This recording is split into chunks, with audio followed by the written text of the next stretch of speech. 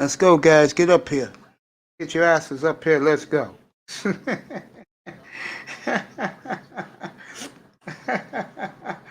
Oh man, I love it.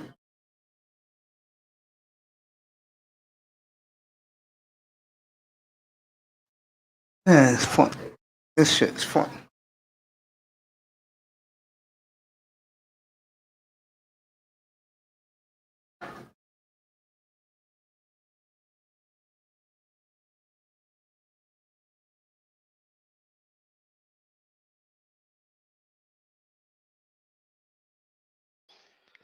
What up, boss? What's up, man? I'm just chilling, man. Just chilling. Have me some turkey wings for dinner, bro. Oh man, that's what's up. Yeah, man. That's what's up. Yeah, a little salad on the side, bro. All right, yeah, he has some rice with that gravy. Yes, sir. That is what's up. And all good here. So Flores announced that he's going one more game, right? Yeah, he did. Oh boy, I tell you. Um, but it's just like what I said. The fact that he's making an announcement that Fitz is starting says to me that it's just a matter of time. Charles, get up here, boy. Yeah, man. You're right. It's a matter of time. It Yep. really is, bro. And you know the sad thing is, I really think that if Tua would have played, he would have put some points on the board last week. Oh, most definitely. Rascal, I love you, bro. Thank you for doing that for me, man. I forgot to put that up on the screen, boy. You know, I'm getting used to this now, man. But I'm just so excited to go in the air and get things started, bro. That I forget about the banners, bro. I don't even know what you mean by that. What's flashing on the screen right now? Oh, okay. I have guys from another sector that told me, please do it so we can donate to you. I'm like, I don't care about the money. I care about the product. Okay. Yo, EM, get up here. Charles, get up here, bro. Yeah, EM's in the room. That's good. He'll be up here in a minute. Charles, I hope, is up here in a minute.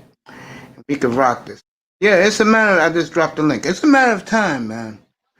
It really is. It's a matter of time, bro. I'll give him one. I'll give him this week. And the worst thing that happened to the Dolphins is that San Francisco lost on national TV. Yep. Yep. That's the worst thing that happened in Miami. Unless for the 49ers are in for a tailspin, Yeah. I think that was the worst thing that could have happened because, you know, you lose at home, you want to get off of that bad feeling as quickly as possible. Yep. So, Those are facts, my brother. yep. Those are facts. And you know the funny thing is, now that they did that against Seattle, to me, the rest of the season to me is a wash, bro. To me Say that now, I just want to see young guys develop. I want to see the offensive line develop better. I hope the Athletic didn't jinx them today by doing a story on them, bro. uh, I don't think so. Oh man, I'm trying to figure out why this light ain't coming on because it's probably not plugged in. Yep. So, let's adjustment here.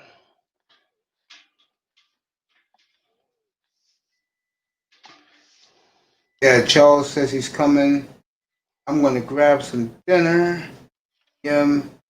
For my family real quick, and I'll be on in a bit. All right, those guys are coming a little later. So me and you, Dwayne, we can rock this for a little bit, bro. Take your Yep. time. What you doing? Yeah, I'm trying to get these plugs right.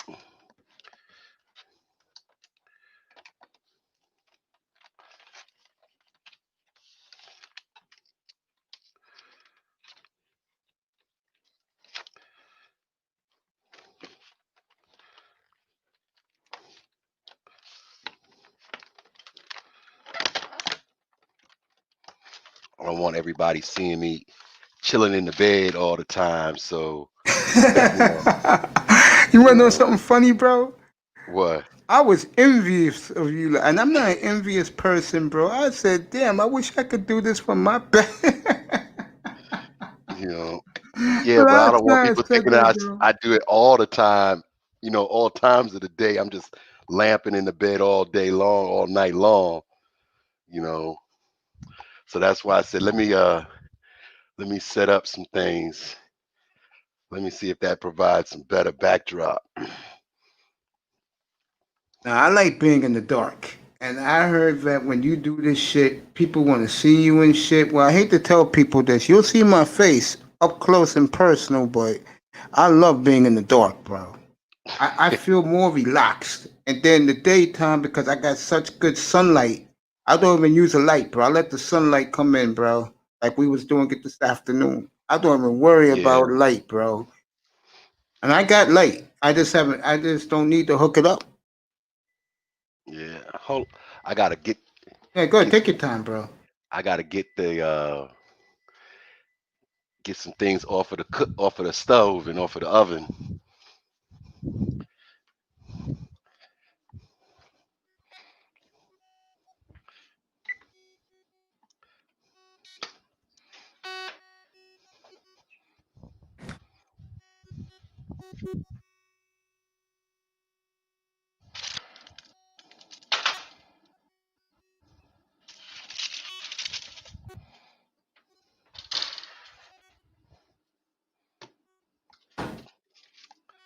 So yeah, I made some shrimp. I hear you, bro. You know, some shrimp and some rice. Here's my shrimp. You Nice. know, you know, I'm not a seafood guy, but I'm not a chef Jew. You know, but I can do it up. I can do it up sometimes. Chef Jew, man. Shout out to him.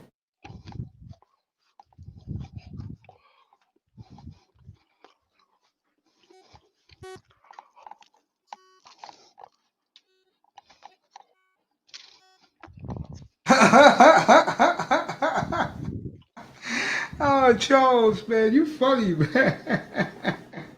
What I Oh, miss? man. Fucking Charles, man. Charles, Charles calls Oh, you, you. calls you, he I calls see you the Hugh comment. Hefner. Lou, I did not look at it yesterday. I looked at it this morning because I had to send somebody some money. Yo, I love you, man. Thank you so much for doing the cash app on Sunday night, man. I love you, bro. I found out this morning, boy, tear to my eye. Thank you, bro. Appreciate you. Appreciate you. Thank you, Lou. Yeah, man. Calls you Hugh Hefner, bro. Oh man.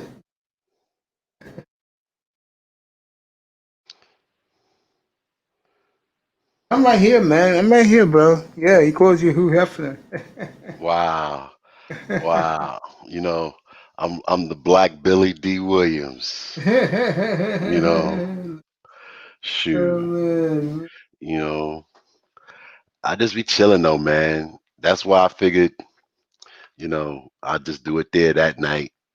But today a little different. Besides, I gotta go pick my son up at 9:30.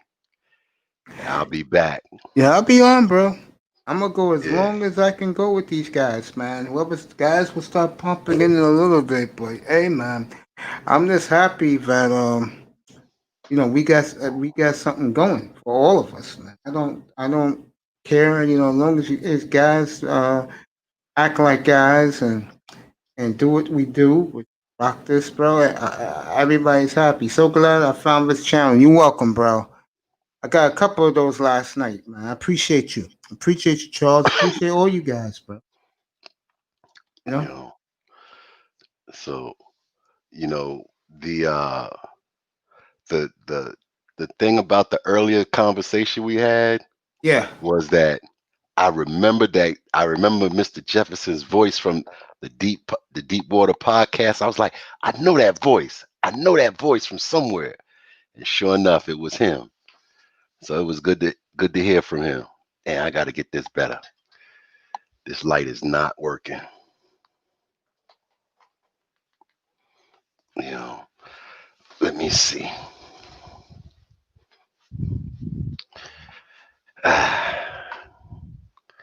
Let's do that. Turn this off.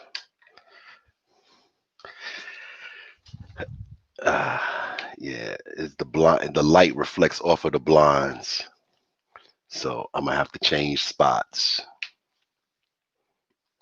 But anyway, I'll do that a little later. Uh,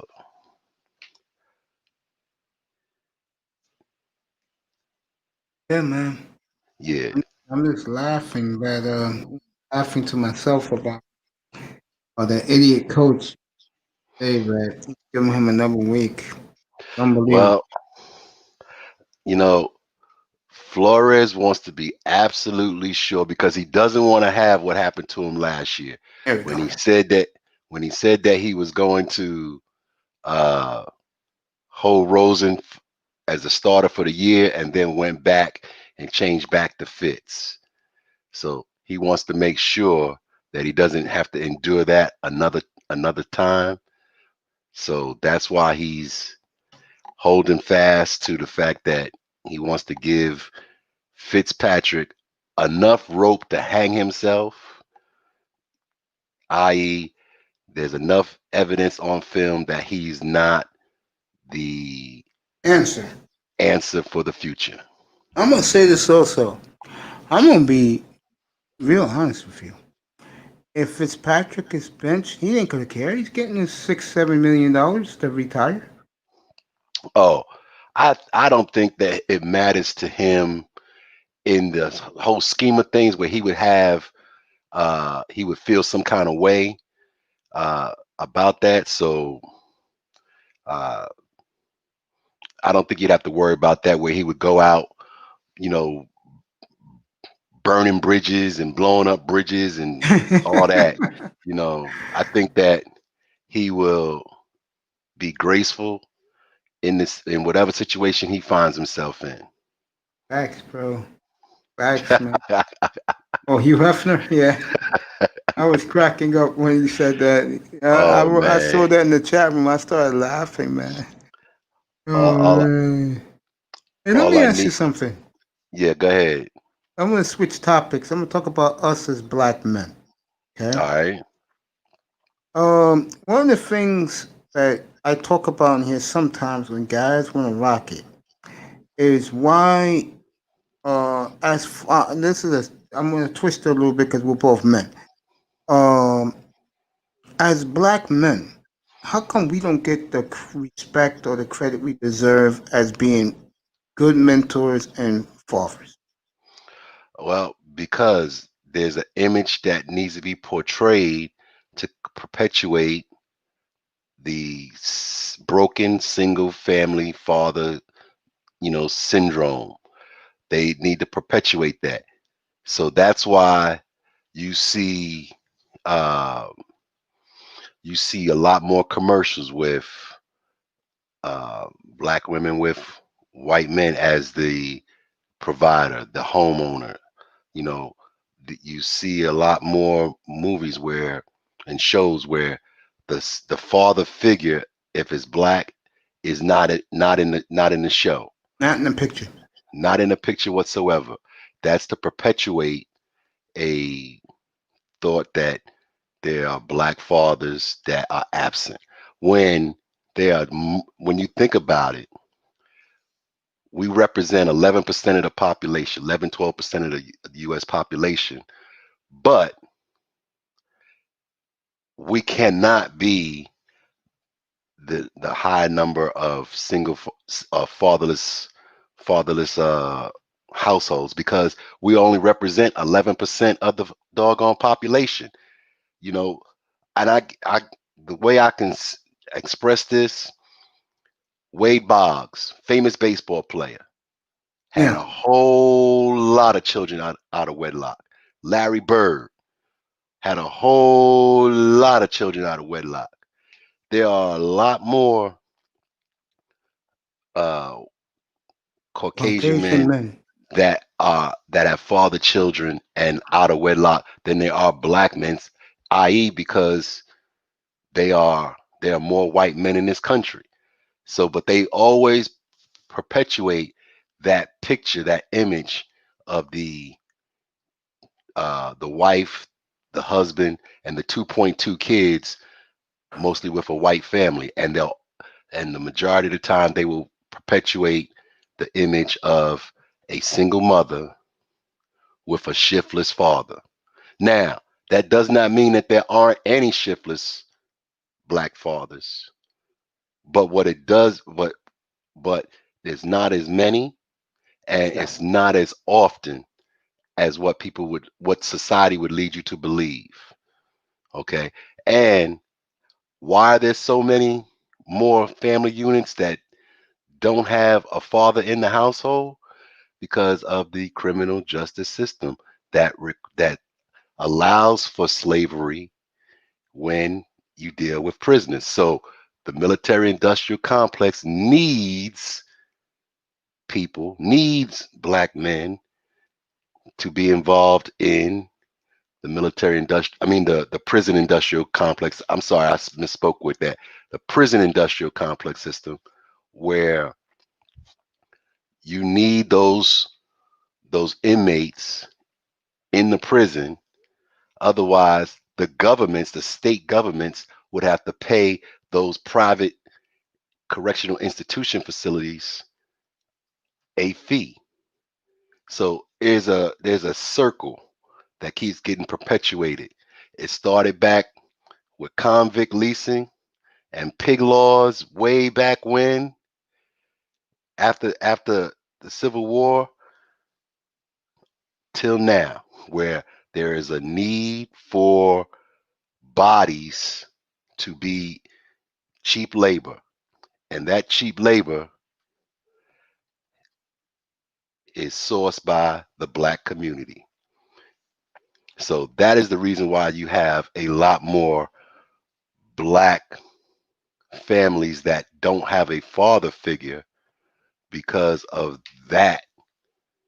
And then once you get into prison, you come out of prison, then you're not eligible for public assistance. You're not eligible for so many other benefits that it's in the woman's best interest not to have you in the household, because otherwise they won't be able to get the Benefit. benefits. They won't be able to stay in public housing. So there are a lot of things that are influencing and impacting the black family. And it starts even as young kids. You see how you fall into legacies, how you fall into perpetual situations. Young black boy, if he sees father not there, he's in prison. There's a strong chance, a high percentage. And when I say high, it may not be 60, 70%, but there's a percentage that's higher than all the other races, that child is going to end up in the same situation. Young girl, she sees mother with that's not uh, in a unit that has both a black and a white. I mean, both a husband and a wife in the household, or a man and a woman in the household. So she's going to follow in those footsteps. She's going to feel as though she doesn't need to have somebody long term consistent, because her benefits will come regardless, and it gets perpetuated. Yeah. And uh see, I've always been a guy because of my past weight problem. Always been a guy that how can I say this? Was always in the outside looking in. And when I lost my weight, I finally got a free VIP pass inside what we would call the real world. Hmm. And the one thing I realized is that when you are a man, like I am, you are, and when you meet a woman and you two are talking after a while, couple of dates here and there, you want a woman to or into your program. And if she doesn't, then it's not going to work. And the one thing that I have come across is these black women do not want to be on the brother's program, no matter how successful he is. Well, again, I'll refer back to the fact that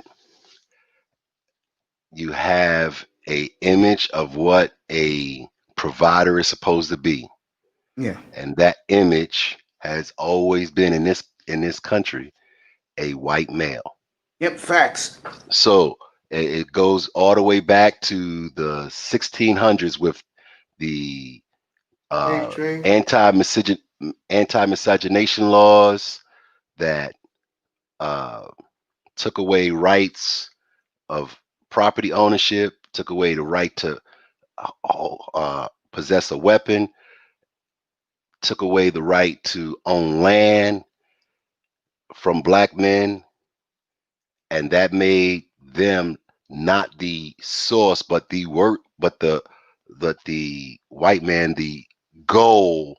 If you wanted to be successful as a woman back then, and up until probably the 1900s, 1940s, that if you wanted to live that American dream, you had to have a white man. Now, I'm not getting into racist things. I am Uh, speaking about facts, yeah. Reality. laws that were passed, legislation that was passed that did these things. And just to give you a peep as to what I'm talking about, if a black man in the 16, 1700s, free, if he was free, then if he married a white woman, that white woman would probably would possibly have to pay a tax.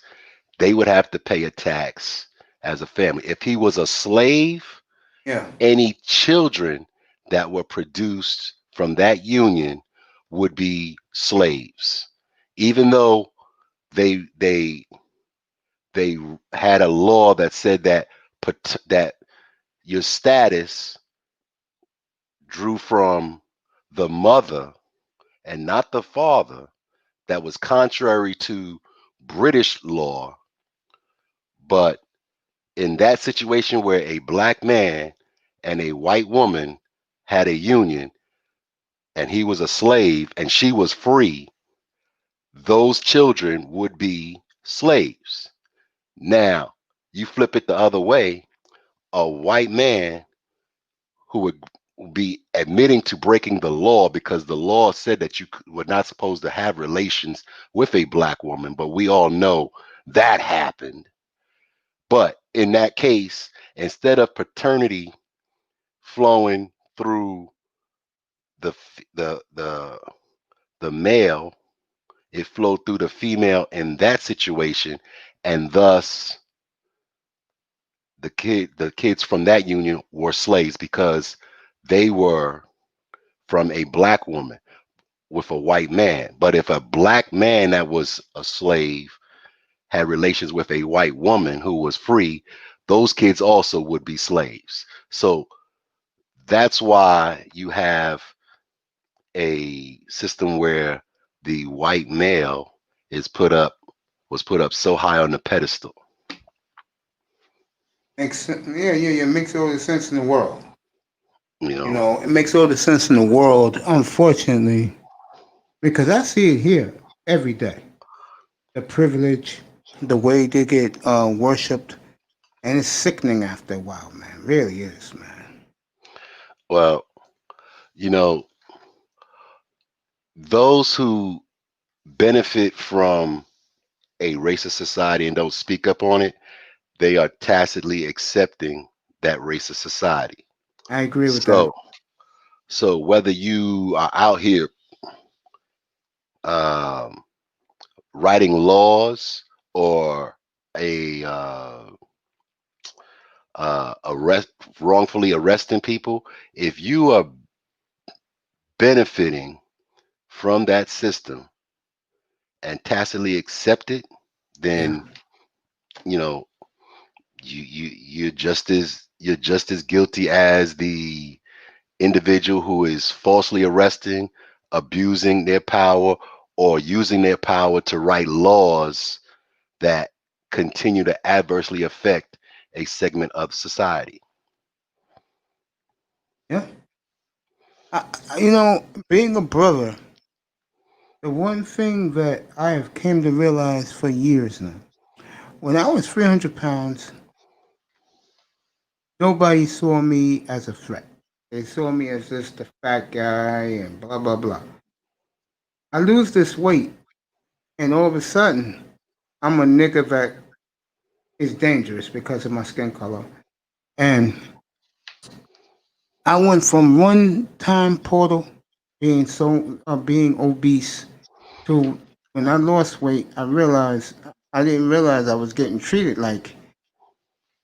treated like an animal, bro, and I didn't like that shit. So I let them know that uh, I don't play games with anybody.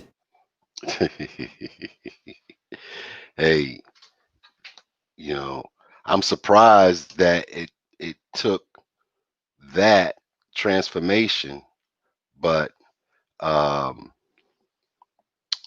you have a, I guess you would deem more of a threat than you thought you were before because of the physicalness, Yeah, but but believe me, you were a threat.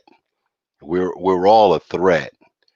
They feel, when I say they, I'm talking about those who are who have done things and purposely have done things to push one segment down to raise their own segment up or to raise their own status. oh, of So course, that's what a I'm lot of not the making women do.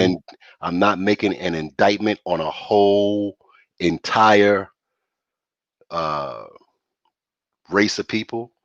But what I am saying is that if you benefit from this system in a way and you accept it and don't speak out against its the bad things that are happening or have happened, then you are accepting of it as well. Charles says that speak. Me and you keep speaking this stuff. He loves it. Yeah, we'll keep Oh, speaking it, bro. I told you guys that you knew guys that I can do other things been called balls and strikes, guys.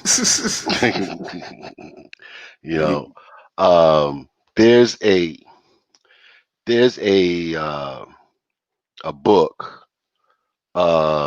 Let me see. Uh, this book, I'm trying to find it. So, uh, Sean Jones, what's up? Good evening, bro.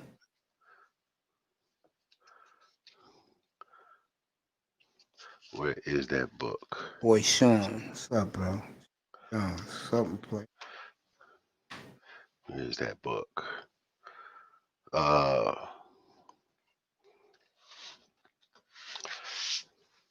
okay, this book right here. This is why you were treated one way and then treated another way afterwards because okay, there's a fear that there is a retribution coming because of Sean, what what good, bro? because of what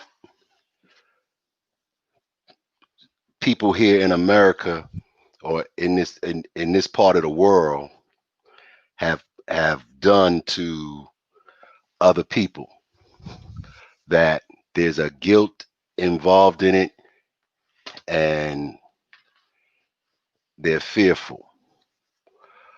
Uh, when you think about all of the atrocities that have been perpetrated, and that is whether it's the stealing of the forcing people to speak a language losing their language, losing their culture, uh, the degradation of having to be raped in front of your wife, in front of your children. You know, nobody really delves into that term buck breaking, but buck breaking was a terrible, terrible act that was done to segments of Africans coming here, where you actually would have a man tied up by his legs and arms outstretched, and another man come and have relations, forced relations with that man. That's buck breaking. The term motherfucker comes from the farms first established in Virginia, where they would breed, and it didn't matter whether they were family, sisters, brothers, mother, child, because what they would do is they would blindfold the participants and force them to have relations so that they could spawn a certain type in their minds of babies.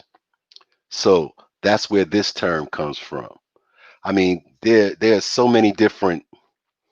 I mean, if you want to get to the political harm, we can talk the political harm where you've had uh, murders, mass murders done in Wilmington, North Carolina, in Colfax, Louisiana, where just because the people that were in political power at that time were black and they didn't like that, they chose to kill. So there's a litany of things and that that that can be spoken about, but they also can be brought to today as well, because when you when you see that uh,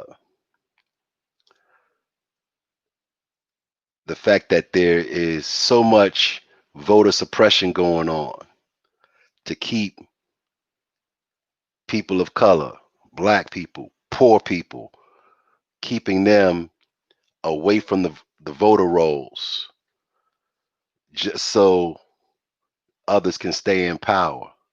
Yeah, of course. For example, there is uh, there was a situation where people in urban cities in Detroit, Ohio, Pennsylvania were receiving robocalls, and these robocalls were stating that if they voted by mail, then all of their debt, all the old debt that they may have had, the credit uh,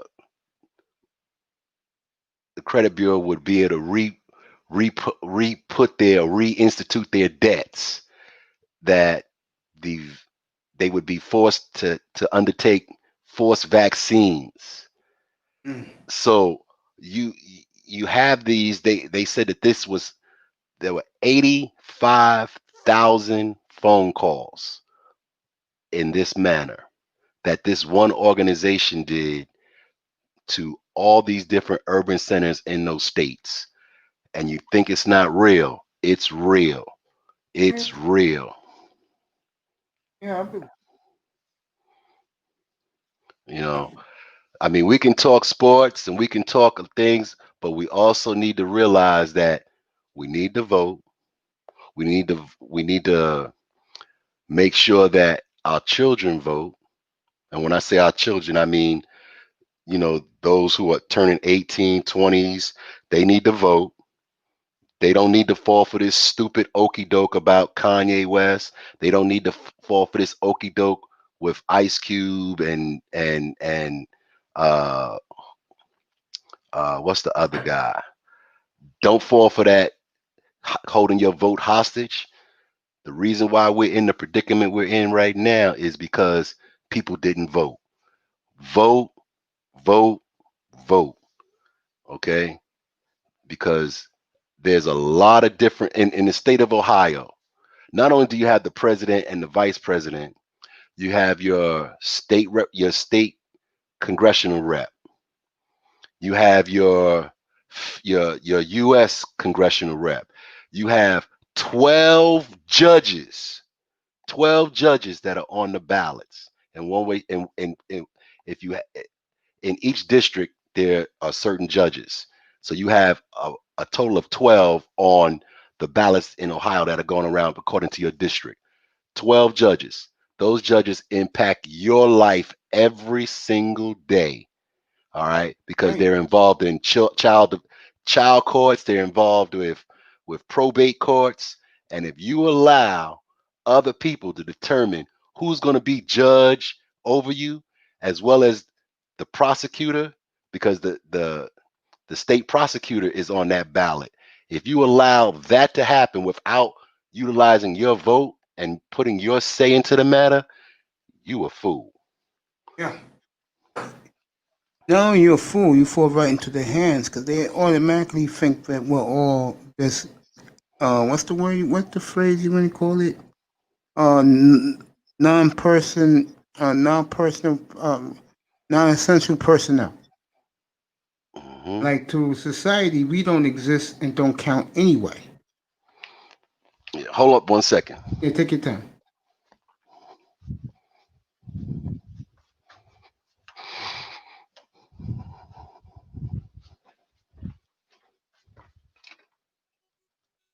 Yeah, boy, we have a good one next week, guys. So get ready for it.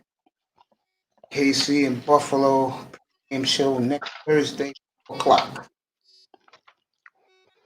Kickoff and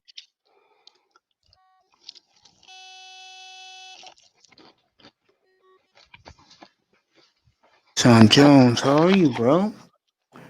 Thank you for coming again. And they Lou, good. Guys are eating dinner, then they'll come up. Get this platform rocking.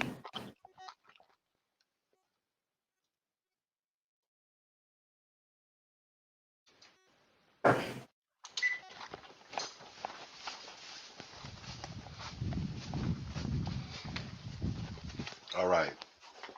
I'm right here, bro. Yeah. You know, Yeah, man. What you were saying, yeah, I agree with all of that, bro. I do. you know, you know, and we initially got on this because you were talking about the the image of the black father Yeah. and how it's always so negative. Yes.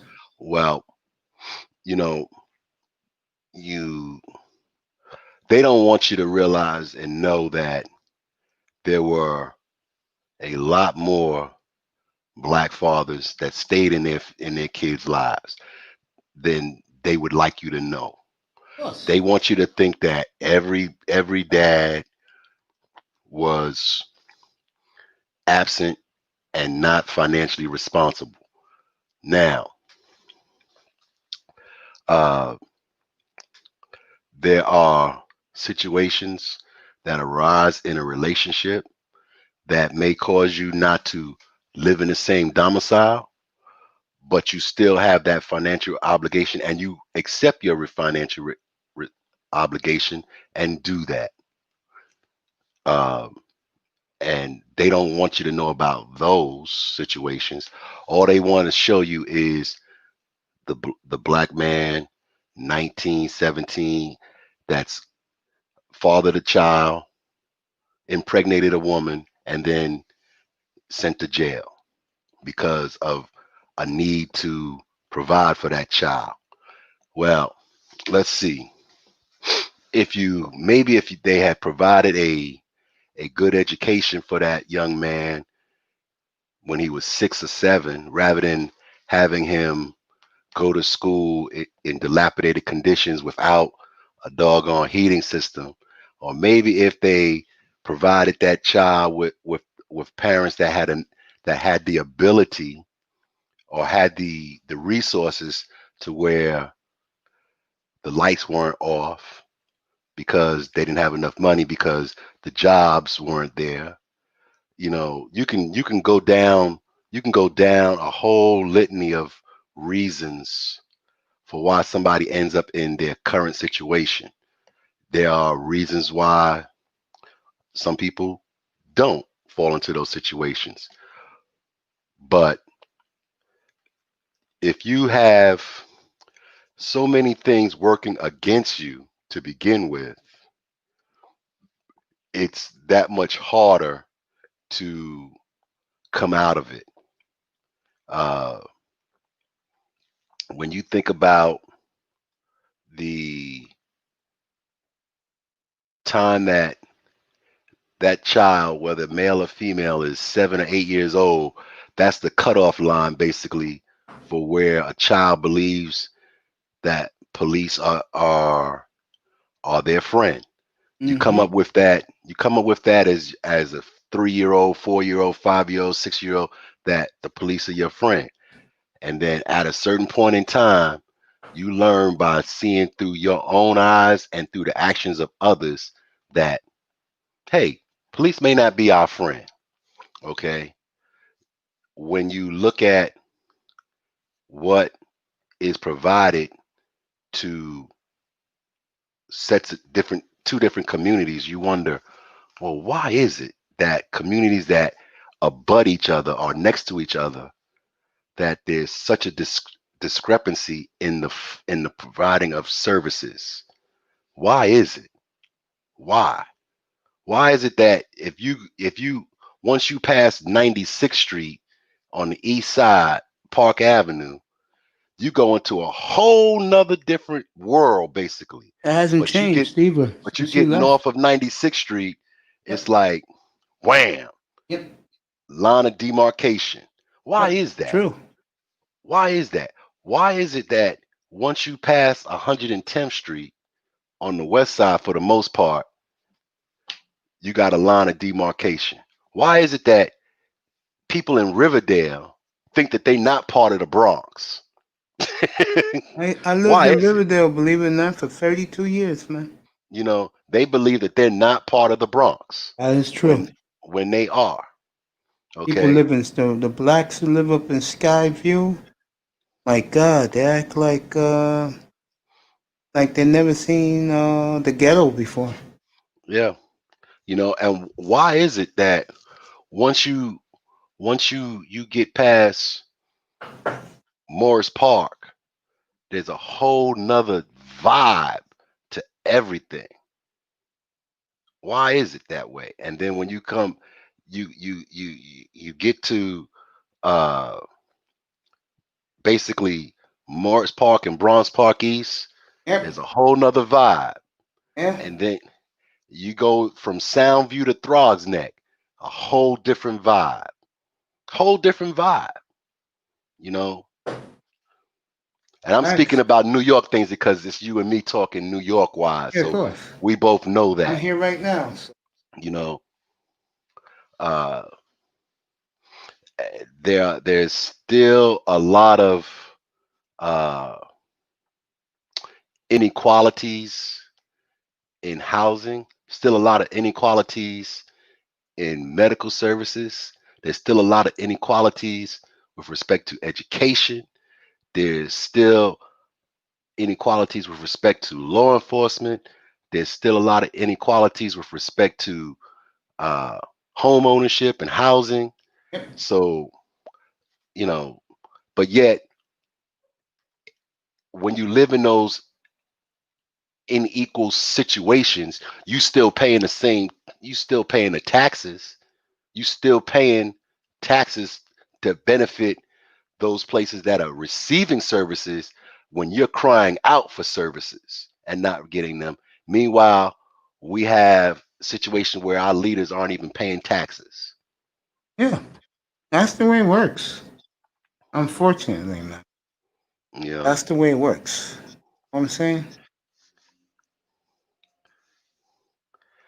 you know, the rich gets richer.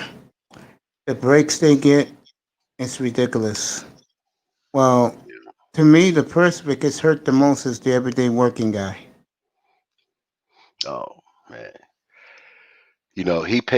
he or she pays taxes. He or she doesn't receive the services that you would think they would deserve after, Flex. you know, after working so hard. And you think about it, these essential workers, Yeah, everybody who's has been forced to work under these conditions, these current conditions, yeah, did they get a pay raise? Did they get any break on their taxes, their future taxes? Meanwhile, stock market is going on like nothing happened really. All yeah. right. That's the way Trump wants it. Okay. I'm not gonna even mention. I'm not gonna mention him. I'm not gonna mention him. Okay.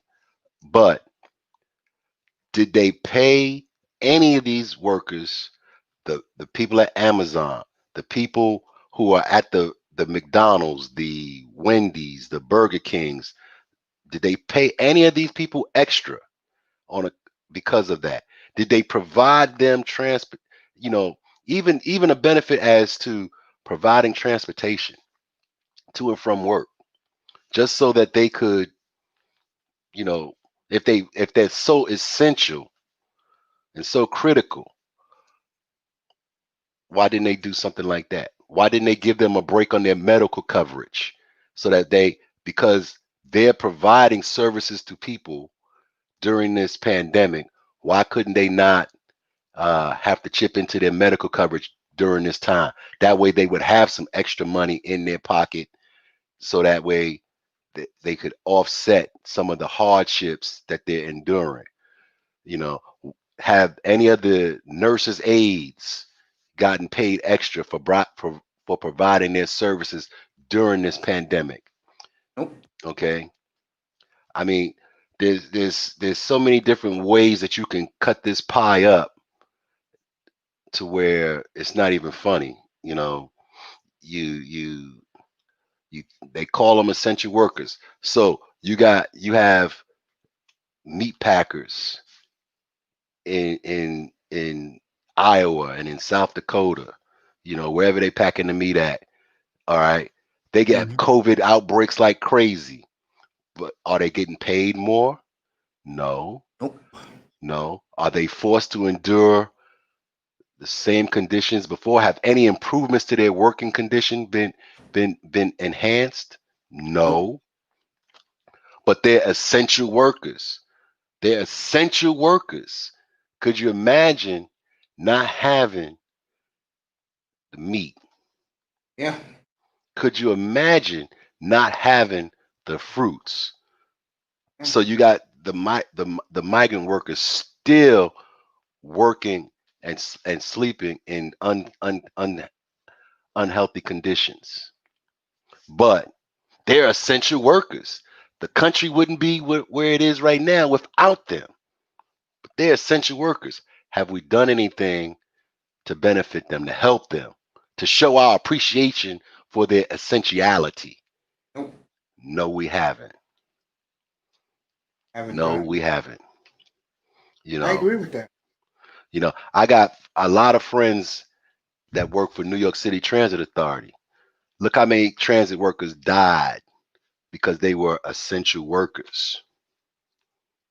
Facts. You know, and I know you can go down probably a litany of city workers that are considered essential and look at how many of them died. How many of them had illnesses that's going to affect them, negatively impact them for the rest of their lives because they were deemed essential workers. People couldn't get to where they needed to be without them. But have we improved their working conditions? The answer is no. For the most part, they have not improved their work conditions. They have not improved their health care. They have not improved the money that they get. But they're essential workers. But yet we want to the teachers, we want everybody wants the kids to go to school. Have we improved their situation? Have we increased their pay? No, we haven't. But they're essential workers. They're essential to everybody who wants to go to work in those office buildings to go to work because those teachers are taking care of their kids more than the parents are. But have we improved their work situation? No, we haven't. No, we haven't. And hopefully, maybe one of the things that we all learn from this is a newfound appreciation for the impact that teachers have on the lives of our kids and on our lives as well. Because I'm quite sure that there are some parents that are probably up to here with their kids and want them to go back to school. Hell's yeah. Okay, Hell's yeah. okay, you know, but we don't want to give them more money for that task. Big And what time. about Get up the here, bro. janitorial staff that's going to be tasked to clean even more, but not be provided any more personnel I nor did that any type of more work for pay. 27 years, bro. Or You I know, got into the condition I got into. I lost too much weight too quickly, so I ended up blowing out my kidneys, bro. mm. On dialysis for nearly 10 years now, man. You've been in where on Dialysis. dialysis? Yeah, for Wow, nearly 10 years now, man. wow, wow. That's a testament to your strength, man. I appreciate that. You On for know, a hell of a lot. Busted my spleen. I was blind back to back, too. I was blind first from September to June. Beginning mm. of June, I got my eyesight back. A week later, I bust my spleen, bro. I was on a walker for 9 more months. You got a testimony, bruh. You got a Hmm. testimony. Yeah. I just don't talk about it, but yeah, it's what I go through. And because I'm a bachelor, I got no kids, bro, and I live alone, I'll be honest with you, life is it's a lot simpler, man. Because to me, for any human being, male or female, getting a good peace of mind, of your mind being relaxed and not stressed is heaven, man. Mm. I Heaven, mean, bro. Not easy yeah, to come by either. yeah. You know, it there are certain individuals that their peace of mind is more important than their their status with respect to marriage and being in a relationship. Uh, and then there's others who they couldn't stay a week without having somebody on top of them or up underneath them. So, you know, it all depends on your makeup. But, you know, in your situation, you found the uh the path to your peace. So enjoy it. Yeah, boy. Enjoy it, bro. And yeah, get your peace of mind. It's a good feel. Your strength is inspiring, Robert Mace. I appreciate that, bro. Now get your ass up here on this panel. Yeah, because I gotta check something real quick on the food. Yeah, go ahead. Check your food, bro. Check your strength, bro.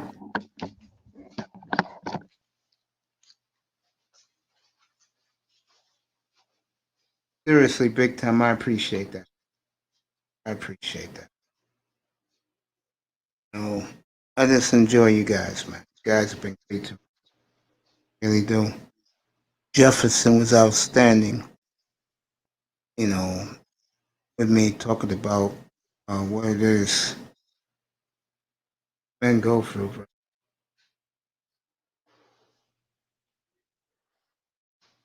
Yeah, man. I try my best, bro. In seriousness, big. I was very lucky and very fortunate. You know what I'm saying?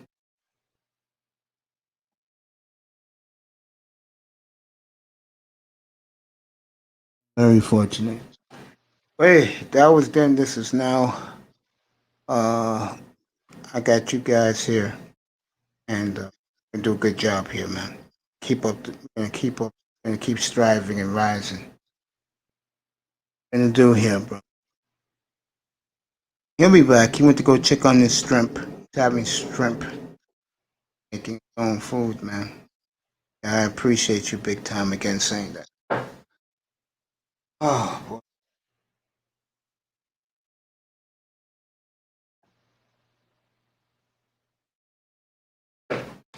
Thank you for asking about mom. Mom is all right, man. You know, she's a fighter.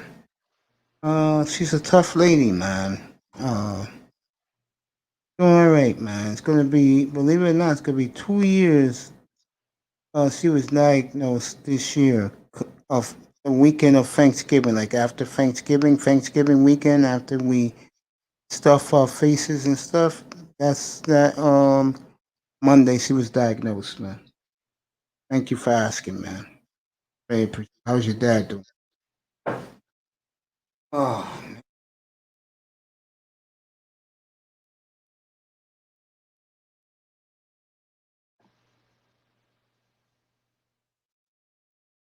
Thank you for asking, bro.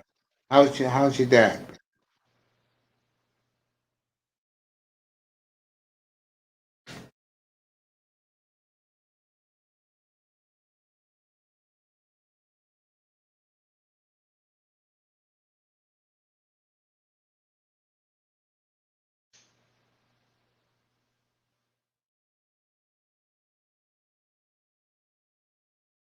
Big time.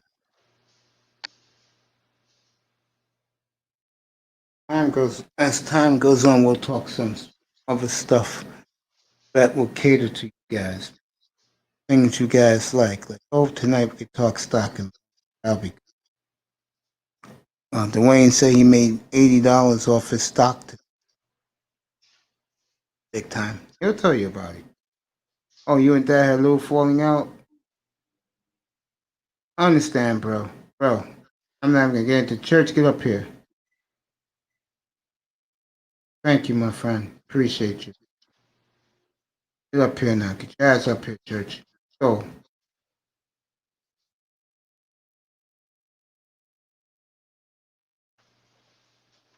Both of you, get your behinds up here. Start rocking. Have some fun. Yeah. All these guys, Charles, EM, all these guys jump back in here, man. Um. They all said they was coming back. They were eating. Um. Well, in the meantime, you know, we can we can talk about whatever you want to talk about, man. Uh, I know for me, one of the things I had a conversation with my son about today Yeah. was making sure that we set a time to go early vote. You know, he had time today, but he decided he wanted to do it Thursday because he didn't want to deal with the crowd the first day because this was the first day that it was available in Ohio. But we definitely, if I have to drag him, even though I don't have to drag him, he's 23 years old. But uh, we're going to go vote, okay? And that is one of the most important things. This election is vital because it's going to be a matter of whether or not we we turn away from uh, authoritarianism authoritarianism and go back towards a democracy where we can work out our problems, or we're going to go to an authoritarian government. And you think we feeling heat now? Just watch if there's 4 more years or more of this current Trump. situation. This current situation. Yeah, I You agree with know, that. you know, because it's not just him. It is all his little minions and all the people who seem to be empowered and emboldened by uh, him being in office that we have to be careful of because they have a, a a far better chance of impacting our lives on a daily basis and on a regular basis than he does. Okay. Uh, you just for example, you know, if you don't vote in this election as far as Ohio is concerned, you know, who's the state prosecutor? You know, that's going to be something that could come into play. I mean, if we have another Tamir situation, you know, how's that prosecutor going to handle that? Well, you have a you have a chance to impact that, and you don't take it, then you doing everybody a disservice. Everybody, you know. Hey, uh, I initially grew up right by Taft High School. You know where Taft High School is, right? Right there in 172nd and Morris. Yes, sir. Yep, 170 from 170th to 172nd. That's right. I remember uh playing stickball in that big field and playing softball in that big field, the big Yeah, concrete field, yeah. and the handball courts. Is it still there? No more. Wow. They turned the field to like a garden. A garden. Yeah. For what? Did Well, this is the school is no longer there? the school's there, but it's no longer Taft. They shut it down. They made it into one of those charter schools. Oh boy. Okay. Well, hopefully they're having a positive impact on the neighborhood. I don't think so. You know, That I remember neighborhood hasn't changed, bro. I remember that was my first 10 years. I grew up around there, and Claremont Park There you go. was my playground basically between uh riding sleighs or trash cans in the snow, trash can covers in the snow for sleds, or having a sled myself in the wintertime and riding my bike in that park and going to the pool there, you know, uh, playing Skelly in the street. I know some people, youngsters, they may not know what Scully is, but Scully was a good street game back in the day. You know, back in the day. Uh, Man, I can't believe they closed. They closed Taft. What about Yeah. what about PS70? Is that closed as well? No, I'm still there. All right. And what about uh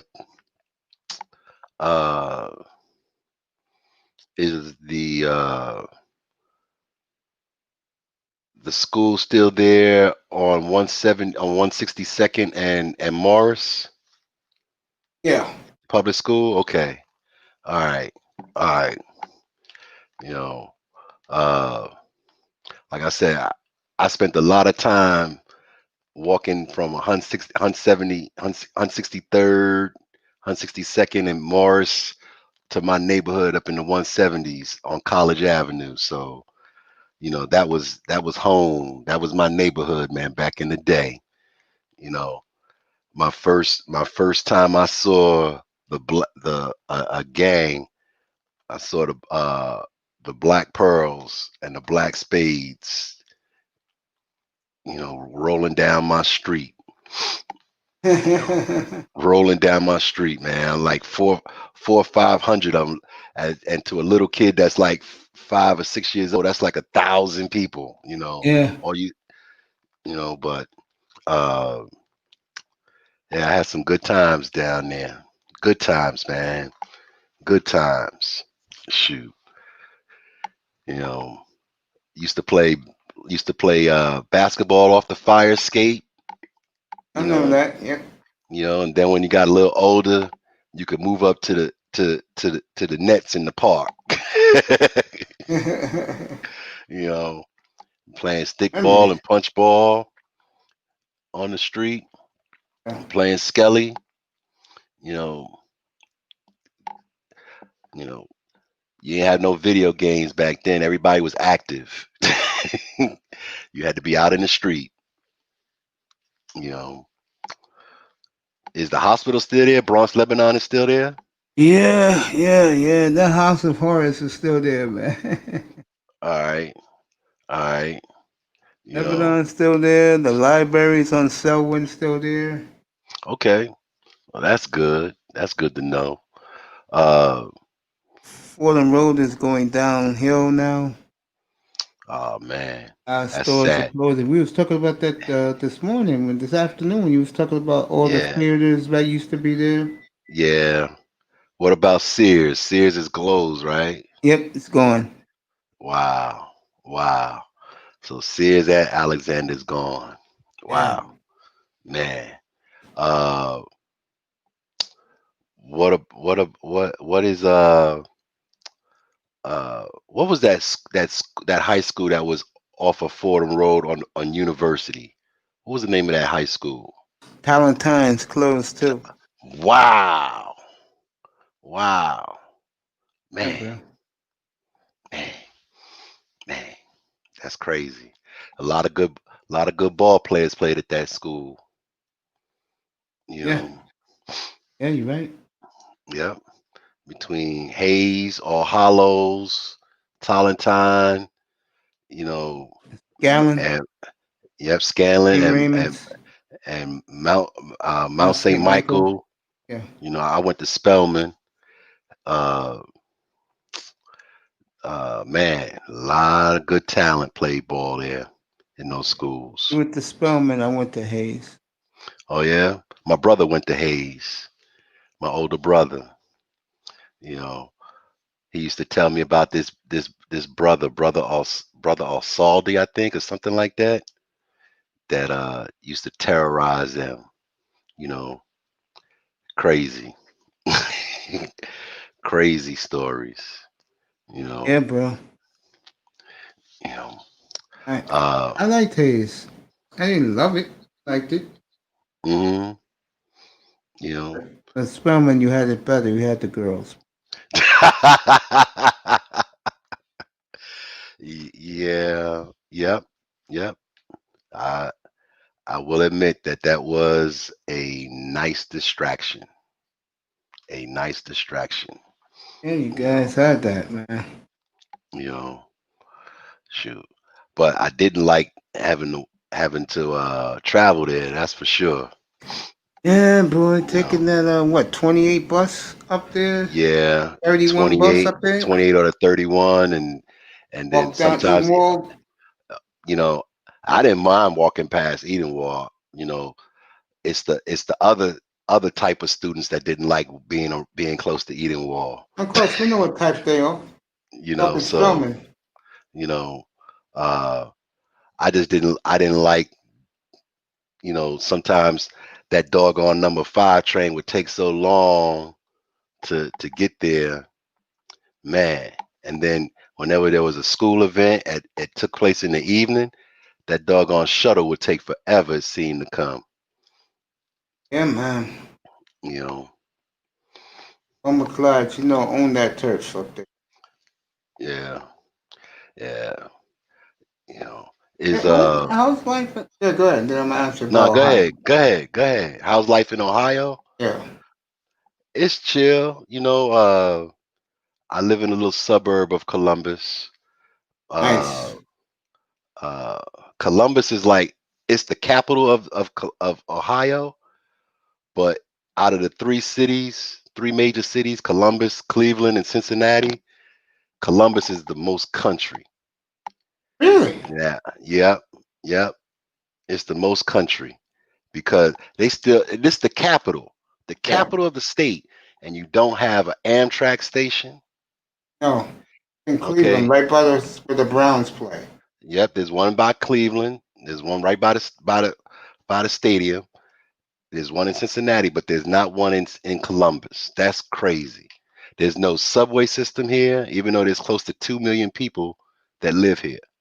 No subway system. Okay. Uh, everything closes here probably around 2 o'clock. In the AM. So to me, there's no real nightlife. There's nightlife as far as the university is concerned around Ohio State, Yeah. and you have a few night spots, but like I said, everything closes around 2 o'clock. So is if you used to like going to a club at 12 o'clock at night, like I was, you know, if I was gonna hang out, you shorten yourself. You got to get there early. Uh, is no real problem for parking because a lot of people, uh, they have their own house or their own apartment complex. They park it. There's parking there, so you don't have the battle for parking like you do in New York City. But it's not. We probably here in Ohio, we may not get as much snow as New York.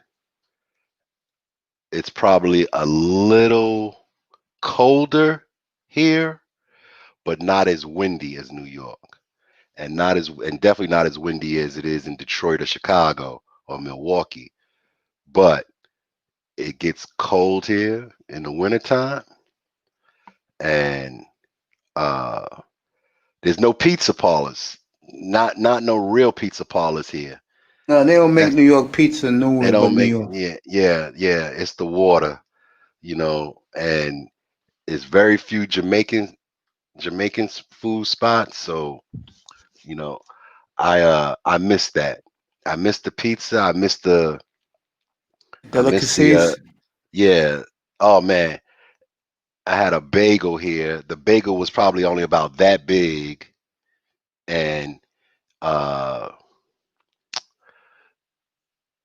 it was whack to say the least. It wasn't like a bagel like a bakery in New York. You can't even find bakeries here that make bagels.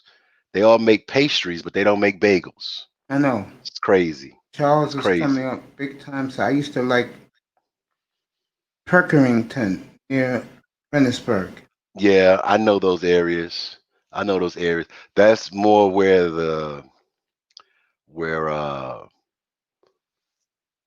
on the east side, and more black people live over there.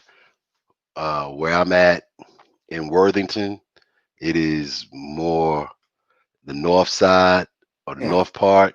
It's not even in the north side. It's north of Columbus. So uh, is not as many black people up here. But it was the reason why I chose it was because it was close to the highways, so I can get to where I used to work quickly and get off the highway and be right home. So you know, these guys got to come on because we get those stupid ice storms big time. Where you live at?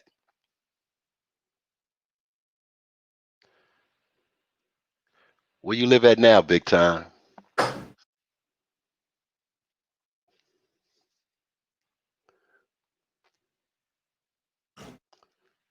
Big time. He wants to know where you at. Oh, Cincinnati. In Cincinnati. All right, I've been there a couple of times, man. I rolled through there. You know, got to be careful. There's a lot of Proud Boy like people down there too. You better You know, believe it, man. you know. Uh, They got a nice restaurant down there, and that serves some Louisiana style food, and got a nice mall. Got a nice mall. The last time I went down there, the mall is on the Kentucky side, uh, and the stadium is on the Ohio side. But you can get from the mall to to the stadium, at both stadiums, the baseball and the football stadium, quickly. If you go over the bridge, take you like 3 minutes to get from Ohio to Kentucky. In fact, the Cincinnati airport is in Kentucky, but Columbus, they have they have a place. I mean, they have a lot of places that don't even have sidewalks. I've never been to a a city this size, capital city, and there's streets that don't have sidewalks. That's ridiculous. That is ridiculous. You know, well, you just straight chilling right now, man. You nice and comfy over there. That's right, bro. I'm just chilling, listening to you talk about Ohio, bro. Talking to you big know, time. you know, Boy, Newport on the Levee. Yep, he's right. That's the name of the mall. He ought to just come on in. We can yeah, have a bro. Stop, conversation. stop pussyfoot and get your ass up here, big time. Joel says he's coming in. I'm still waiting for this guy to come back. Ian, we talk some football a little later, but now we're just talking about life in different places. You know, I uh, I've I've been to about almost every state in this country except for about six. So I've been to a lot of places in my life. A lot of places. You know, What's your favorite place? wow, my favorite place other than home, other than New York. I mean, I'm not going to include New York in that, but my favorite place that I visited, uh, or stayed at, I would probably say in this country would be uh, Texas. Texas, I had the most fun. I was I was I was a young E5 when I was there in Texas, and I had fun. I had fun. Texas was your favorite spot, huh? Texas? Yeah, yeah. That part of Texas, you know, I I went from Dallas Hmm? to Waco to Houston to Austin to Beaumont, Port Arthur. I was all over Central Texas because I was stationed at Fort Hood. Okay. So I had access to all those cities. It would just be a matter of where do I want to go this weekend, or if it was a night where I want to hang out after getting off of duty, what city do I want to hang out that's within 40, 50 miles away? And I would do that. I had a lot of fun. Worked hard, played hard. You know, big time. What's going on with you, man? What's going on, fellas? Another good day in paradise here. Another There you good day go. in There you paradise. go. you know, we just passing time right now. I didn't even know that you was in Cincinnati, man. Or you living there in that area now, or you were there before? So I moved out of Cincinnati about a year ago. I'm if you've went past Cincinnati going towards like Lexington, I'm in like the Florence area. Okay, of Kentucky. Yeah. Yeah, yeah, yeah. I've driven through there quite a few times. Quite a few times on my way to Atlanta, and uh I know the biggest liquor store I ever saw in my life was in Lexington, Kentucky. I was like, my goodness, I can't believe how large this liquor store is. I'm not a big liquor drinker anymore, but oh my goodness. Oh my goodness. It was like, just imagine a Home Depot full of nothing but alcohol. That's what that's like, man. I can't even remember the name of the place. I know it's off of the highway, about a mile off the highway when you get into Lexington. Yeah, I'm not sure what they would, but they have similar ones like up here, like Party Town. It's strictly Hmm. nothing but alcohol. You go in there, it's huge ass building of just everything you can think of and what you want to see and what you want. So I yeah. know it's just crazy, crazy, crazy, crazy. What you think about Flores's announcement? Oh, about what about Fitzpatrick? Yeah, Um, about him starting.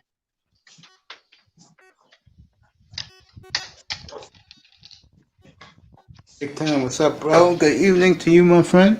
Good morning, good evening, sir. Morning. I wish it was morning. Yeah, I don't know. It's been a long day. I was here, man. It's been a long day for all of us, bro. shoot. I'm You saying. know, there. Right, big guy. You know, I think that he's just putting off the inevitable. I As was far kind as of surprised hearing that so soon in the week, but I mean, I guess to make sure everybody understands that there's no no no to not have any type of rumors or anything like that. He's making it very clear who his starter is going to be, which I'm not really surprised with this game, but I wouldn't have been surprised if he would have said, "Okay, we're going to start two." I think San Francisco played a decent, strong. It was a strong, competitive game last night. It wasn't a joke fluke game. I mean, you finally seen Wentz do something last night, and defensively, it was seemed like a pretty good defensive game. So we're gonna, like every other playoff game, the last two playoff games we played, we've had to match intensity with these two teams, and in this game against San Francisco, we're going to have to match their intensity, and if we don't, we're going to get our ass whooped. So that is true. That is true. I mean, you go in there. Yeah, first of all, the Dolphins are in no position to be underestimating anybody.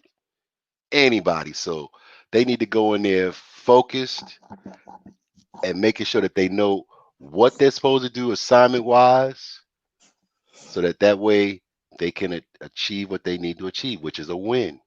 You yeah, can't go in there, especially on the road, underestimating anybody. And being such a young team with just one win on the season right now, you can't afford to be thinking that you could underestimate somebody. Now, as far as the early announcement, I think it was just a matter of wanting to kill all the speculation right off the jump, nip it in the bud, so that way the team could focus and Fitz and or Tua could focus on what they need to do rather than having that hanging over in their minds. But uh, you know, I've said it before. I'm gonna say it again. Eventually, the decision is gonna be made to start Tua, whether it's game 6, game 7, game 8, or game 9. But he's gonna start somewhere in that. He's gonna his tenure as a quarterback for the Miami Dolphins is gonna start somewhere in that time frame between game 6 through 9. no, And I I think agree. I agree with you. Yeah, and I also agree with the speculation part. I feel the same way. When you had asked the question about that, I feel that it's just to make sure everybody understands and knows who's starting, and to get that speculation away as to a lot of chit chatter. But I'm sure there'll be a lot of chit chatter either way. But what I expected from the team is that, first of all, I don't feel that Fitzpatrick's better than Tua. I'm gonna throw all these debunked BS things out there. I don't feel that Fitzpatrick was better than Tua by any means, but he does have the years on him. So I do believe that the mindset that you have to be in the NFL as a starting quarterback, he has, a longevity, the longevity that he's had in the NFL. So he does have that. But sheer talent, you can tell that Fitzpatrick is dwindling, and it's like there's something else there that seems like, his arm has taken a major hit this year. And I don't know if they really expected that to happen so soon, because where I'm going with this is that I expected most likely Fitzpatrick not to have be very healthy by their bye week. So I figured that most likely a change would happen then. But the way things are going right now and how Fitzpatrick is showing how he has declined a little bit, and you can tell with his passes, just where he's putting them, how he's throwing. There's no zip on the ball. Just seems like he is declining, and it's going to come a lot sooner than later now. So, if not this week, which Flores has said that he's not going to start, then I expect probably next week against Denver or the next week after that. But either way, if Flores doesn't do something, it's not the front office that's going to put a boot up his butt. It's going to be the fans. Sooner or later, he's going to have to listen to us, and he's going to have to start him. It's inevitable either way. I mean, just because Tua is ready. People need to stop the speculation that he's not ready, or just because Fitzpatrick's starting, and there's a reason why he's starting, that he's better or he's not as good as Fitzpatrick. There's not a reason why he's not as good as Fitzpatrick. I think he is. Like I said, I just think it's that longevity thing mentally that's probably why right now. But like I said, again, I don't think that that Flores thought that Fitzpatrick would have dwindled as quickly as he has the last 4 games. So we'll see how he does against San Francisco. And if he doesn't do any better and score points, then yeah, I think there's going to be a change. Yeah, and you know what? Big time, you had me thinking, because at first I was of the mindset that, and I said this yesterday, that uh, the the best situation for Tua to start a game would be at home. But you look at what Denver brings to the table right now, what they're not bringing. They're not bringing Von Miller, so that could be a good place for him to uh to have his first start. It's not the best talented team or most talented team right now, and they're just coming off of their first win against the Jets. Uh, so that could be an ideal spot for him to make his first start. Uh, you know, he he could show his talent at Mile High. Uh, if he can come away under those high altitude conditions with a win, who knows? That could be the wind in the sails for the Dolphins. Yeah, but I think you said it yesterday. I'm pretty sure you said something yesterday that you'd rather see him play against a team and give him, um, a team that's going to actually give him, A, a little bit of a hard time. Actually, you know, make him go against a team that's actually better so he can have a little bit ups and downs and prove, instead of going against an easy team. And I agree with that. I'd rather him go against some trials and tribulations against a strong team to prove, to see how he could be, and how he reacts towards certain things that will happen, compared to a horrible team. We're really not going to know. I think then there's an image there that people will see. Oh man, he did so great, but how a horrible team. I want to see him. I want to see him work against a tough team I first do off. too. And that would have been probably this game, but it is Yeah, what it is. It is what it is. I mean, we're gonna see him. It's this narrative. We just need to it just needs to be shut down, and the talk needs to be gone. But you know what? The new narrative is when he comes out and he starts playing, the narrative's going to be, okay, well, he loses a few. Now people are saying, okay, we know what we have. Now it's time to draft another quarterback. Man, oh man, that's, I guarantee you, Dwayne, that's what's going to happen.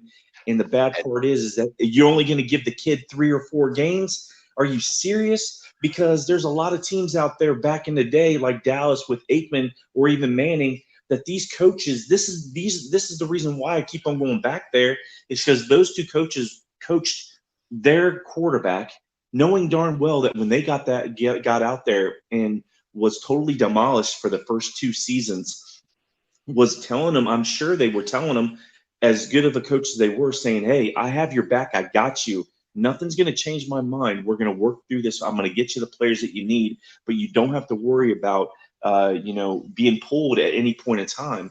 He kept, what I'm meaning is they kept his confidence levels up, both quarterbacks. So when Yep. somebody sits there and says that, well, I don't, if he loses confidence quickly, then then drop him like a twig, and then then we might as well, he's a chump. But man, it's so easy at that particular time to lose confidence, and I think it's up to the coach, a great coach, and the coaching staff to sit there and make sure that his confidence, you're petting him, basically, you're petting him like a pet. You're making sure that he understands. You're stroking his ego, in a sense, to sitting there stating that he's still good and you have his back. Because once he loses his confidence, he is done. And you can't sit there and tell me that that's not going to be true. And then he's worthless, going forward. So I think honestly, it has to do with coaching too. Because if these coaches are not going to do that and they let him fail, then it's on the coaching staff, and then he looks bad as well. I mean, that's just my opinion, though. I just feel that he needs to have that confidence. If he's having a hard time, they need to stroke him, and I don't think that that's going to be a problem. But to give him just 4 games, that's ridiculous too. Those two quarterbacks had 3 years, 2 years of horrible play, and then the third year they were, they changed the whole outlook of the team. Now I know that it's probably not he's not going to get 3 years, but he definitely deserves a year. I think everybody's looking at Trevor Lawrence if he doesn't do that well, though, unfortunately. Well, you're correct that as far as your talk about the maturation process for a quarterback, I think of it more like a flower or crops or a plant. Every now and then you got to give it some water. Every now and then you got to pick some weeds from it, and every now and then you got to give it some fertilizer. So you got to Yeah, talk some shit to it. You yeah, got to you got to put some work in on it, and you got to give it some love as well. yeah, Uh, and 4 games would not be enough for me. You know, I would have liked to have seen a season. Uh, but if we're not going to get a whole season this year, I could go with this season and another season to truly find out.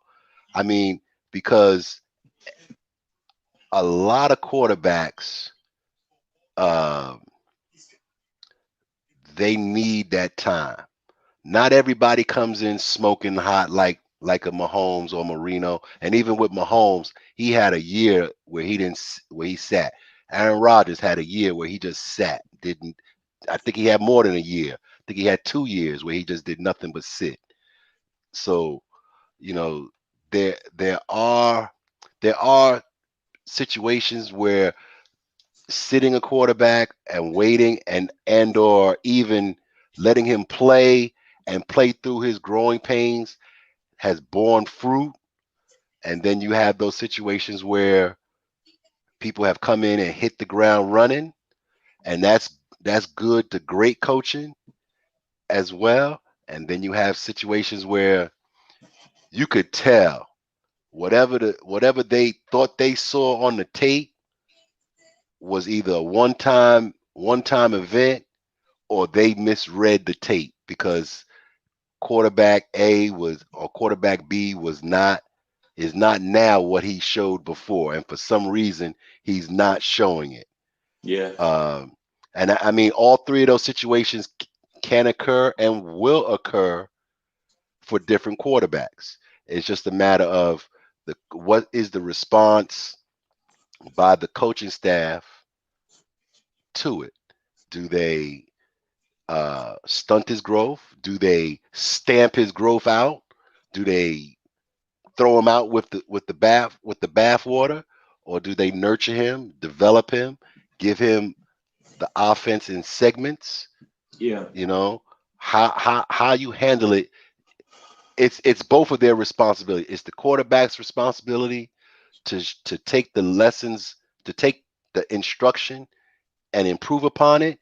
And it's the coaching staff's responsibility to give him the proper instruction and put him in the right situations to be successful. You know, I've mentioned before about responsibility and accountability. You know, quarterback, he's responsible for knowing things and doing things. The coaches, depending on what level of coach you are, you may be responsible for making sure that the instruction is given correctly, and you're responsible for developing and mentoring that quarterback.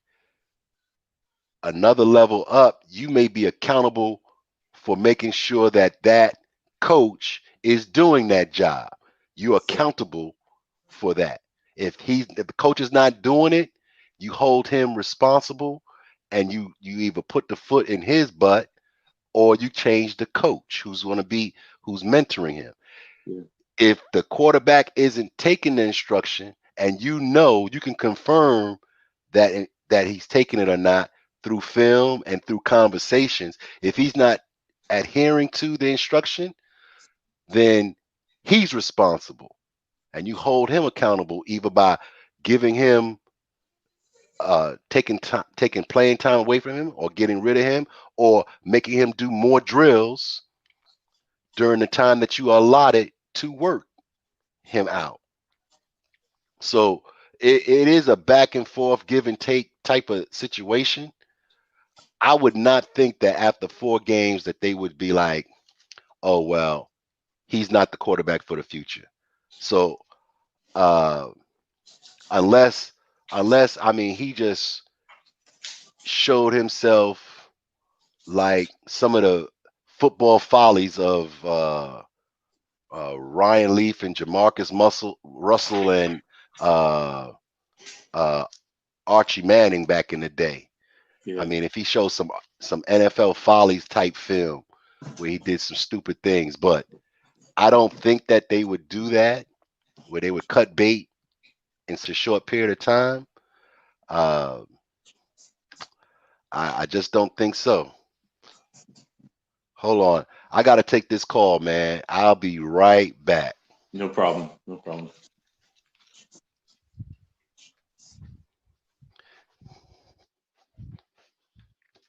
Hey.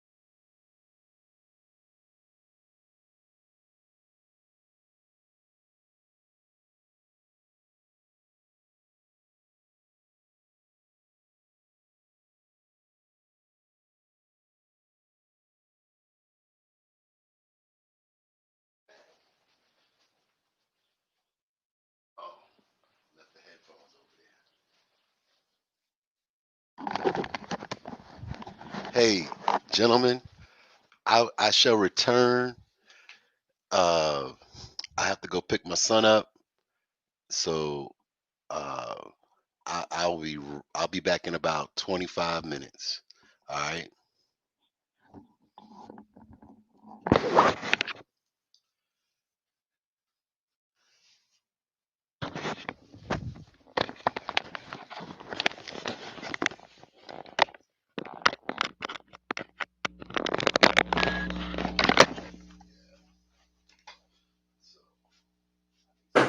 Yo, big time. Big time. Yes, sir. Get back to this shit, man. Back, man, get your ass up. Yo, Petit, what's up, bro? Boy, Petit, Bug Moss is back. Everybody smiling. That's a good thing, bro. Petit, what's up, bro? Pac, what's up, bro? Get your ass up here, Laurel. Yo, get up here, Laurel. Get your ass up here. Right up here.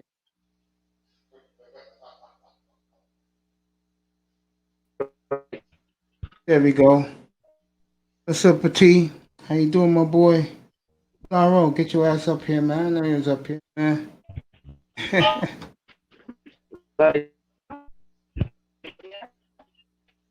My boy here. Charles, what's up, bro? I'm just chilling, man. I'm just chilling. Chilling right now. Laurel, get up here, man. Laurel. What's up? What's up? What's up, Chuck? How you doing this evening, bro?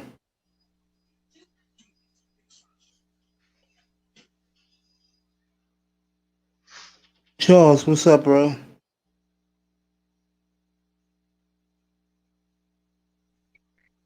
What's up, my brother? How you doing, bro? Good evening. Today, found me, bro. Having Oh, some. yeah. Work real quick. I'm gonna get in there though. You got to work. How you guys doing this evening? How are you?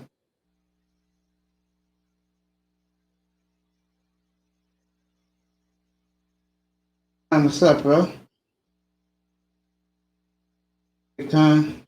What's going on, bro?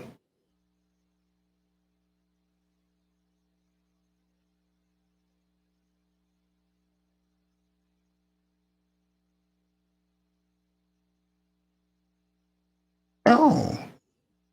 Okay, DJ Moss is cracking up. What, guys? Enjoy me sleeping, bro? Taking a quick nap. You know what I think it is? The truth is, I'm not used to when I start this shit. I'm used to guys popping up quick, having fun on the P, which is the panel, and been getting a little slow lately. Yo, Charles, what's going on, man? Big time. What's up, fellas?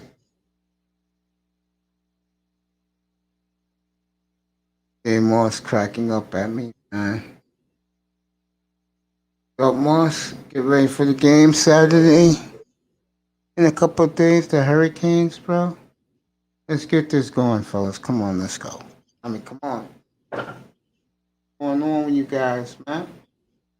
Very big time. How was your day, bro? Too long, Mace. Too long. Why? What happened, bro?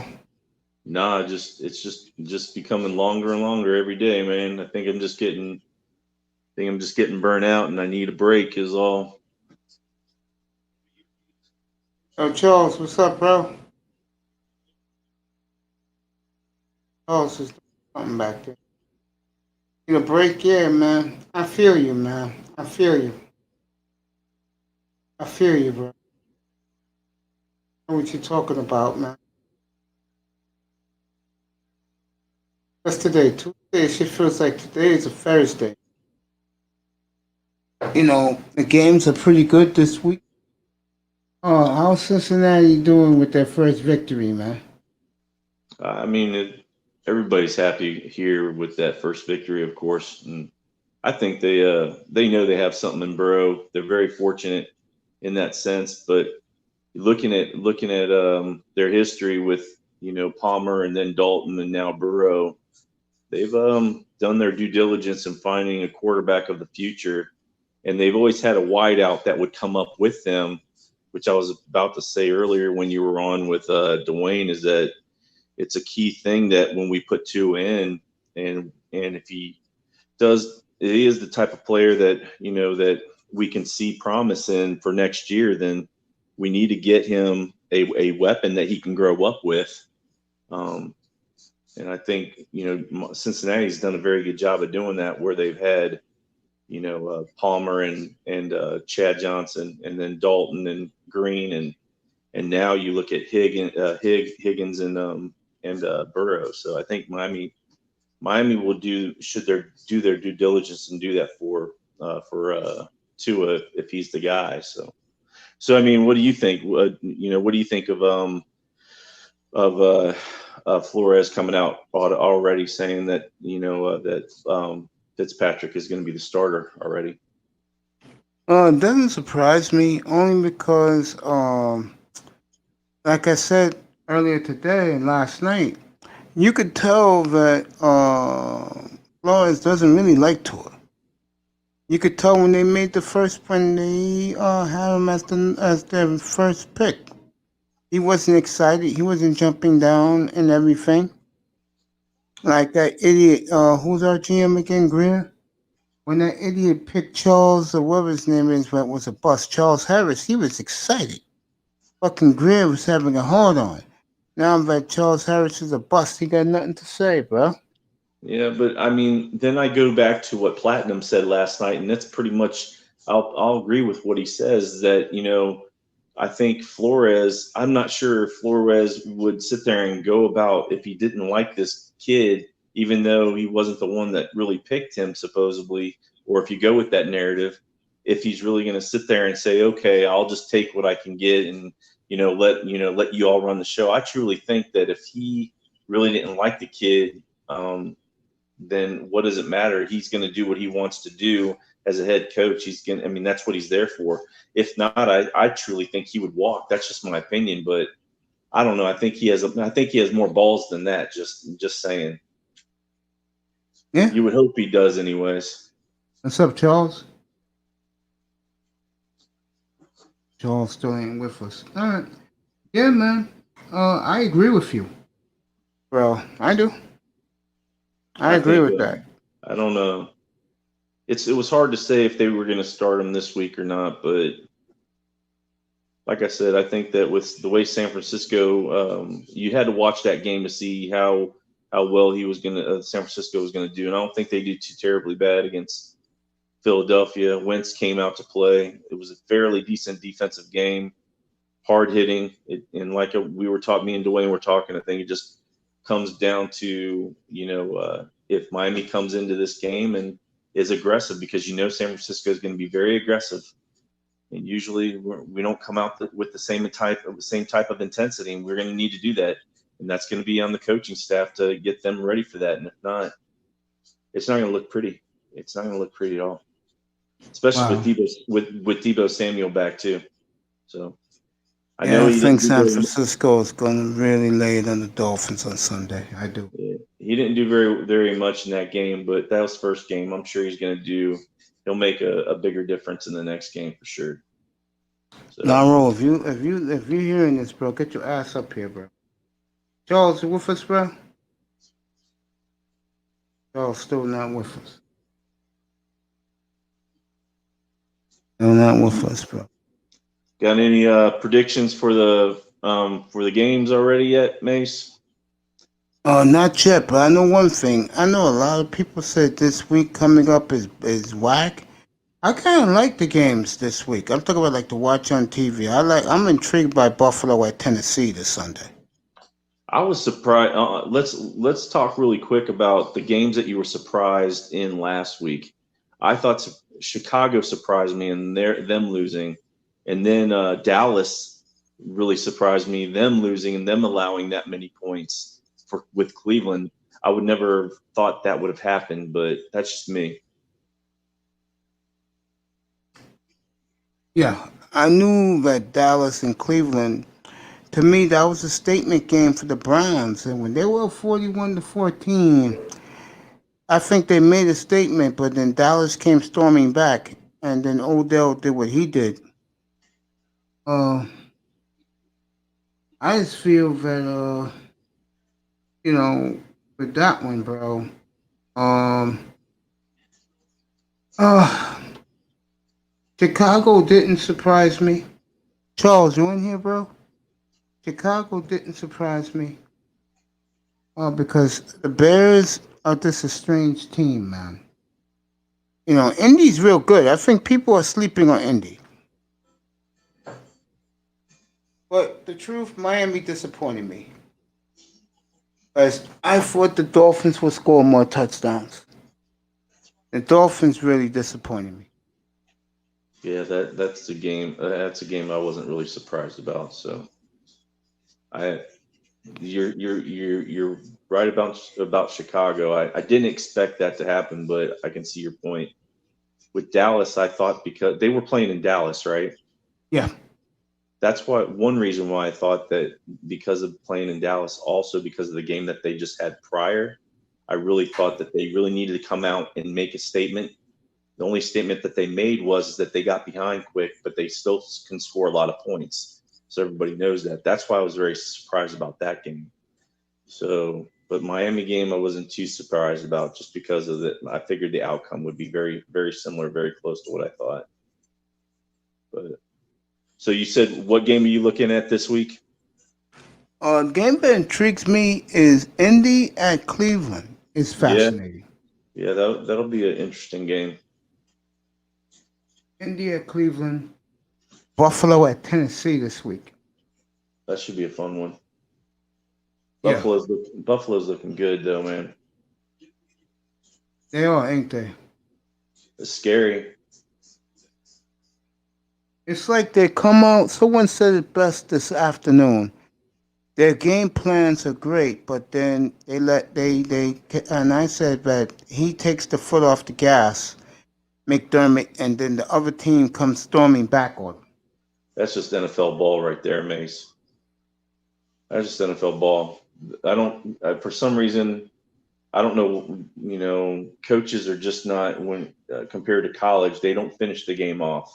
That's a surprising fact. It's surprising to me in general from college to pro, where you would feel that it would be the opposite way, where pros would be more, more to closing out games, and you just don't. And second half always shows that the game changes, and they do the preparation from the second half to what type of changes they need to make, and the other team does the exact they do what they need to do to make it a game again. That's why there's 4 quarters. But man, if you're up that much, you should be able to come out and totally dominate. But of course, that doesn't happen, does it? No, it Sometimes doesn't, unfortunately. coaching, yeah. Charles, you up here yet, bro?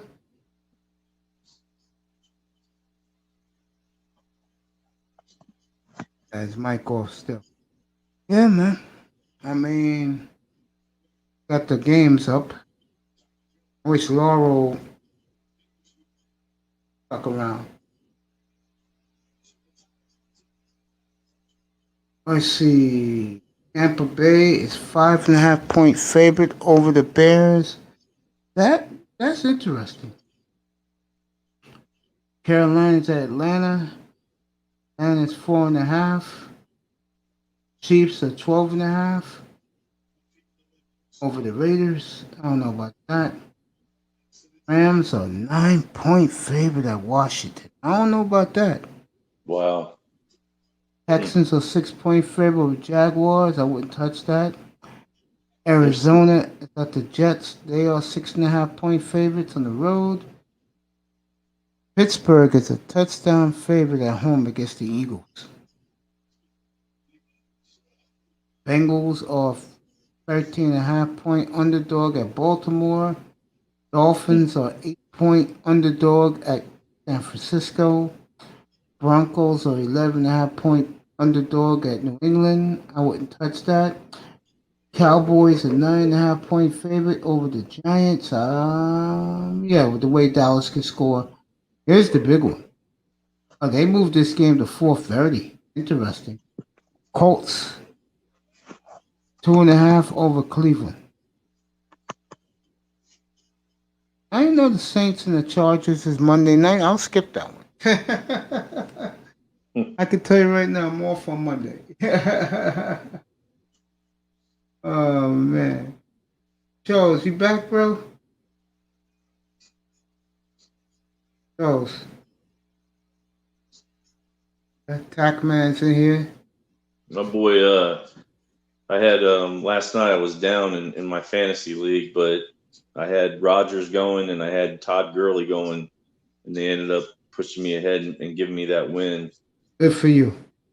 But I lost 2 straight and I've won 2 straight, so That's good, man. That's real good. but Wait for Charles to get back. Dwayne to get back. Charles to get back.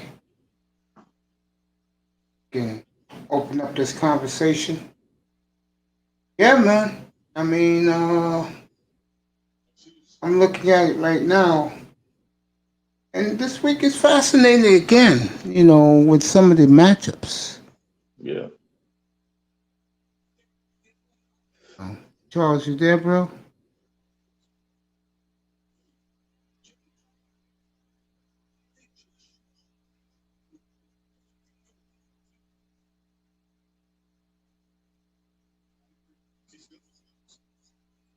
Yeah, Dwayne's eating his dinner. He had to go pick up his son. Oh, that's right. Yeah. I forgot about that. Yeah, man. Yeah. Just chilling, bro. You think there's a good point spread? Frisco by 8 over Miami on Sunday? How big time? Yeah, I'd say so. I don't know if it's a good point spread for us, but so, but yeah, I don't know. Yeah, man. Fascinating. Charles, you back yet, bro? Mute yourself. Yeah, man. Sometimes when I fall out, that's because I had a long day, man. Yeah. But I don't mean to do act straight. Okay. Here's Tack Man, your buddy. What's up, Tack? What's going on, Maze? Okay. I'm good, man. I'm good. Your buddy. What's going on, Maze? How's everybody doing? What's going on? I'm good, bro. Yeah, everything was great, except for the Atlanta didn't show up. So luckily I took under 58 because it was 57 and moved up to 58 2 minutes before the kickoff, and I took the under. I took the under second half 28. I took the Kansas City minus 11. So, but I lost on a over, so it was 3-2 overall. But hey, I'm ready for Thursday. I'm ready to jump on Bears plus 4.5.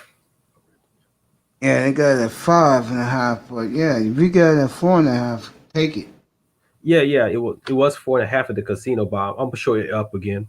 But I also want to jump in on over on a Seattle 58 on this Sunday night game. Yeah. And I also want to jump in Carolina Panther to beat Atlanta Falcons on the road. Yeah, I can see that, bro. That's my upset. I can see Carolina slowly fighting for the division with Saints. Well, I will say this about Carolina. One thing I do like, they can score. Yeah, and I like the coach that came from Baylor. He's the only. Panther was the only team drafted all the defensive player through first round all the way to 7th round. So with that means they're building for the long term. They're not trying to rebuild. But because offense has a potential that Teddy Bridgewater just needs to release a lot quicker. It needs to be better protection. He can be a above average quarterback. That's all you need for that sort of offense. You don't need a top 5 quarterback to win. If you have a healthy Christian McCaffrey and Robbie Andersons and DJ Moore as a receiver. Yeah, so, you're right. Only thing they're missing, I believe they need the top 10 tight end, like Greg Olson type of tight end. And I don't see that with Ian Thomas. I think he's more of a blocking tight end. He have a low upside. So as a Carolina Panthers, I'm sure they're gonna draft tight end in the second round. Yeah, I can see that. Yeah. I think they're gonna get the best defensive player or offensive lineman in the draft, wherever they pick it. Yeah, and definitely. And also like New England minus 11 at home. I'm taking that one. Taking that one? It was I think it was -9, but they moved up to -11 at home against Denver Broncos. 11.5 now. I'm taking it still. It's 11.5. And I also will take my on 1.5 at Baltimore. Who's at Baltimore this week? Cincinnati. They're favored by 13.5, which they could cover, but I let her take the under. Okay. And Cowboys, I'm glad I didn't touch Cowboys because thank God I changed my mind in the last fucking second. Thank goodness. Yeah. I think Mike McCarthy on a suicide note. I think he should resign after the season's over. Yeah, Mike never cared about defense. I can tell you that. Ironically, the year he won in Green Bay, he had top 5 defense. Oh yeah, that's when they have Mike Pittman as a coordinator. They also had a Nick Collins, man. Unfortunately for him, he had a potential to be a borderline Hall of Famer, but the neck injury is nothing. You gotta take it serious. You can't joke about neck injury. That really end his promising career because he was top 10 safety at that position. Yeah, I heard about that. Absolutely. There was no safety who can tackle, who can cover, and who can box you out as Nick Collins. Like he was the complete package. He had the size, he had the vision, and he knows how to read the quarterbacks. So they haven't had they finally got a safety. Darnell Savage came from Louisville, I believe. Yeah. Took him a while, but now Green Bay secondary looks like top 5 with Jared Alexander, Darnell Savage. And I don't know who's a strong safety, but I don't think he was good as Micah Hyde, though. Micah Hyde's been doing well in the Buffalo. Yeah, we was just talking about the Bills, me and Big Time. Yeah, how good they are. I love Bill.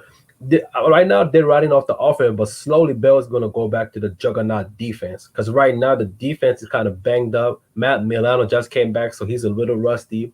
Once the defense gets hot, I don't think the team's going to score 3 touchdowns against Bill. It will be so hard. They got Micah Hyde, Poyer, Matt Milano, Jerry Hughes. Who else they have? What? Edmonds finally coming along. So that defense is just rusty. They're just riding off the offense, just like how Seattle's offense is. Because offense so hot, defense doesn't have to do much. But that's going to change on the second half of the season. You're right about that. Yeah. So, what? Hey, Big Time. Talk to your boy, DJ Child Support. Hey, Big Time.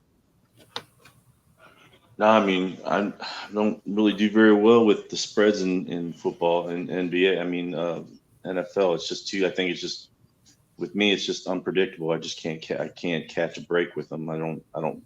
Guess I don't see the big picture. I guess I don't know. Yeah, I just usually look to the line with the line movements with the injury with the public monies and also shark money. So I usually go to shark money, but looking at the public money line is also important because you know where the money's are moving towards to. Because Vegas, if the one team's have 97% on money line, Vegas will not let anybody 97% people win the game. That's not how beggars works. Beggars are meant to make people lose money. So you got to go with the beggars. That's how I look at it. Facts, bro. Charles, you with us, bro? Yo, Charles, unmute yourself, bro. Come on, man. What's There happening, you bro? are. Talk, bro. Been calling you I'm for the last 20 minutes. getting ready for work, man. Oh, I hear you. Yeah, that's right. You going to the ER, bro. What time does your shift start? 10. Oh, okay. Damn. You driving, you pimping, and you riding there, bro? Yeah. Yeah, I liked it what you was doing this afternoon. I was laughing, bro. I saw that haze in your car. I said, I know what my man doing. I saw Yeah, that. got to stay above sometimes from the bullshit. Hell yeah, you know the first hour and a half when I was talking to Dwayne, I was talking about some of the shit as brothers we go through. He made some very good points, man. So He yeah, did. so you and I appreciate your comment in there, bro. What you said, man. I appreciate that, man. What you said earlier. But you're lucky you found this channel. I'm lucky that we found you. Let me put it to you that way, man. Yes, That sir. we found all of Appreciate it. you big time. I knew Tac Man from other places in the manosphere, and big time has been awesome, bro. Oh Did you yeah. hear Did you hear the point spreads I said? About the games? Yeah. Yeah. Any game interests you, or all you care about is the Dolphins at San Francisco? All I care about is the Dolphins in San Francisco. There you go. There you go, brother. I know big time is curious, but his mind on is seeing when the coach gonna make the big announcement and said tour is starting. Get these rooms in a frenzy. And Tac Man's just placing his bets. Fitzpatrick might go out there and throw an interception just so Tua could get in. I can see that. I can see that. Yeah, man, it's time, man. It's time, man. It's enough of That's why I know it's pressure on Flores, and he know you, man. You got to put him out there. People want to see it. People want to see it. You want to see it, DJ? You want to see it, Tac Man? You want to see Tua get in on Sunday, bro? You guys are ready, big time, Tac Man. You guys are ready? No, Tua. Charles for Tua? No, Tua's in Hawaii. He's chilling. He don't want to play this year. He don't want to get it. He's in Hawaii eating L&L and chicken cuts. He doesn't want to play for Miami till 2022. Big time. What you think about that? That was a cute statement. So yeah, I mean, honestly, I think he will play somewhere down the road when the season's completely done. I could say between week 8 and week 10. You don't think the season's done if they lose Sunday and San Francisco will be 1-4? You know what? I would not be surprised Miami or not will cover that game. +9. +9? Yes. Wow. Because you see how hard Miami played against Seattle? That if the game went under by a point, only unfortunate part where they didn't cover my spread, but Miami is a young and hungry team. That their defense is only getting better with Wilkerson. One of the concern is the injury from the secondary. Xavier Howard and Byron Jones been banged up all year long. So that's been one of the huge, blow to the defense. But the front seven has a lot of potential. I think Wilkerson will be a good above average player. I don't think he will be the guy. Yeah, I would trade Wilkerson. I would get rid of him. He will be more like above average, or it could be role player. But I just don't see him he will reach that first round potential. Right. Like he remind me of what's the trash fucking player from Michigan? Fucking Taco Charlton. That's all. No, Taco's playing very well in Kansas City, by the way. Yeah, finally. He's gotten better. Yeah, but he wasn't still playing. He's still playing like a second string player though. All the Deion Jordans of the world. Oh man, Deion Jordan, don't Deion mention Jordan. Deion Jordan. Oh God, Mr. HGH of the Miami. Yeah. No, Man, more. I don't want to play. I don't want to get hurt. And Charles Harris is definitely a bust. Another That was Chris the worst. Greer phenomenon. But the tight end for the tight end that came from Penn State looks like a real deal. Grunitzky. Oh, he is, and He's I'm glad a we got real him. deal. He I is love the real him. deal. I love him in Penn State. He's big. He doesn't have to be fast, but he's very physical. He's not scared to go to the middle. He'll catch it during the traffic. I like that guy. I can see this guy going to put up 800 yards this year with 60 plus catch with 7 touchdowns. Yeah. So that was one of the hidden gems for the Miami. So, Miami need free safety. I think they have Minka Fitzpatrick. No, never mind. He was the Steelers. Oh, that trade gonna hunt them down the rest of the year. Hey, rock this room while I'm gonna get me a little drink of Coke. Yeah, rock the room. Yeah, I still can't believe they trade Minka Fitzpatrick to this day. Coach didn't like him. That's all. Didn't like him. Yeah, that's all it is. He didn't like him.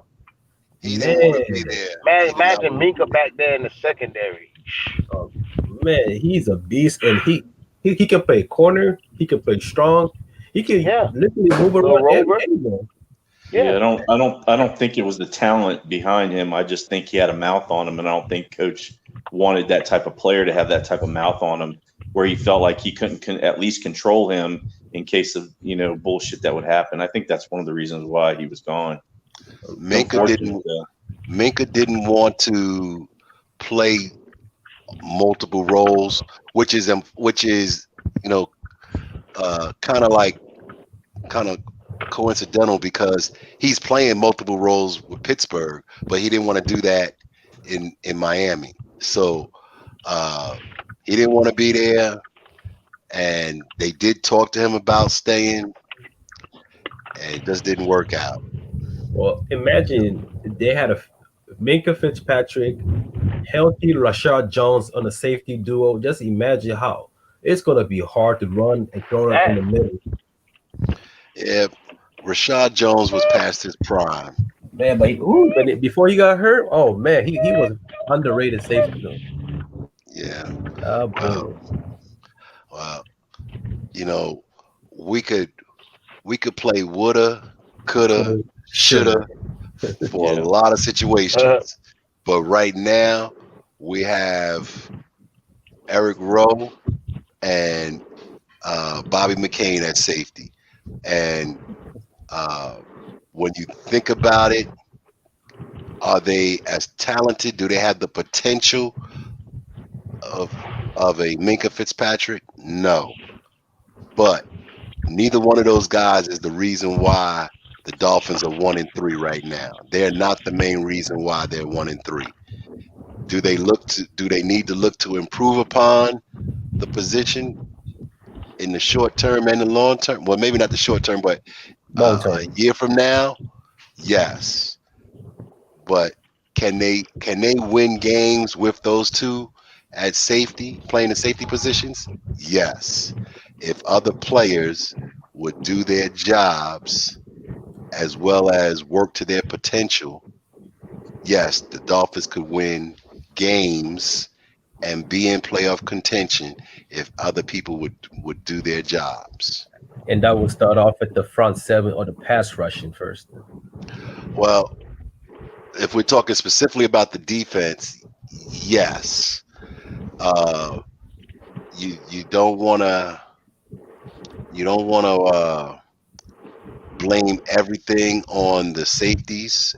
No. And I know people look at the one play where they got the deep pass near the end of the half. Oh yeah. All right. Oh my God. That was oh my God. What do you think? Yards. Go ahead, Charles. I think that's the worst. 19 seconds of football I ever seen in my life. There's no way in the world that we give up a touchdown before half. Man, Well, it happened. It shouldn't have happened, that but it shit. did happen. So can't say no way. But do you think that that was more of the safety play, or do you think that was more of a blown assignment by the cornerback, or do you think it was a combination of the two, or do you think that that was just scheme Yeah, by the coaching terrible. staff? Yeah, terrible. It was terrible design, and also I think the blow assignment for the corner. I didn't really blame it on safety. So how many wide receivers was on the field? I believe it was 3, right? So you had Metcalf. three wide receivers set. Okay, so if you have a 3 wide receiver set, how many people can play deep cover? If you're playing a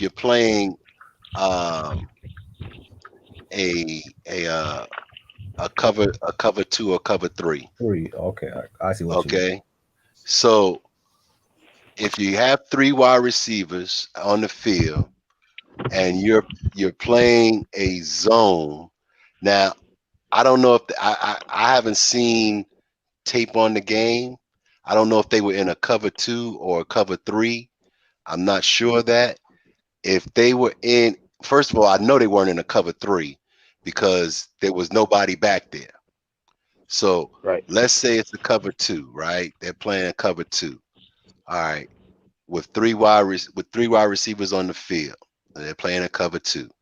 All right, that's not abnormal. What is abnormal is that you roll off of a wide receiver in that situation. So what you think is more like man zone? I think it was. I don't. They were playing off, so they were playing a zone. They were playing zone, but you have responsibilities as a cornerback to play that man until he flows out of your zone. Right. Okay, and then you pick up and you cover your area, and you call out and communicate through either hand signal or through nonverbal communication that, all right, you got that man, he's going out of my zone. The fact that if you look at that play, you see Noah instinctively falling off of that wide receiver. So he basically had maybe 15 yards of free space where nobody was in his area of the wide receiver at all. So I don't think it was a scheme issue where you could say, well, the coaching staff called the wrong defense. I don't think so. I don't understand why we wasn't playing man in that situation. There's no need to go in zone. The worst that could have happened, giving up a field goal. I mean, okay, cool. No, you can't give up 7 you points. want to be in zone in that situation because you want to keep things in front of you. If you're playing man, that allows you're basically turning your back to everything and you're just facing that wide receiver, because you can't play zone. I mean, you can't play man. Excuse me. You can't play man with your face to the quarterback in that situation because you're playing the man. Now, when you're in a zone, you're facing the quarterback and you can see more because you're expected to cover more of a wider area. So they're in that situation, that zone was not supposed to allow a deep pass because it is a zone, and the only place that ball, that type of throw could be made is where it occurred, but you're hopeful that the safety has enough speed to cover that area. There are seams in every zone, Oh yeah, and that's that why I really don't. I really sometimes zone. I just really don't like it because against quarterbacks like Russell Wilson, guys who are accurate, they're gonna shred you because, like you said, they know where to put the ball. well, in that situation, the fact that he was that wide open says to me that there was somebody who dropped off of coverage and blew a coverage. Right. They they Yeah. jumped something. They saw something and they jumped it in anticipation and they were wrong. So That's why I hate uh zone. That's why I hate it. well, you can't hate the zone. It's not the scheme. It's the person who's running this who's actually responsible for that zone that does that causes that. Because in reality, it's such a small window for in a cover two or cover three to fit long passes in. Somebody has to do not do their assignment correctly, and or it's a perfect pass. Now that was Right. not a perfect pass because that guy was wide open, Right. What's up, and Pete? you can Get up see here.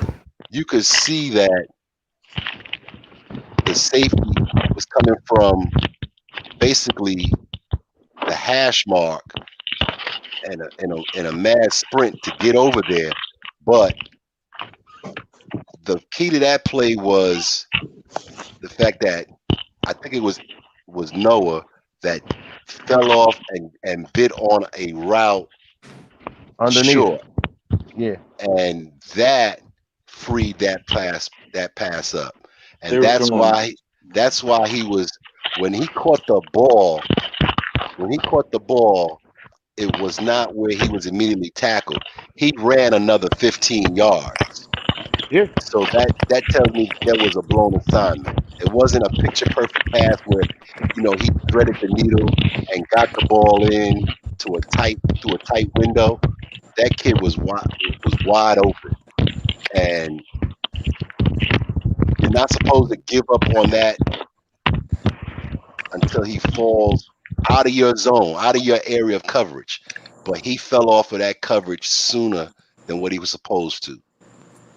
I seen those numbers on Noah today on another Awesome. sports talk channels, and they were talking about him.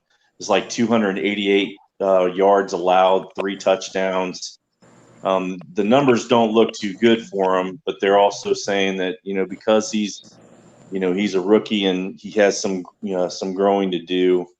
I'm not sitting there saying there's any excuse with that type of blown coverage or whatever, but also I don't think that even though if we were in the right defense, which I don't know because I'm really not looking at it. I'm looking at the point of Seattle most than likely taking their knee, but I think the Dolphins sat back to where they weren't expecting that to happen, and I think that had a little bit of that to be contribute to it. I'm not saying the whole thing by any means. I'm just saying they might have been that with Noah being out there, and then this they're going no huddle, not expecting this to happen. I think there was a little bit of a miscommunication, and that could have had something to do with it too.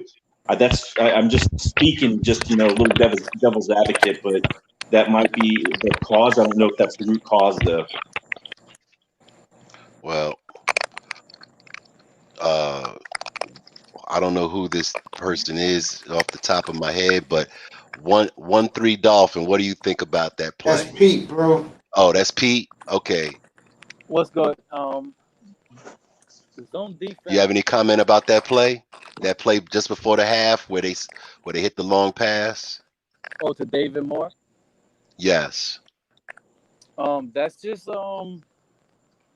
it was just bad bad placement of the defender, and it was just a well thrown ball. It was just well placed in the right time, and it was just a bad play call on defense. You know they're gonna go long, you know they're gonna go deep. You gotta have some type of help. You cannot let people get behind you, and it just didn't work out that way. You know, smart So being disciplined in that time of the area of the game is where crucial. You see, that's where the lack of veteran leadership, the lack of Experience. experience with the team together, that's where it's all falling apart. Because a team that was like the Saints, for example, that they're pretty much the same on defense, or teams that that continuously have the same team around them and they're just building young pieces, they won't make that mistake. It seems like it's only the young teams that make those sort of mistakes. But it's so football, man. Any ball could go up in the air and anybody could catch it in any type of defense. Zone, man. Anybody gets mossed any time of the day. so Pete, Moss. let me ask you this, just to follow up on that. Because in one aspect you said it was scheme. So I want to understand that if you're in a cover two, don't you think that is a defense that is supposed to protect against the long pass? No. Cover two, there's no cover two is to keep everything short in front of you. The long pass is more like a cover three or cover four where your outside boundary corners are gonna play over the top and not let anything get behind them. So your cover two, the weakness of the cover two is in the middle and also along the seams, and that pass was by the numbers, not by the seam, not in the middle, but by the numbers. That's where you attack cover two. There's holes Right, in cover two by the right. numbers. And in Yep, the seam, like you're saying, right in the yep. numbers, you got to be able to throw it in between the safety and the cornerback that's playing the shallow zone. Right. But now if the secondary, if the cornerback instinctually falls off and picks up another route, leaves his main responsibility and picks up another route that's not his main responsibility, but another route, not his main, I say this again, not his main responsibility, but another route, that's the scheme's fault. No, that's the player. If you're saying it like the way you're saying it, then yeah, that's obviously the player's fault. Okay. I just want to make sure that um, we're identifying what what what was the problem on that play, because I know that playing man in that situation is not the right way to do that. If you're if you want to protect the against the long ball, you don't want to play man. You want to play a zone, because that, like you said, it keeps things in front of you. But now, if you have a player, a cornerback, who jumps off of his main responsibility and goes and bites on the short route of another receiver, which is what occurred, then how, I don't understand how that could be schemed. So that's what I was trying to get at. We got Gotcha. a rookie cornerback who's gonna learn, He and didn't touch the and ball. unfortunately, he took a chance. He saw something in what they were doing and thought that they were going to jump on the 5 route, but instead they hit the 8 route, and they hit it big. Yep. You know, uh, you know, there If are. Go ahead. I'm sorry. Go ahead. No, I was gonna say that I said it the week before the Seahawks game here on the show that we better not play a lot of zone like we have been because Russell Wilson is going to eat us alive. And then the reason why I keep saying that because I said it in the chat. This team is brand new. It's a bunch of brand new employees on this defense, and you're giving them a tough task to understand your zone scheme. It's tougher to play zone defense and understand your position on that zone when everybody's new and fresh, and nobody could sit here on that defense and tell you exactly what to do. It seems Well, like everybody on defense is new, and they're not understanding their role completely. If we play more well, man concept, then things could probably be more easy, but then will be easier to read and break and run on. yeah. So now let me ask a question. And I know the answer to it, but I'm gonna ask the question. Did Byron Jones play in this game? No, he didn't play, and Okay, we need it for the 49ers. so somebody else was playing that that X receiver or that Y receiver on that play, correct? The Yeah, I mean, outside most of the time it was wide Noah receivers. and X on Right, the outside. Yeah. We had Perry in the slot. right. So when you think about what you just said about experience and communication, and Nice. that's where Byron Jones and his stability comes into play. And I'm tying that into life is a gamble. I can't even say the other part of it, but That's Pete. that okay. I thought Pete was 1-3 Dolphin. He is. Yo, Charles, nice, bro. Got Okay, his so scrubs On on. StreamYard, you could change your name anytime. That's why I always say okay, I got you. I'm learning on the fly as well. See, so Charles, nice, bro. uh, Yes, when sir. that comment that you Yeah, I put see in you, bro. the post is yeah, apropos to what we're talking about, because if there's some continuity and you have experience there, that play doesn't happen. Yo, give me a second. Yo, Charles, they give you that carte blanche in the ER, bro? Huh? They give you that type of carte blanche in the ER? I ain't hear you. Do they give you that much like they give you that much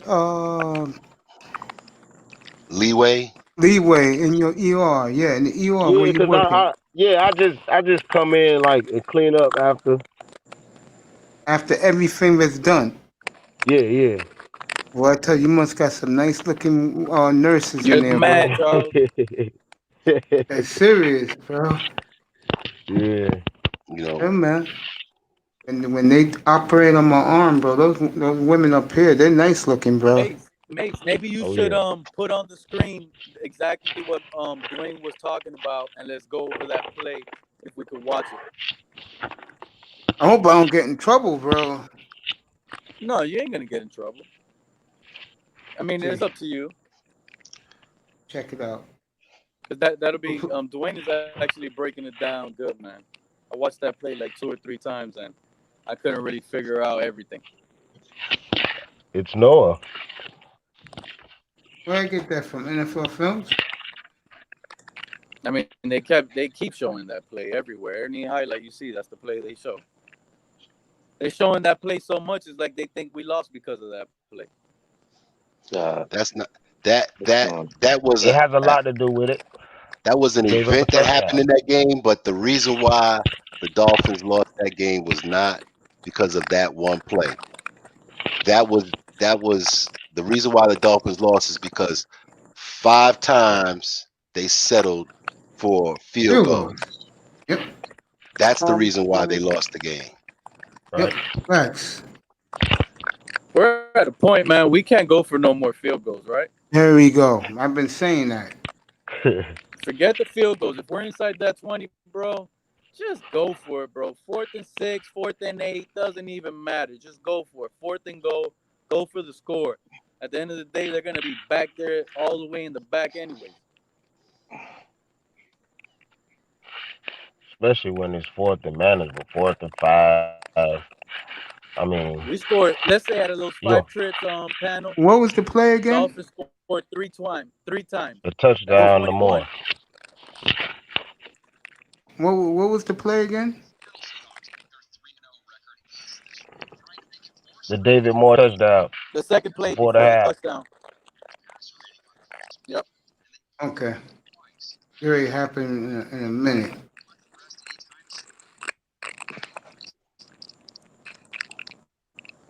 Four plays, 75 yards. Yeah. That's And about 68 of those came, or 58 of those came on one play.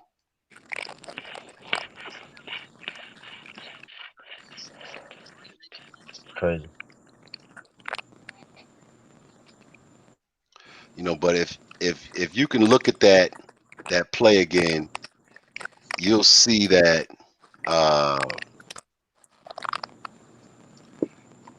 Noah jumped that route.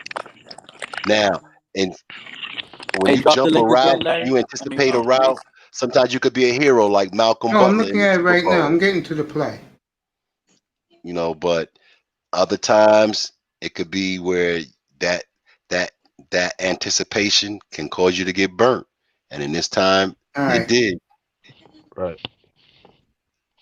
What play Like you I want? The said, 68-yard play or the touchdown? Nah, the 68-yard play. All right. Got it right here. It's coming up right now. Okay, I got it. What a beautiful thrown ball. Yeah, I know what you're saying now.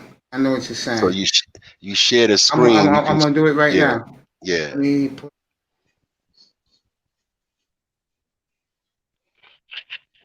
that there.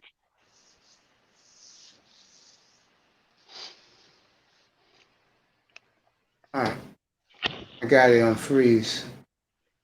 I split it and I share the screen. Repeat back up. I share the screen. I'm gonna let you guys see it. Then you could describe it.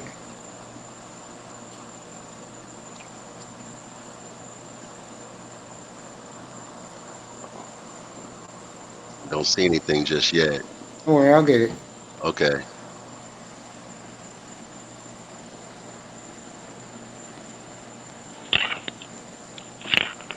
Yeah, that was a big. Actually, that was a crucial part of the game. Now that I'm thinking about it, Dwayne, we don't allow yeah, no it points was. before halftime. That's what I said. What does it look in the second half? What are we looking Right. It's Right. it's not the main reason why you lost the game, though. You lost the game because your offense failed to score touchdowns 5 times. Now, I in, mean, in it goes like the same way. You can't say that because the same way you're saying here, Dwayne saying, if we would have scored, what if they would have never scored on that 20-second drive? You know what I'm saying? well, that is true as well, but that did occur, and what did not occur is 4 extra points 5 times.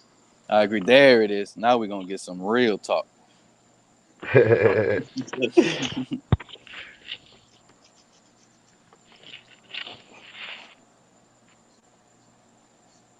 What's up, big time? What's up, child support? This man's name is child support. Charles. What's that? Going on. I'm your baby mama's favorite DJ in the building. Get Oh. your ass away from my house. This man's smacking everybody, baby mama. I heard. Oh, yeah, man, if you don't pay that diaper, she'll put you to court, man. He got the baby daddies changing diapers at home. He's swinging on them baby mamas. Yeah. You guys see it now? We Yeah. can see the screen, Oh yeah. but blow it up, make it full screen. Make it full So screen. yeah, in the I right see it. corner. Yeah. Yep, I see it. There we go. Yeah, there you go. So now let it flow. Let's flow right now. Here you go. This is gut wrenching to watch.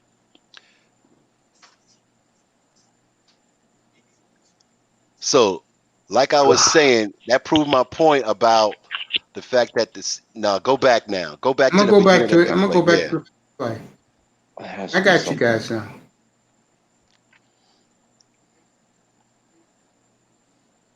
Chris Carson.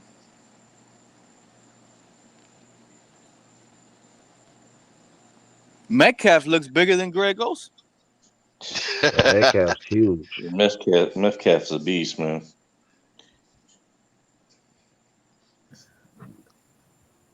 You know how happy Homer was, bro? Here you go, guys. Here's the Back play Right, again. in front of the crib. Now Mhm. go back a little bit more because you're not Yeah. gonna see you're not gonna see it. That was all God. Perry fault. Look at him. Oh my No, Perry got God. that. So makeup. there we go. They had 4 out there. There was Man, 4 wide receivers set. Look at that. 3 on the left, 1 to the right. God. Look at So That was you, horrible. you have I would like to see that again Let me and get it. start it up. But Dwayne, the man's just running straight up the. And that's why I say it's a blown assignment, not scheme. Yeah, Okay, Because his well, there you go. responsibility. for sure. Now There you go go. back a little bit more. Go back a little bit more. All right, let it go. You might be on another play, but that's all right. There we go. So Okay, we now got you trips got to the left. 1 trips to the left, 1 to the right. So you got 1, 2, 3 on the defensive line. You got three defensive line. You got 1 linebacker. You got a second linebacker for the back. So you got your 4 down. You got your 4 down linemen, one linebacker, and you have 1, 2, 3, 4. So that's four safe, And 4 Needham is already cornerbacks, pointing at him. Right. and Biggie. you got 4, 8, 9, 10, 11. So you got a dime package with two in the back. Now you watch number, I think that's 23. Yeah, in the bottom. Okay, at the bottom, he's already pointing at that man. That's his man, because you got this guy that's on the hash mark. Yeah. I'm not sure if that's a linebacker or a safety. I'm not sure. That's 50. That's Baker. That's Baker. If that's Baker, Yeah. then And the other one I think is Kruger Hill. Yeah. Kruger Hill's the yeah. other one. And then who's over by the 37-yard line standing up? That's Jerome Baker. That's Baker. So who's this on the hash mark?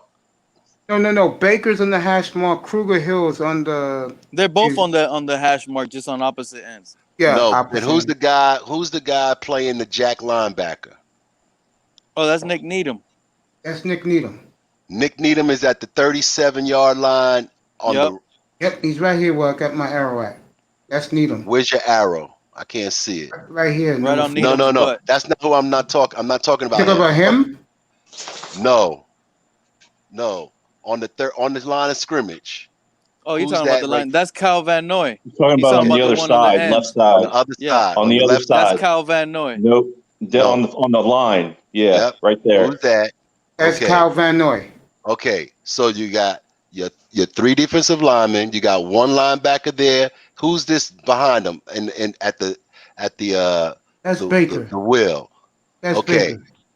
This And then is who's the this guy, over here? 51. That's the guy. What's his name? Guy from the Eagles, the special teams guy. Gaga Hill. That's Hill. Okay, And this is Who- Needham. that's Needham. And Yeah, who's right that? there. Who's that on the Y?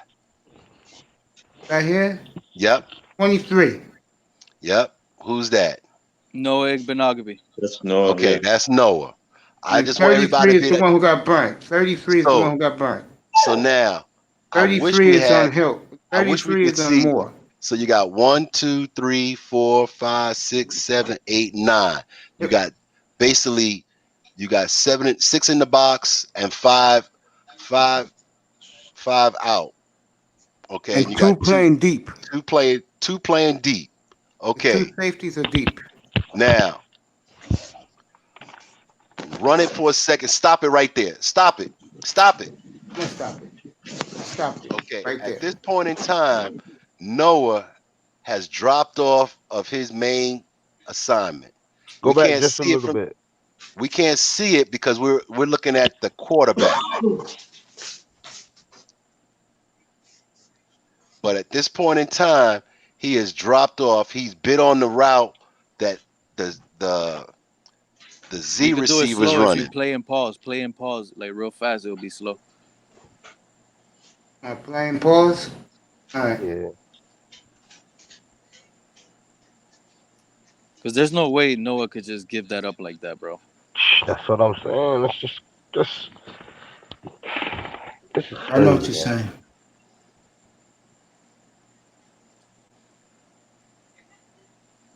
It looks like a completely different play watching it every time.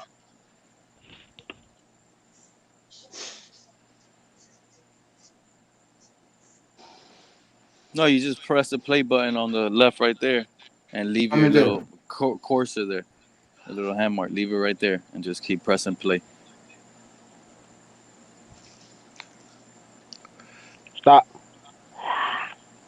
What did Nick Needham do? You see So what he did? Let where the man where go. where where Nick Needham And is, he's not on that player. That he they was. didn't crash. They Nope. didn't. They Nick didn't Nope. Needham bump. and Noah didn't crash to No, each other. They didn't bump into each other. Noah jumped off of his assignment to pick up the Z receiver. So what happened Or the was wide receiver, the wide Noah. receiver. So basically, Noah and Nick Needham both covered the same guy.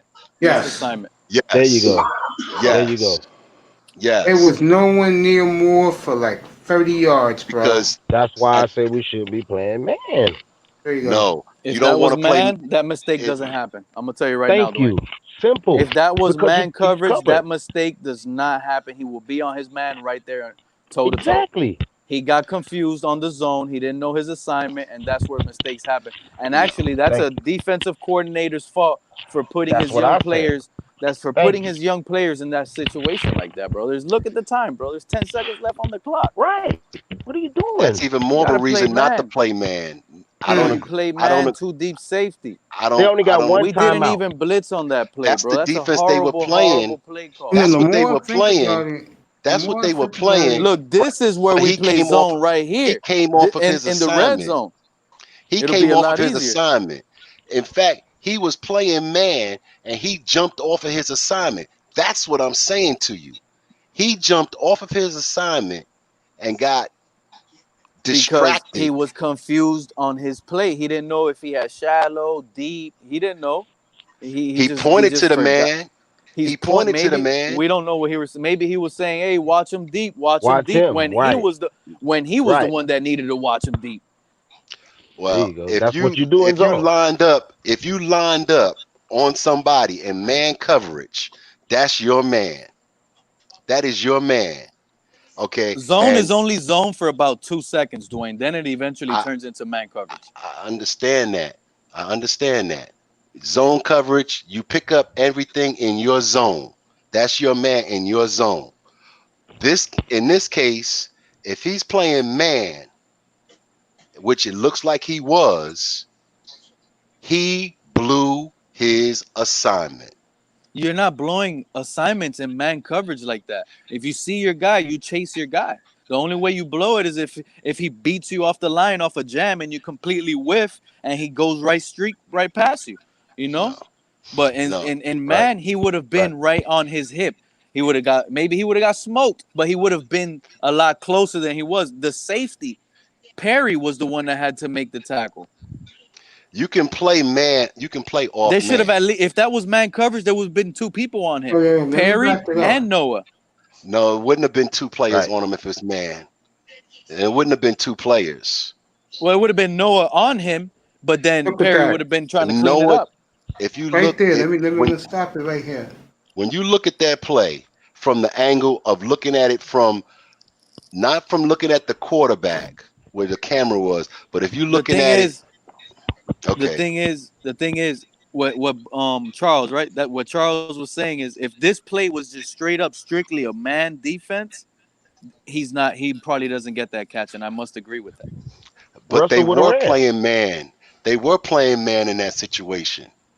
They I were. don't see They were it, playing Dwayne. man with over the top help. But the guy dropped off his assignment. He dropped off his assignment.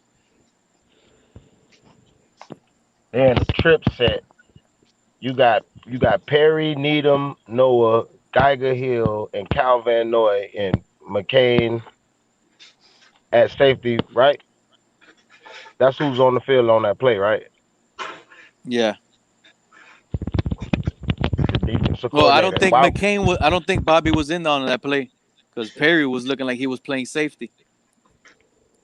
I wish there was a video of that play from the perspective of the opposite of the end zone, because Right. that way you could see, because what I saw on that play, Noah was man to man on that person. Now you could play off man and not be jamming somebody at the line of scrimmage, but you could still play man. Yeah. Right. He was playing man, and he decided to jump off of his assignment to go follow the butterflies that he saw. Jefferson, get your ass up in here. But the Okay. crazy thing about that play, all the routes were basically to the left side of the field from the trips. So where was I'm trying to see where they got confused. And one man just ran. I'm gonna tell you what happened because I saw it when I was replaying it while you guys were talking. When the three guys that was Needham, all those guys, what they did was they followed Metcalf and Lockett. That's why David Moore was so wide open because 33 thought he was getting some help, and instead David Moore just blew past everybody because it was one-on-one coverage where the other guys were covering Metcalf and Lockett in the middle of the field. And So the Russell safety was Wilson never on noticed the left that. side of the field. Yeah, and Russell Wilson noticed that, and he just zipped the ball down because he did Crazy. the Paul Warfield. Dwayne, he did the Paul Warfield. I'll do it for you. Dwayne, I'll do it for you. He did the Paul Warfield, baby. He did the Paul Warfield. Yeah, That Dwayne, man he was did the wide Paul open, Warfield, begging. bro. He was so open. He Crazy. called Russell Wilson on the phone on the field. Hey, throw me the Yeah, ball. Yeah. did Yep. the Paul Warfield, baby. But I'm telling you, in my eyes, unless I hear otherwise, they were in man with coverage over the top, Let Russ and cook. Noah blew that assignment. Now That he If might they have honestly had looks thought, like a coverage over cover the three. top, the There was safety only would have one been deep over there. safety. There's no There was way only he one just would deep have been safety. exactly. So they had to be in three. That was 100% almost three, Yeah. and just he didn't chase. He was just a blown assignment on his own. and I can't say that's a scheme problem. That's a assignment problem. I mean, it could be Noah's fault, or it could be Perry's fault. The way it seems, one of them it has to be, or it could be Nick Needham's fault. Who knows? Nick Needham That's why was you in the play middle. man. He was supposed to play cover three and be the deep guy. Maybe he forgot. We don't know Yep. who really blew that play. It could have been Nick Needham that was supposed to drop Jefferson, and not get let your ass anybody. up here, Because boy. when you see Nick Oh, Needham on the snap, he's backpedaling.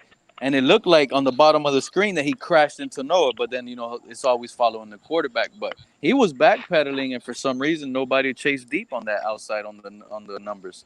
that is First of true. all, that outside guy has the numbers until he doesn't give it. He doesn't give it up.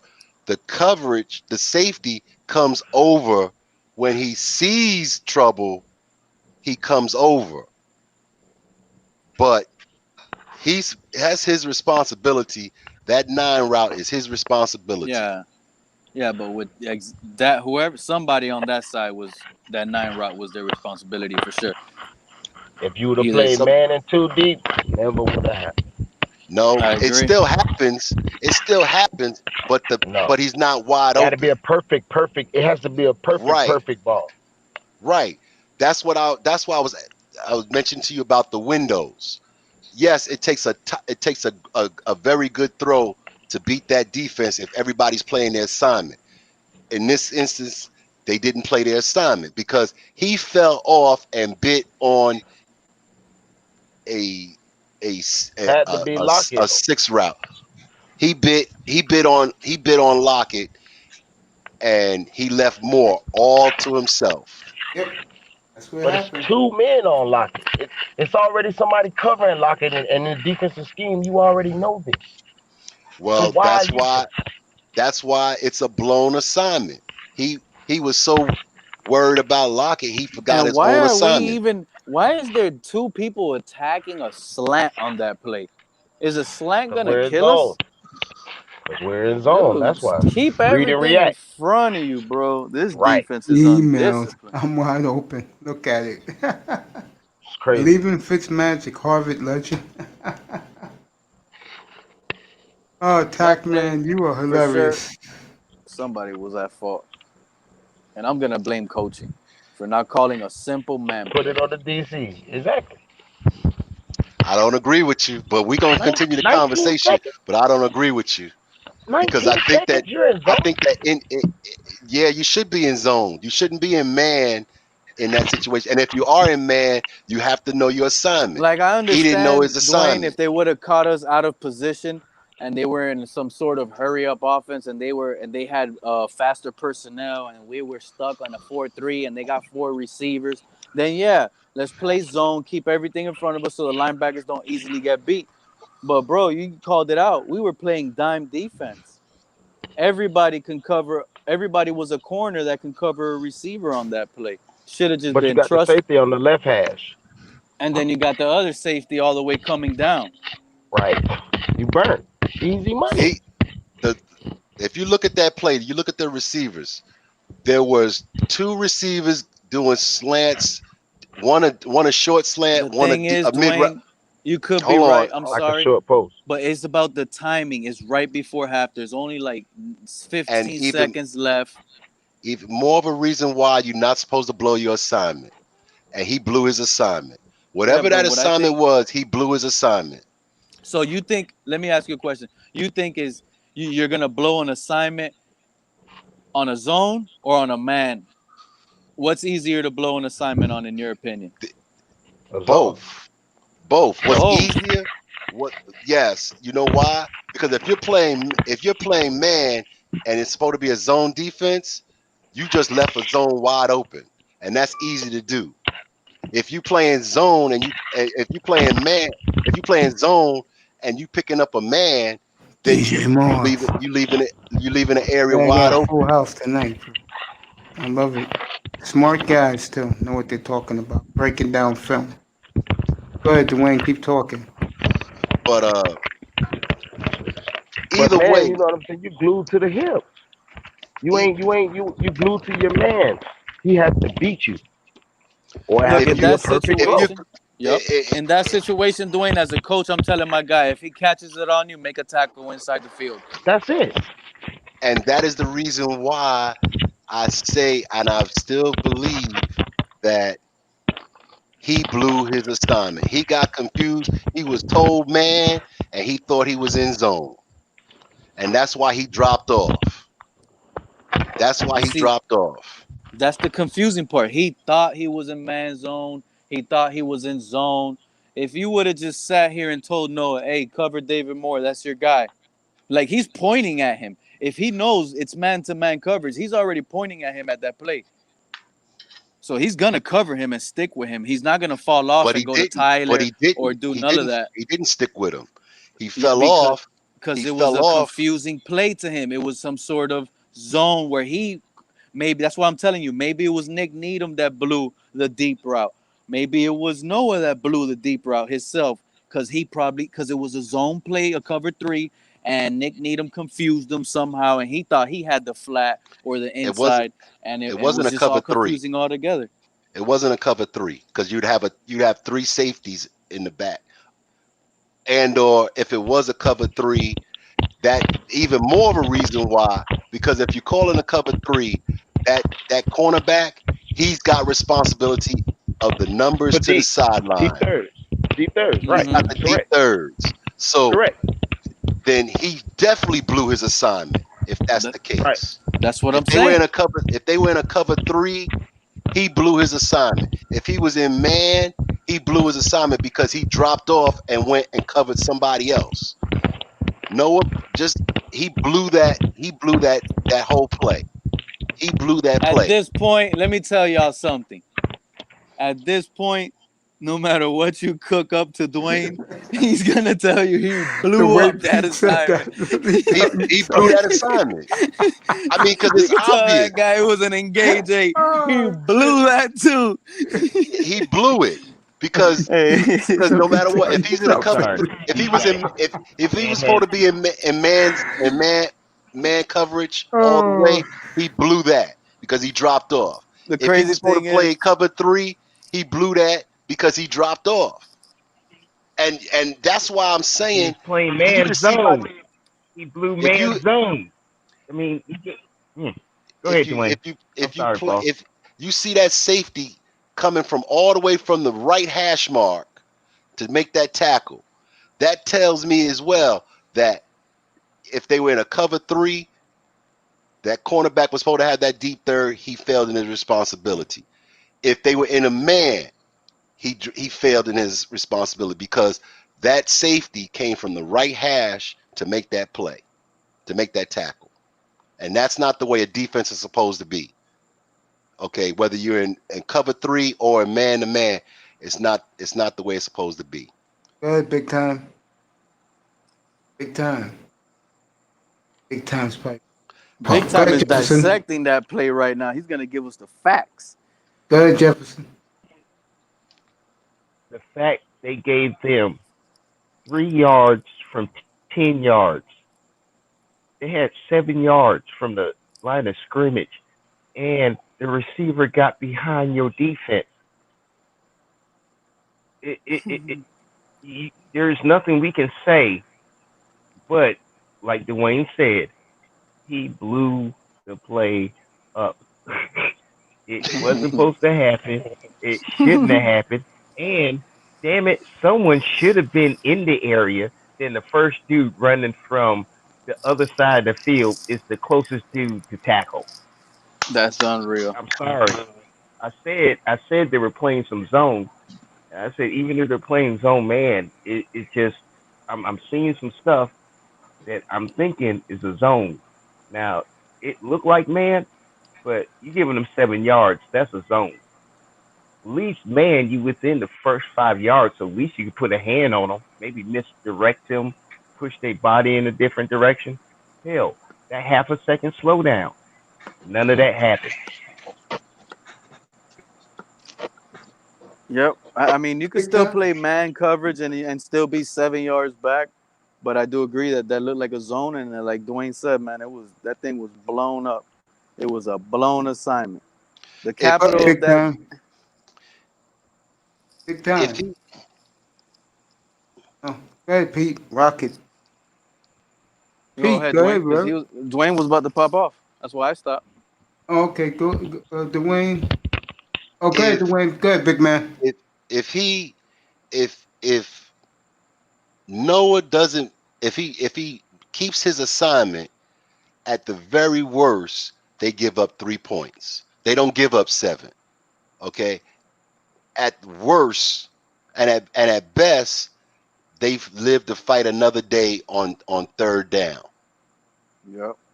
He blew that assignment, which blew that drive up. Now, that wasn't the ultimate factor in the game because, like I said, 5 field goals. That's the offense. That's the offense that lost the game. The There you go. defense had one brain cramp. That brain cramp caused negative results on that drive, but they still, it's 17-15. 17-15. Actually 17-12. You got a chance to go ahead and you decide you want to go for another field goal because your offense can't have doesn't have the impetus to score a touchdown. It Against should the have That's been the worst defense offense. in the as league. frustrating as it was as a fan to already have 12 points all by field goals in that game. We score a touchdown on that one and go for it on fourth and go for the 2. We're actually up a field goal. Thank you. That's why I say that those 5 field goals were the reason why the Dolphins lost, not that particular And play. that's why 48 hours ago, I was so fucking pissed because I've been telling me and Pete got to arguments last week going to this game. Me, him, and Big Time was those guys were pushing me back. I said this Seattle defense sucks, and he couldn't put touchdowns on the board. Come on, man, that's bullshit. That's bullshit. Bullshit. No, I agree, man. If any of us up here against that defense was quarterbacking, we win the game. Any of us. So me and Pete had a fairly similar score. I'm just curious, Pete, why did you think it was going to be so low? Because my score was 24-20. Yours was lower. Why did you think it was going to be that low? Mine was actually 23-13, I think, or Oh, okay. 23-10. It was just because of like I told you guys, the efficiency of Russell Wilson, and they were just going to continue to run the ball and chew clock. That's what they love to do. Well, why did you think Miami will only get 10 points in your opinion? That's what he's asking you. Oh, remember I kept telling you guys, Trey Flowers. Am I still here? My screen turned off. We're listening to you, buddy. It's your floor. Okay, I was telling you guys, Trey Flowers is going to match up really well against Preston Williams. They're not going to be scared of that matchup. The one that's going to be scared to throw that ball on that matchup is going to be Fitzpatrick. Because when you look on the left side as a quarterback and you see Trey Flowers and you see your receiver and they're both the same size and they look the same and they're identical, you're not going to test that much. So I knew that was a dead play on that left side. Devontae Parker was going to be the guy that what happened, we were going to move him around the same way I keep screaming that we need to move around Jakeem Grant the way we're moving around Parker. That's who we need to move around more. And that I just didn't see our offense moving the ball a lot against that defense. When everybody was here saying Seattle has a horrible defense, I just couldn't see it base-wise. That's crazy.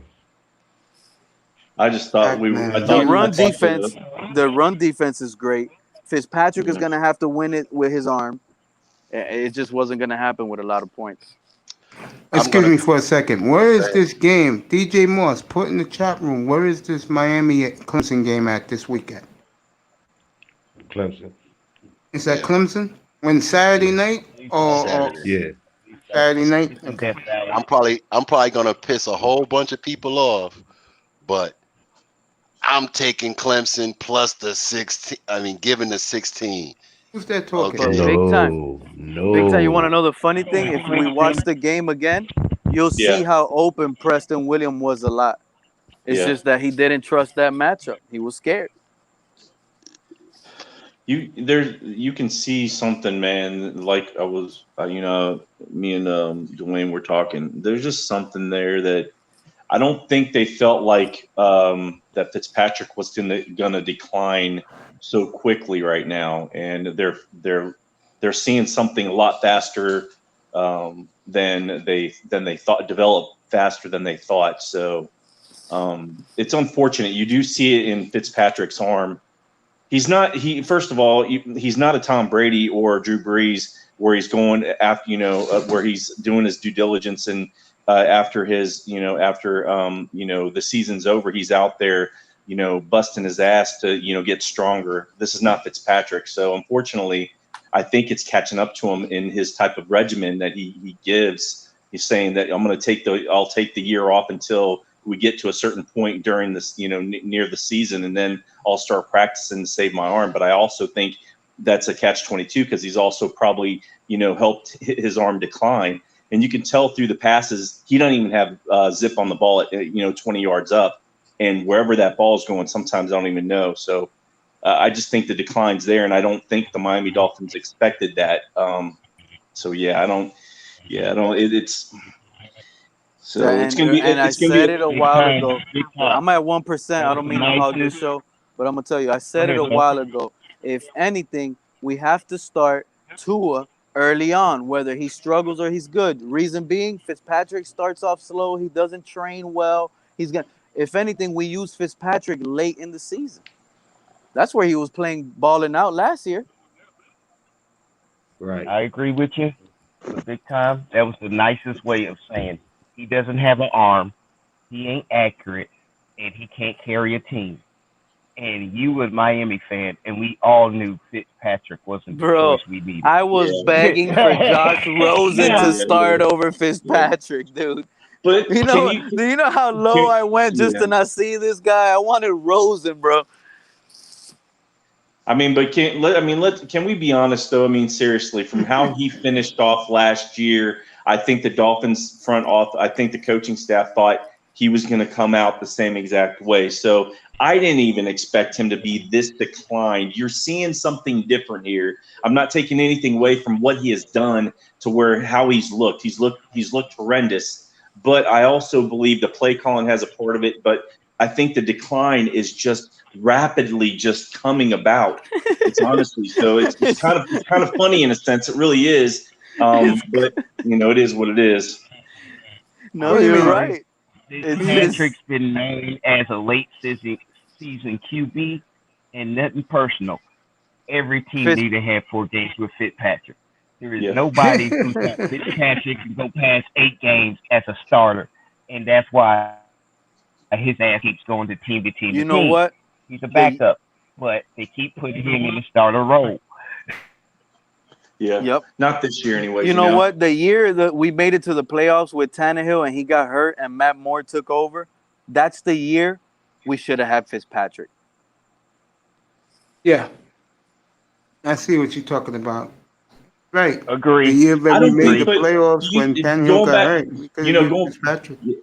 Going back to that playoff game, though, we went into that game already defeated in a sense because Pittsburgh showed up and showed out, and we didn't even show up to be that aggressive. That's one thing. But there were times in the game in the beginning before the first half we showed that we can still stay with them. The one thing that changed, I feel, in the beginning, towards the end of the half, was that hit on Moore. I think that shook him up so hard that kind of scared him. Yep. Also, and knocked the hell out of him. I also believe that they didn't even call anything on there, so it was shaking him up so badly that twisted the game up a little bit. I'm not sure if that would have made any difference at the end of the day. The way they were guarding Brown, but other than that, I just don't think we showed up to be aggressive enough. And you have to against a Baltimore team that has had our number for the last 10 to 15 years. Oh, we played Pittsburgh that year in the playoffs. Yeah, he said Antonio that game Brown, was in Pittsburgh. 2016, that was in Pittsburgh. And Dwayne. And Dwayne, hells no. It's all about the you, baby. Clemson gonna smoke that booty. Yeah, it's my mom's alma mater, man. Well, I'm sorry, your mom's alma mater got to take a big L. So Pete, are you surprised that they came out this soon to say Fitzpatrick was starting? He was the one who broke the story on here at 1 o'clock this afternoon. Go ahead and elaborate how you feel about that. He was the one who broke it. I wasn't surprised because they wanted to nip any expectation, any controversy, any confusion in the bud quickly by doing that, because that way, in preparation for the trip, they don't have to worry about answering those questions Tuesday and Wednesday and Thursday. Okay, that's why they answered it quickly. Now, that question is going to continue to linger as the games go on, and I used a dial, a clock face.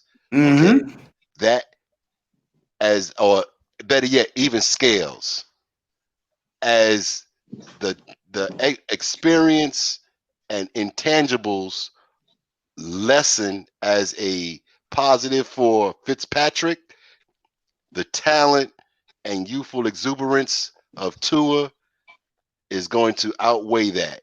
And soon, when that gets about 65% this way, they're going to say, "All right, Tua, put on the helmet. You're going in for the long term." But right now, it's still like this. Okay, they're still hoping upon hope that the intangibles and experience can carry them. But as you said, big time, and I've said it as well, his arm strength is causing the suppression of the potential of the offense.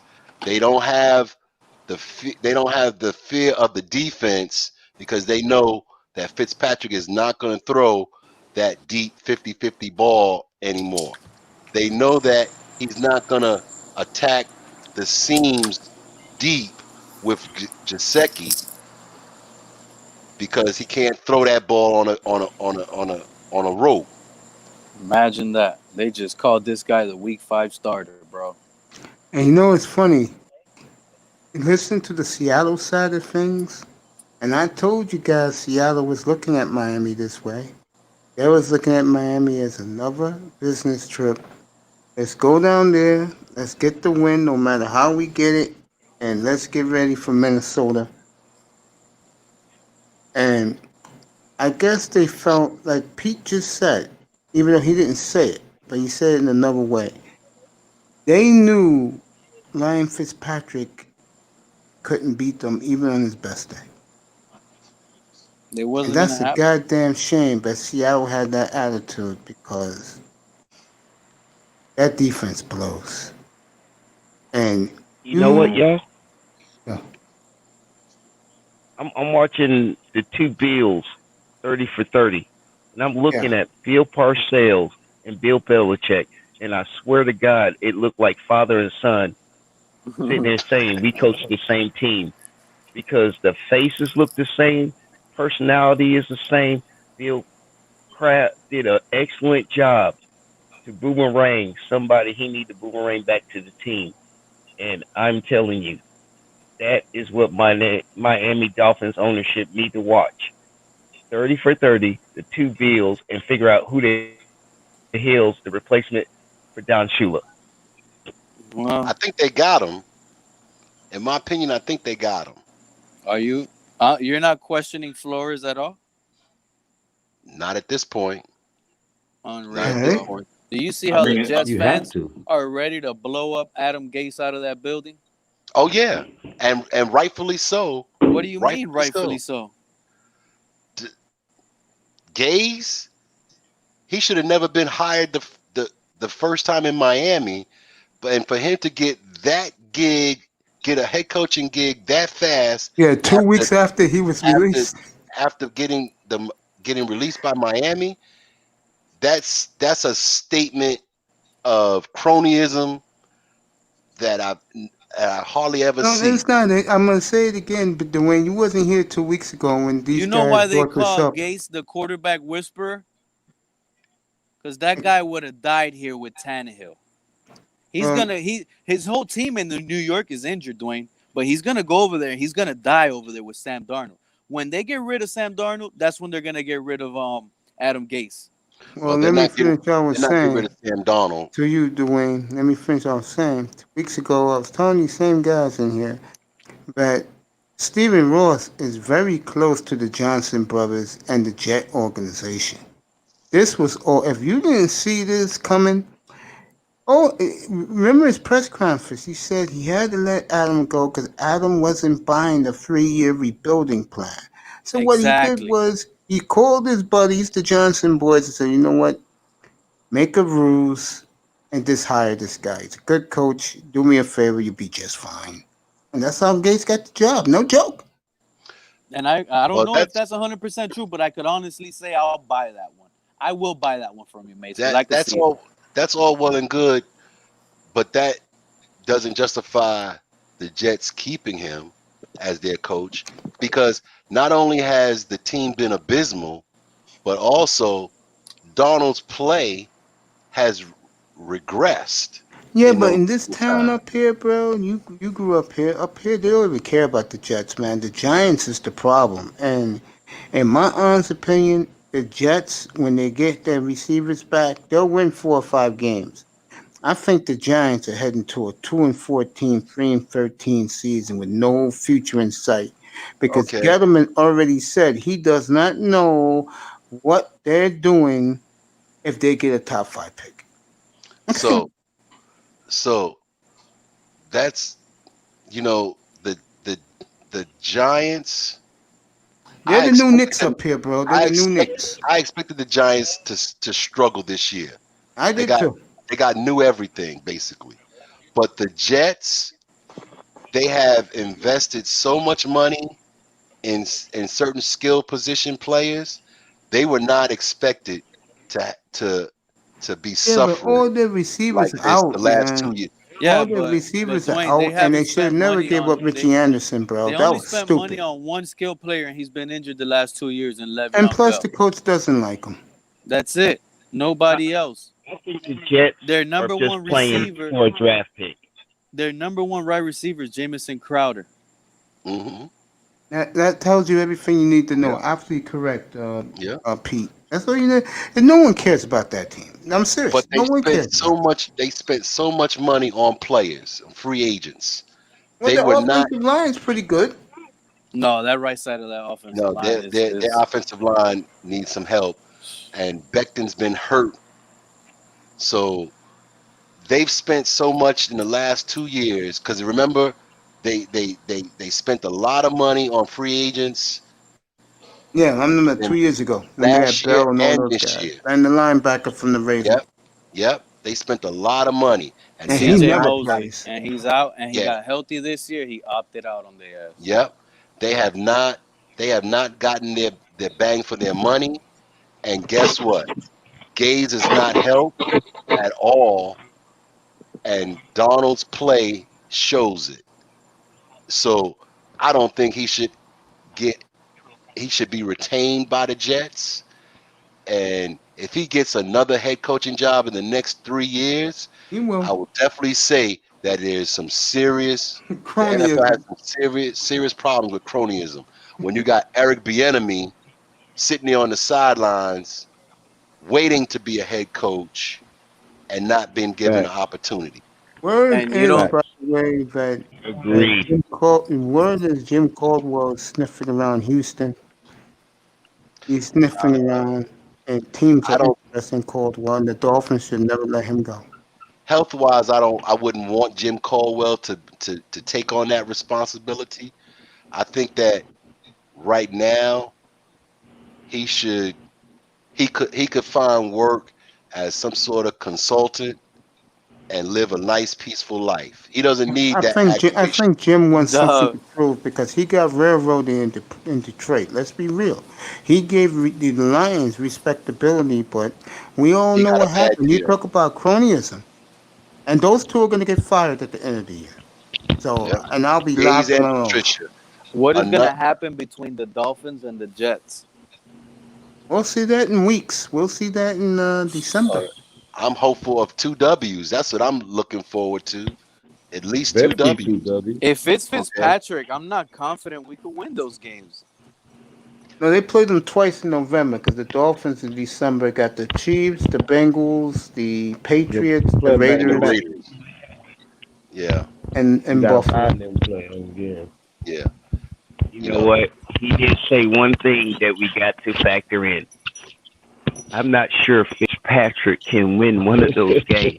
And you know what? That made me think. And I'm like, damn, I don't think so either just now. Yo, Right. Charles, I love you. I love your avatar. Appreciate it. I love it, Fitzpatrick baby. could make a bad corner look good. That's true. Look, I agree with Dwayne. He is giving Fitzpatrick enough rope to hang himself, and if he gets smoked in San Francisco, when they go That's to Denver, you guys gonna get your wish. No, Yeah. man. Be out. Flores is a scary coach. He's holding this team back, and the reason being Yep. is, what was everybody saying? No, the team has to gel. That's the reason why. Well, guess what? The team is trying to gel with Fitzpatrick. We still not there yet. And let's say, in worst case scenario, the team gels at the worst part of the season, and Fitzpatrick goes on and beats the Broncos and the 49ers, the two most beat up teams in the NFL right now. And Flores continues to hold him on. And then he loses the next 3 games. We're out of playoff contentions. And then now the team has to gel all over again with Tua. After the bye. Now you're giving I'm Tua thinking no chance to try to at least make something out of his rookie year. this could be ownership though. Yep. This could be I've been ownership back saying in that all Pitt. along. Like really. Because how many times a Cowboy coach had to listen to the owner? I'm thinking that's what Miami's doing. No, at the end of the day, we all know the owner's the boss. If the owner is the Yeah, owner, he's gonna but the say what owner he wants. yes, but the owner ain't making Miami Dolphins a winning team. No, And he's not. Fitz ain't going to make him a winner. So maybe the owner's just trying to get more draft picks this year and then put I Tua just get in the feeling. as a hope. Jefferson, go ahead, keep rocking. Could be. Jefferson, keep rocking. I mean, because honestly, we're talking about the New York Jets, right? And the New York Mm-hmm. Jets, honestly, they've been spending money on free agents just like Miami has.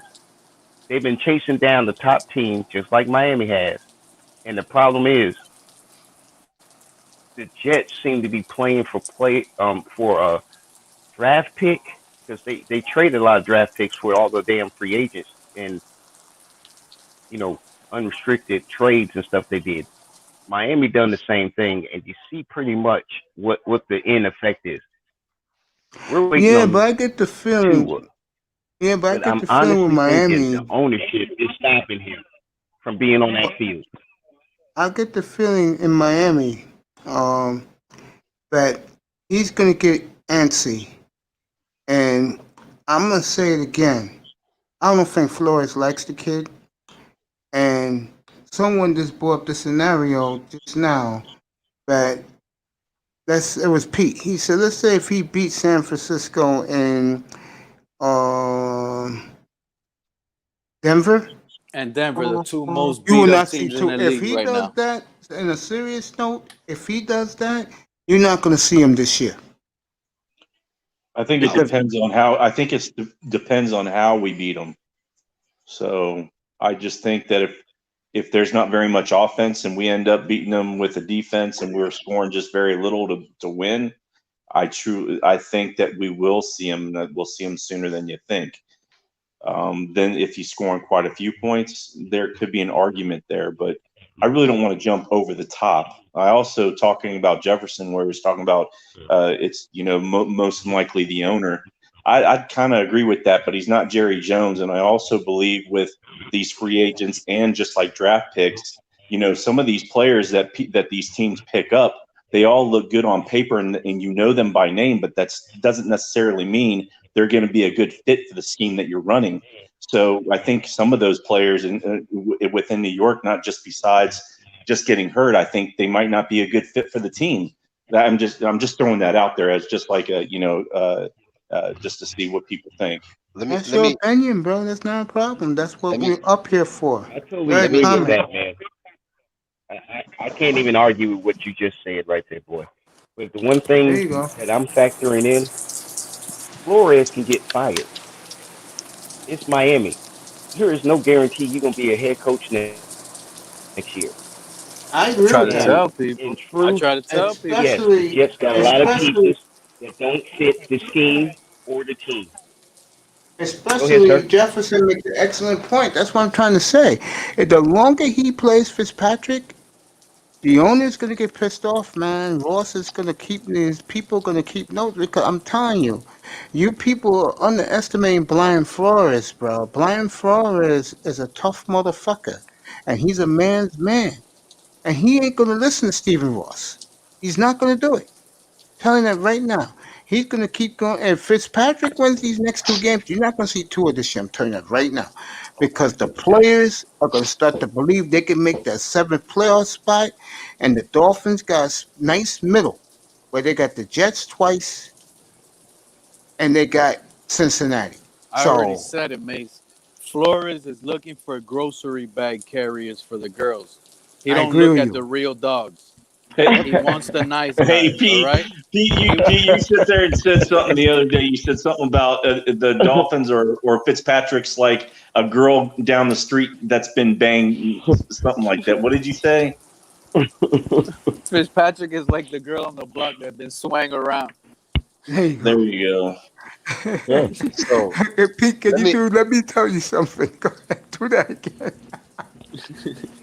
That shit was funny. He said, let me tell you something. The room got quiet. I started laughing. You know, the owner is about what? Making the money, right? Yes, he is. But there's So nobody at the games. That's the right. problem. So his ultimate goal is to make money. Yep.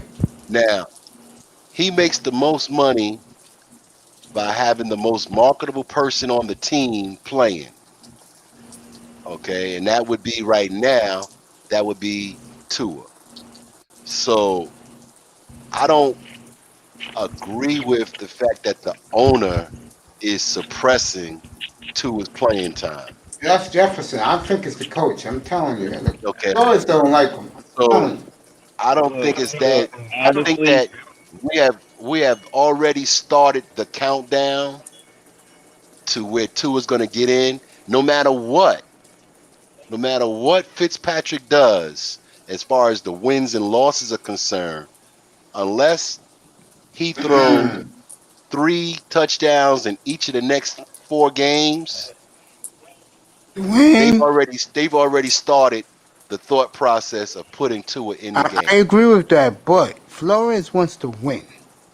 And And Fitzpatrick is 3-3 going home for the two LA teams. I'm telling you right now, they get a split with that. He's looking at those 3 games after the bye. I mean, the Jets, the Jets, and Cincinnati. And if he believes he can get to 7-4 with that, If we split that, we're 4-4, Mace. You actually believe that? do I believe it? No. But I I'm believe just it. doing. I do I'm just believe it. playing devil's advocate. I You gotta be believe it? honest. I do believe it. Yeah, I do believe that Wow. Fitzpatrick can beat the Broncos and the 49ers. I do believe it. Wow. As beat up as they are. If I'm so he sorry. does, you're not gonna see Tua. That I'm sorry. countdown for Tua is gonna be I think TBD, baby. that countdown is already Sorry. started. I'm gonna have to I agree think with it the will gentleman ahead. continue. But now, I know the way I said it. You guys are probably taking it as it's gonna be a win because of Fitzpatrick. That we have a good little squad around us. It's just I believe Fitzpatrick is the one holding us back. So I agree with that. we I can agree beat with that. Look, teams just with Fitzpatrick's normal little play, like what he can do. We I'll can say beat it again, Pete. You're teams. right. I'll say it again. All 7 of us plus the chat room would have beat Seattle on Sunday. We all threw 2 touchdown passes, which we all would have done. But What I do don't. I'm the not only saying thing we I. needed was college red zone Tua. That's it. And I'm not disagreeing with that part of it because again I think you can see that decline, and I also believe with Dwayne that the clock's already been there even before the season has started with Tua.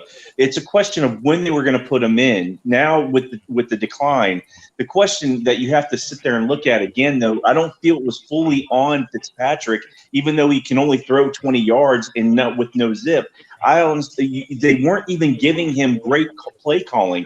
Look at the third possession with the third field goal that we had. We went with Gaskins the first play with an option run, and then the next play we had another run and then a pass. That's horrible play calling in the red Yeah, zone. yeah. Chan Gailey, So I True. sit Big there Time and makes an Gotta blame excellent Chan point. Gailey. Chan Gailey True. is responsible for that fucking So, pathetic. so we have to Play remember. call. I understand that the Fitzpatrick thing, but it's bigger than Fitzpatrick right now. I think you can throw it all on him. That's fine, but I think there's a bigger issue here.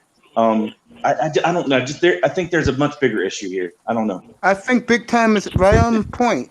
Yep. Chan Gailey's It still is. coaching like it's the year 2000. It is a bigger issue. Yeah, Chan Right. Gailey could be it, and I haven't said his name a Look, ton I yet, but told I that's will start Fitzpatrick now. buddy. They're buddies. That's They're right. buddies. Your buddies. They're buddies.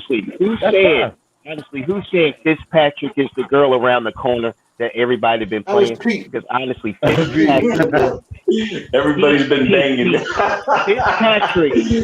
Fitzpatrick right now in the NFL is trying to be Jada Pickett in an entanglement with an NFL team.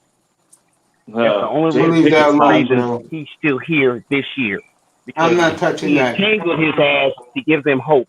And what's going to happen is, it's a joke. It's a joke. and it's the closest thing I can use because Fitzpatrick always seems to be in an entanglement with a team, and they got hope for Fitzpatrick to be his 8-game you ain't crap streak. And Miami right now, I'm serious. It's going to happen. And Flores, I think, got another year because he's going to simply tell ownership, hey, I played your guy. That's right. Even if I got to go with Tua and I don't like him, I'd rather go with Tua and lose my job. Because honestly, he's had 2 years and he ain't been able to control nothing yet. And that's the only reason I'm saying, because I know the man's rumored history. I ain't been up to date like y'all is with the coaches, but it's clear this is a decent, solid coach. But everybody's saying this ain't what he does. So I'm thinking this is ownership in his way, and because y'all know more than me, and shoot, everything you saying, I'm going common sense wise and see it ain't a lie.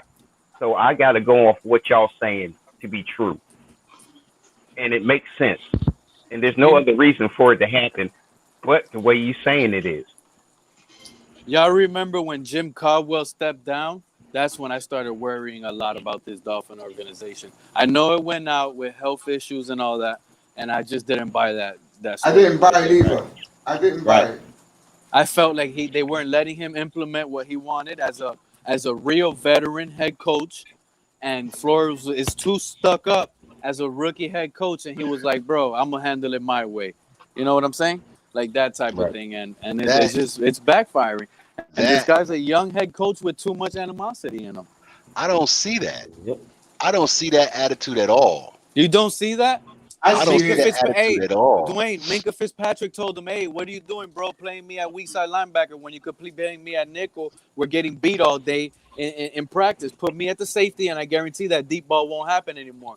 Just by him opening his mouth, talking back, Flores says, "Oh, you're gonna try me and not buy into my system? You're traded." Kenny Stills, No, who was a good community guy, ran him off. You can't talk back. No, wait, well, hold on. Okay, Although I agree with his community stances and his social stances, when you call the person who's paying your check out, there's no other recourse but to be traded. There is no other recourse. Well, You call the owner. He's in a worse place now. Let me say something. If Mace, if I say to you, this is your platform, Yes, sir. and I say to you, you know what?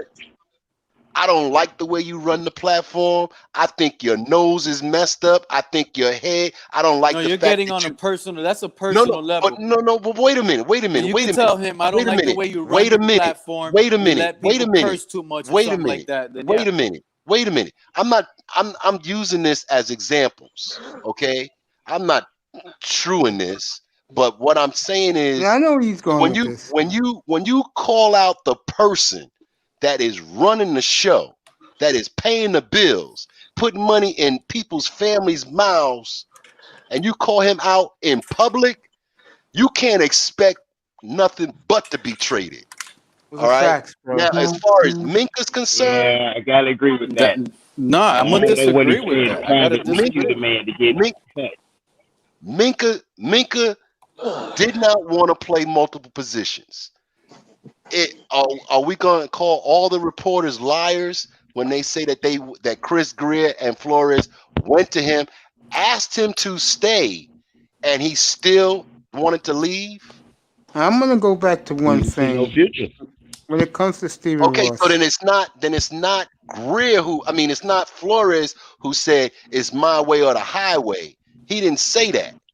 I'm gonna say this right now again about Stephen Ross, and this is a different part of him, not about Flores. When that man came out and told Mike Tannenbaum, "We need a star quarterback. Let's take Lamar," and he said, "No, I'm taking Minka Fitzpatrick," and Stephen Ross scoffed at it. That's why they're both not here anymore, and that's a fact. And the quarterback that he wanted went on to win the MVP last year. of the league. You know what, Now, Mace? I I was wouldn't. almost in tears I'm when not. we No, I'm gonna drafted let Minka you, Pete. I'm gonna Fitzpatrick, let you bro, rock in a and second. passed up on Lamar Jackson. To be honest with you, I would never done that, bro. If my owner tells me, and that's why Mike is on ESPN, being the fountain of misinformation that he is right now, and he's telling the owner, no, we're doing this, we're doing that. And then that puppet, which is Chris Greer, that stands there, let that happen, and you wonder why, you know, no offense, but Pete will be back. No offense, but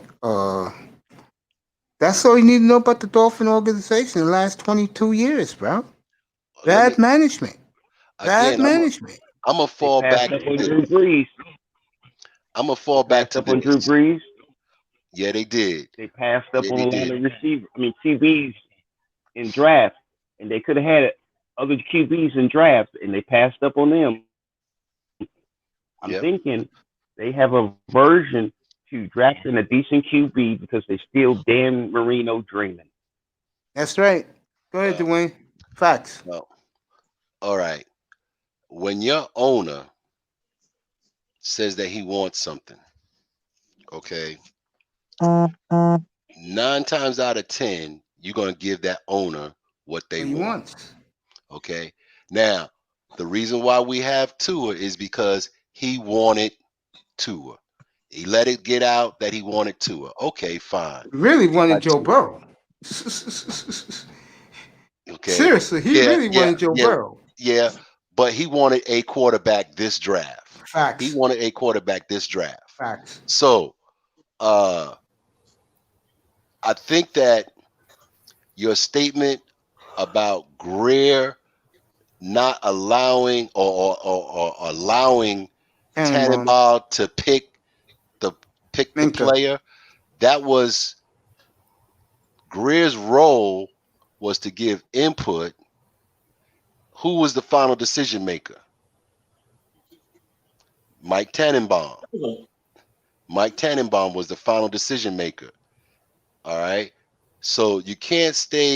I don't think it was Mike Tannenbaum, the final decision maker, Dwayne. It was actually a collateral between Chris Greer and Mike Tannenbaum. And it Mike was Tan- Chris and Greer, by the a way, who took collaboration full. And it was. Let me say this, Dwayne. I'm giving right back to you. It was. Remember, it was Chris Greer who took full responsibility for the pick of Charles Harris. Yeah, that's what I'm saying, because where Chris Greer came from on the scouting department and the player evaluation personnel department, that's where he was bringing in players for Mike Tannenbaum. Mike Tannenbaum would send him for players and whatnot, and Chris Greer would have to go and do his due diligence on those The players. problem in and Miami is again, this, Dwayne, and I'm gonna let you rock it right now. The media, I get the feeling, and all due respect to Omar Kelly, the media is yes men for the organization. I mean, for cover up for Tannenbaum, when Tannenbaum clearly said he wanted Phillips. Remember that? They took Phillips in the second round. Wasn't that the Tunsil draft? They wanted Phillips. What Phillips? He was the nose tackle. Phillips. Who was the nose tackle that went to Buffalo because Adam Gase got rid of him? Oh, Jordan Phillips. Yeah, yes. Remember, Yeah, I said Phillips. that was a bad deal. Yeah, Tannenbaum wanted him. And he overruled. Who was there that became a star in the NFL right now in that second round? But he wanted Phillips instead.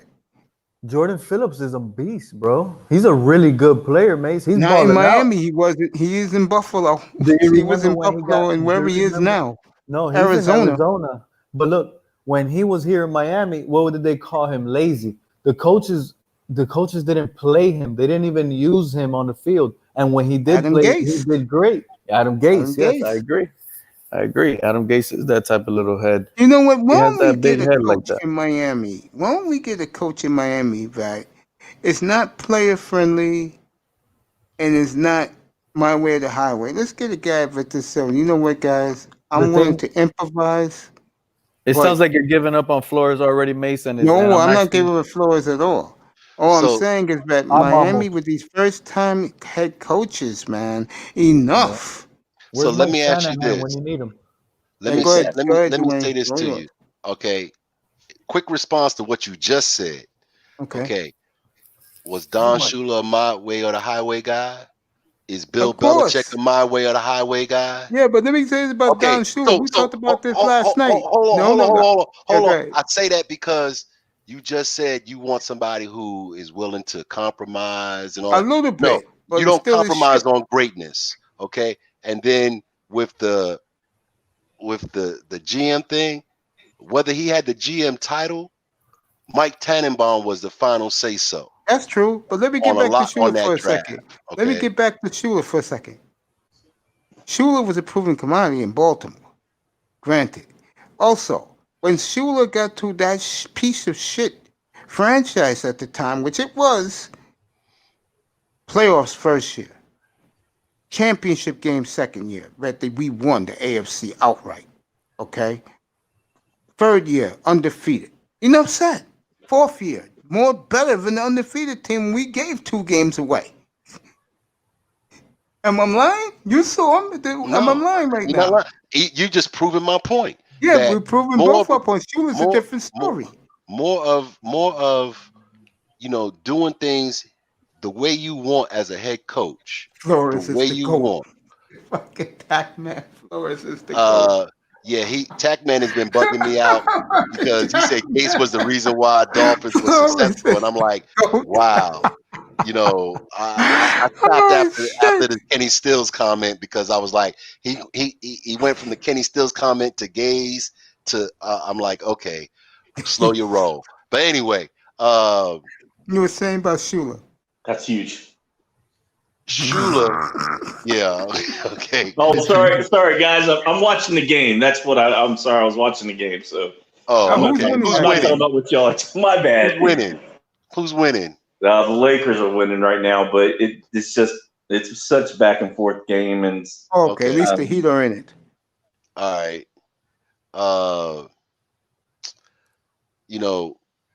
The need for a coach to want to do things his way. Mm-hmm. That is one of the keys to success, because you don't want to get fired and not have the opportunity and saying I coulda, I woulda, I shoulda. All right. Matt Patricia. Now, yeah. So Billy O.B. So I don't think that Flores is scared. I don't think that Flores is a maniacal megalomaniac that needs to have total autonomy and total authority and total power.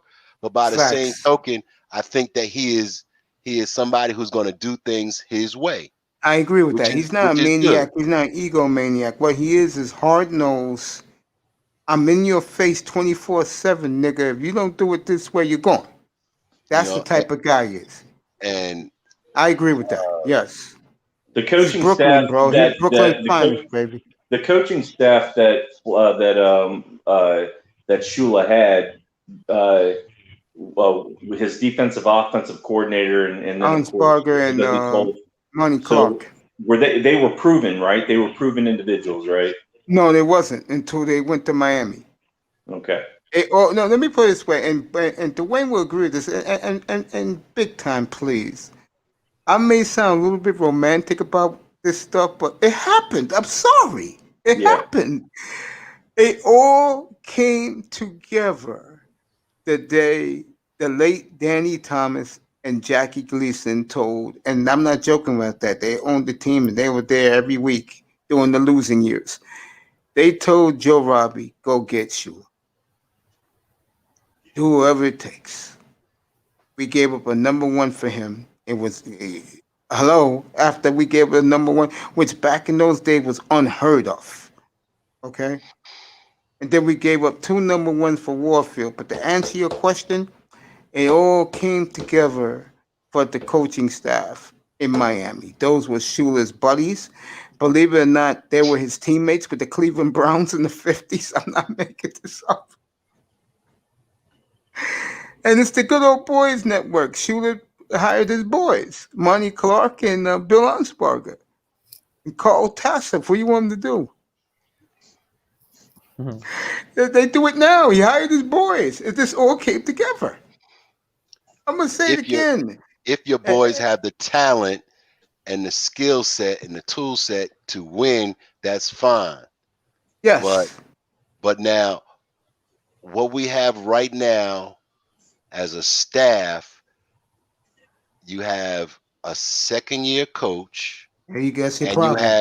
you have a new OC, a newly promoted to DC in Jeff Boyer. Yes. You have a new defensive back secondary coach. You have a new linebackers coach, and you have a somewhat new offensive line coach and a new special teams coach. So there are a lot of things that have to be worked out with the staff as well as the players. So I'm sorry, Dwayne. The be tax man is patient. fucking crazy. Oh Dwayne, man, you just broke it down. Everybody's a rookie, and they won't play the rookie QB. Yeah, let me add. Man, I'll be damned. I learned more about my team today than I ever thought I would. Thank you, Dwayne. Go ahead. Let me boy. throw this God back dang it. at I Big didn't even know Tom. the Another damn point, Dwayne. whole pretty much coaching staff was a rookie. Let me throw this to Big- Guess who let me- assembled that whole rookie staff that you just named? Yep, and let me throw this to Big Time again Who's to this? finish the question he asked me. Big Time again. They had Joe Thomas. The 67 and 68 drafts built the defense and the offensive line, basically. And then in 69, they stole Mercury and they stole Larry Little from the Chargers. Okay. And then they stole Kuchenberg off waivers, who was cut from 3 teams. And I can't help this. But when you draft well, and they did in 67 and 68, right away. yes they did. They just needed a kick in the ass, and Shula did it. That's why they won, bro. I'm not lying. I'm not making this stuff up. I told you. Go on YouTube,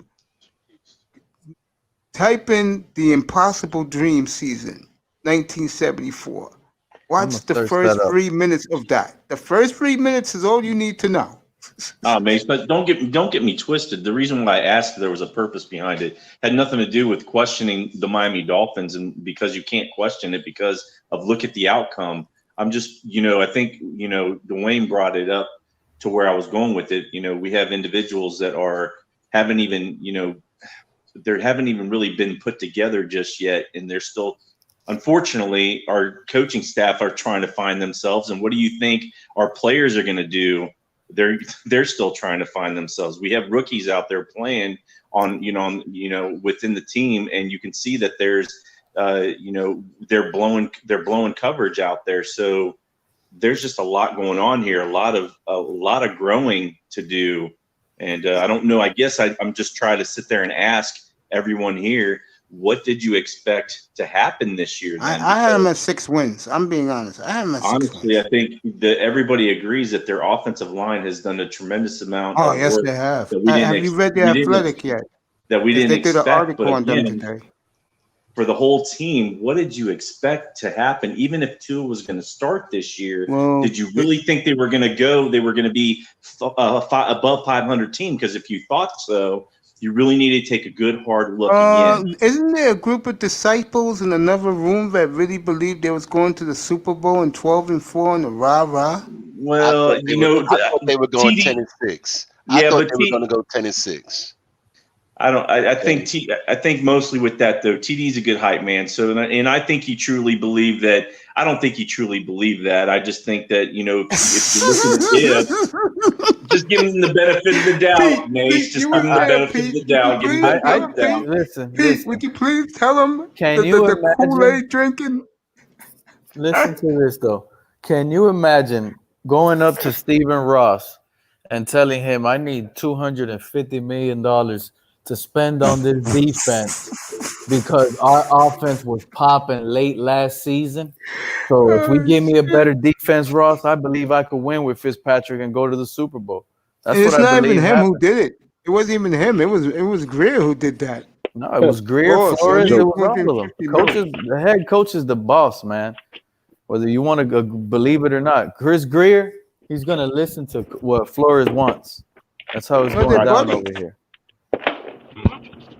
I don't know. I think Flores is trapped with the contracts that his players still have to play out. I think when he Remember, they got only got 2 more hired years as a per head player. coach, he was trapped in contracts already. So he's stuck with the They got 2 more players years he per got player. right now. Let me see. Breeder could be a free agent next year. Howard could be a free agent next year, even though he's on a 2-year contract. There's a year option on that. Van Noy, I think he has 2 years. Yeah, that's what I'm saying. They only got 2 years left. Jack Lawson got 2 more years. Wow. Yeah. So they're not long-term They're not contracts. long-term deals. They're friendly for the For team. the team, yeah, and the salary cap. They are. are all these players they signed, like Karras, he's on a 1-year contract. They're all stopgaps. Replaceable. They're all stopgaps and replaceable. Yes. That's why I don't sweat it. That's why And I don't have a problem with these guys on the team. That's why I don't think that Flores is in any jeopardy of losing his job. I don't think Greer is on the hot seat. I don't think Flores is on the hot seat. Now, who I think could be on the hot seat is Gailey, and I think that and Boyer. Even though Boyer's new to the position, if he doesn't communicate his intentions clearly to the defense, and he shouldn't have that problem because he was on the staff last year. Yep. Then he could be replaceable. But Flores and Greer, they got at least another 2 years. They got at least another 2 years. So players will come and go before Flores goes. That's for sure. Of course. But then because they're a bunch of no names. No one knows these guys. And let me add one more thing to that. I'll let anyone want to talk after I say this. Okay. Maybe the Dolphins should have stayed with the no-name guys, and didn't sign some of these guys, and just went with guys off the street. You see how hard they play for jobs, and sometimes when you play for jobs, you get the most out of guys. They overachieve. I'm just saying. Go ahead. Whoever wants to talk. Right. No, that's a fact. That's exactly what happened last year. I think they brought Flores in. Flores is so impressive. But they got so many guys off the street. Yeah, Jefferson, go ahead. Yeah, they got so many guys off the street. I really believe Dwayne was right. And that's what I've been saying. You in the state of Florida. Only state that beats you in football is Texas. And you couldn't find nobody from Miami Hurricanes, FSU, FAU, any of the Florida teams. You mean to tell me you can't farm crop your own players in your own state, and they finally get to play or have a chance at a spot in the NFL? And you mean to tell me Pete Carroll did Sunday to the Dolphins, played all the Florida guys, and they all came through. Yep. Easy. DJ Dallas. They did. They made plays. Yep. Pete likes to do that. Send messages. Damn, New England is proving it. With Super Bowls, we got one good player, and guess what? We got a whole bunch of journeymen, and they all got. Hey, back up a little bit. Those first 3 Super Bowls they won in the early 2000s, that defense was built by Parcells and Belichick and Pete Carroll. Those were plays. Lloyd Malloy. That's right. Lloyd Malloy, Ted Johnson, McGinnis, Chris Slade. They scored points. In the offensive side, they only had Tom Brady. Yep, that's true. They had Moss for a year. But Edelman. Who's still New England star players? The players no one wanted to draft, no one would freaking sign as a free agent. But they got nobody wanted to touch that running back, and look, he gets a 100-yard rush.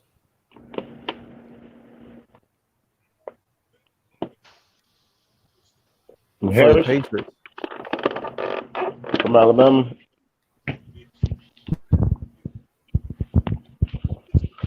I can't even argue about the football knowledge I'm on a panel with, and I'm just sitting there nodding my head saying, "Well, you right. I can't say you wrong." And I feel kind of stupid now. I got to get up on my football game.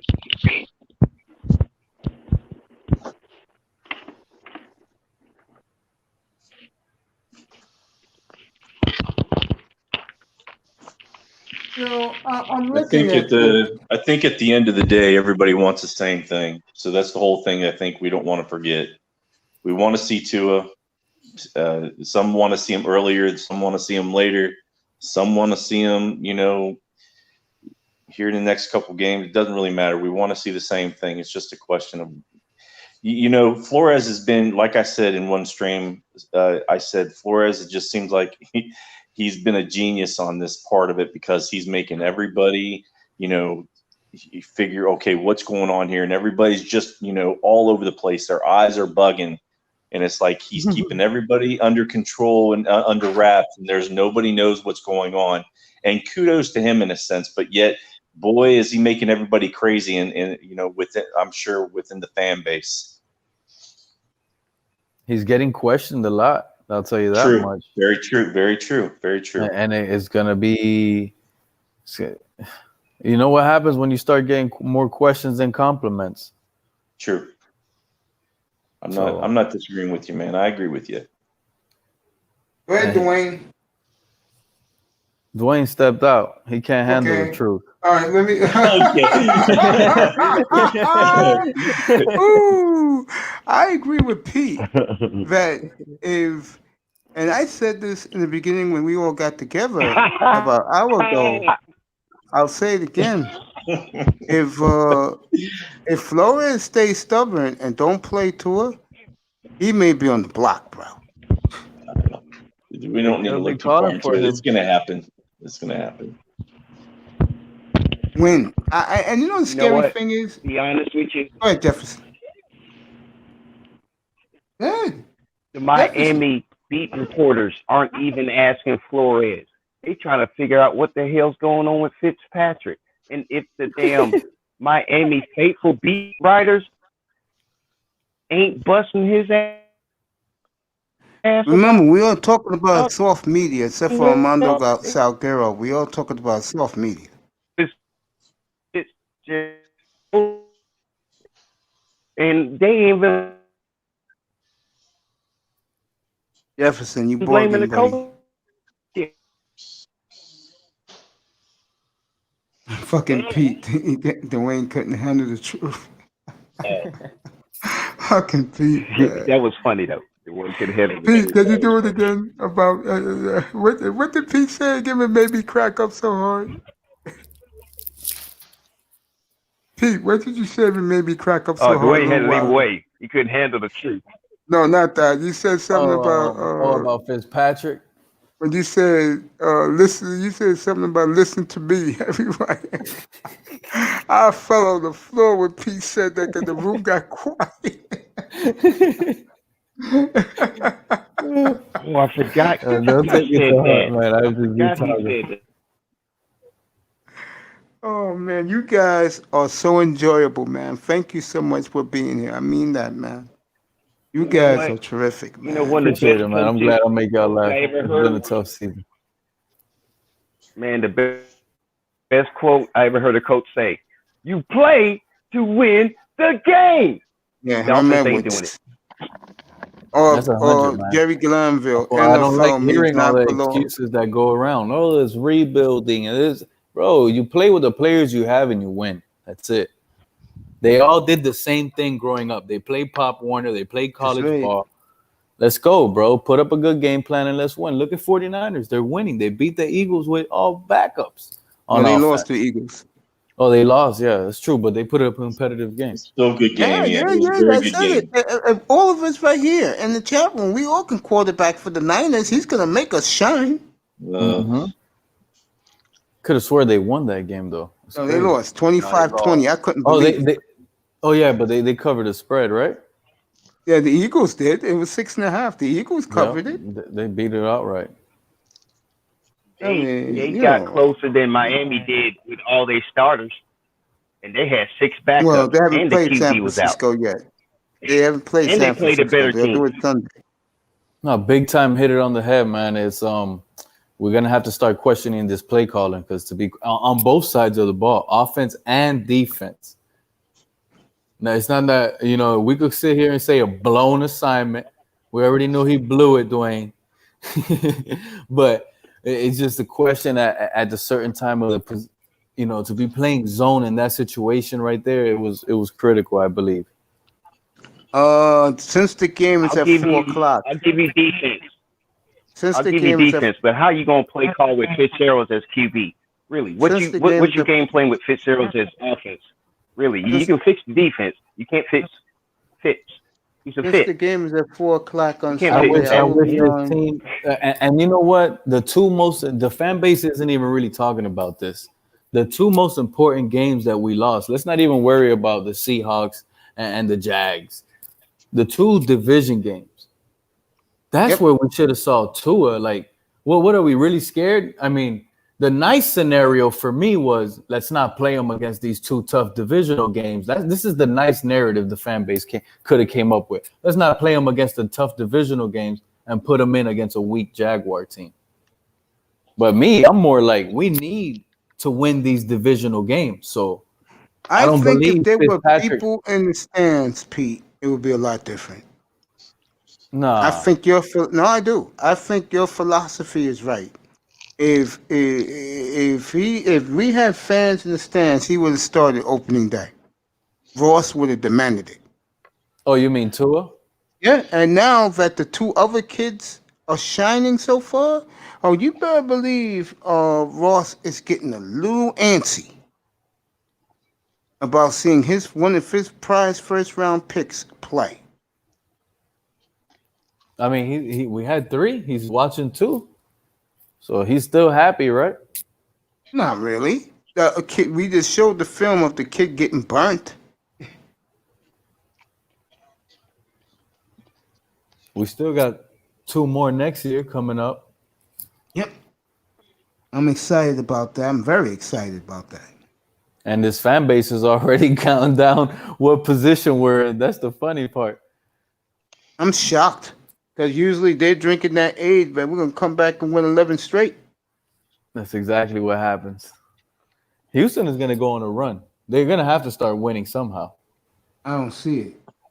They're going to play harder for whatever coach. Remember what happened with us when it happened with Todd Bowles, it happened with Dan Campbell. I don't know. We just started winning. You know why it started happening with Todd Bowles? Because we had it together. We had a championship defense on the field led by Carlos Dansby and Cam Wake.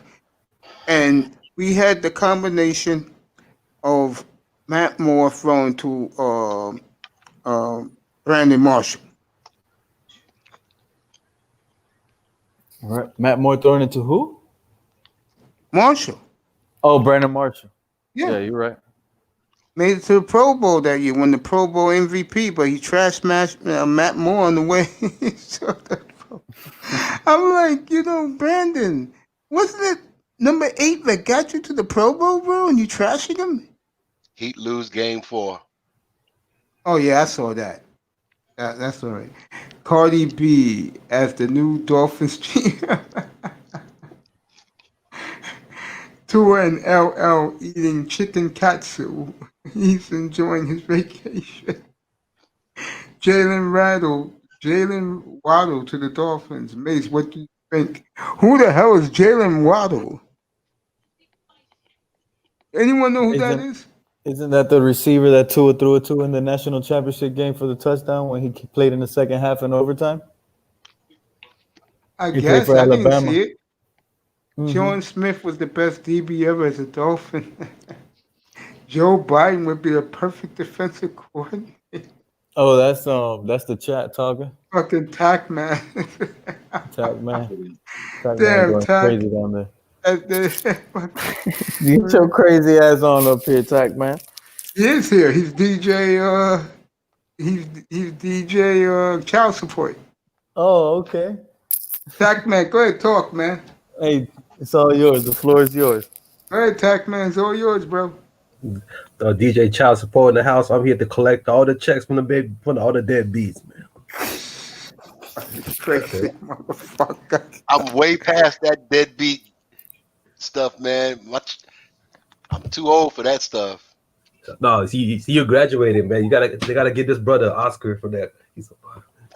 You know, I don't even talk to women that's under 40. You know, again, Dwayne, me and you gonna have to, whatever city, you in South Carolina, you and Jefferson, you gotta find us a nice soul food joint to have lunch and dinner, bro. I'll pay for both. Bro. We think exactly alike. It's scary. Okay. Yeah, but you gotta wear your Matt Moore jersey, Mace. When you go down. I ain't wearing no Matt Moore jersey. You know might what catch jersey Mace I with a want? Paul Warfield jersey on. You know, yeah, I know. I'm serious about that. You know what jersey I want from you guys' era? Who I want? I want the white Sam Madison. That'll be clean. Already got the aqua Jason Taylor. Got that in my closet. And I'm gonna get the orange Zach Thomas because Mitchell and Mess sells that now. They sell the orange Zach Thomas. You got Sean Smith jersey? I ain't getting no Sean Smith.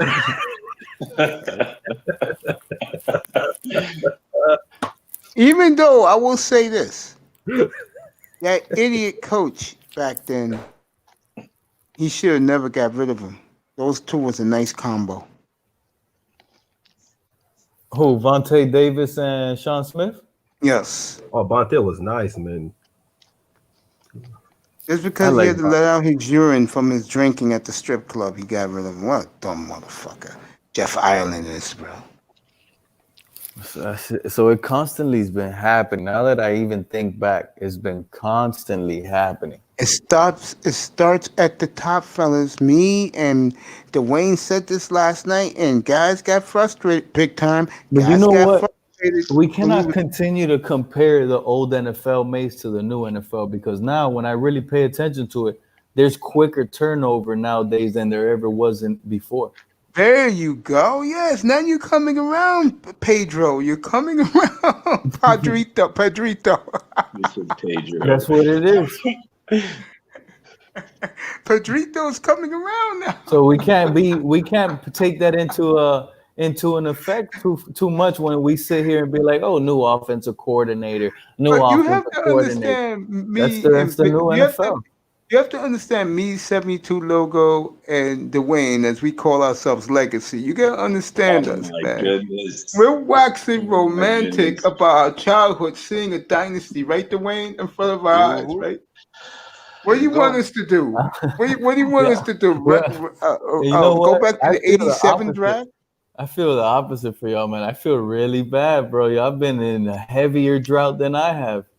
Yeah, but see, with me, I have fantasy football. I finally came around and jumped with Mike Holmgren to Seattle.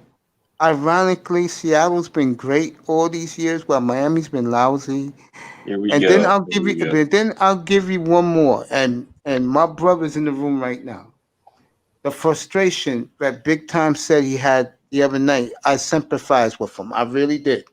And I told him right up on this panel, I really sympathize with him because I have been where he is now.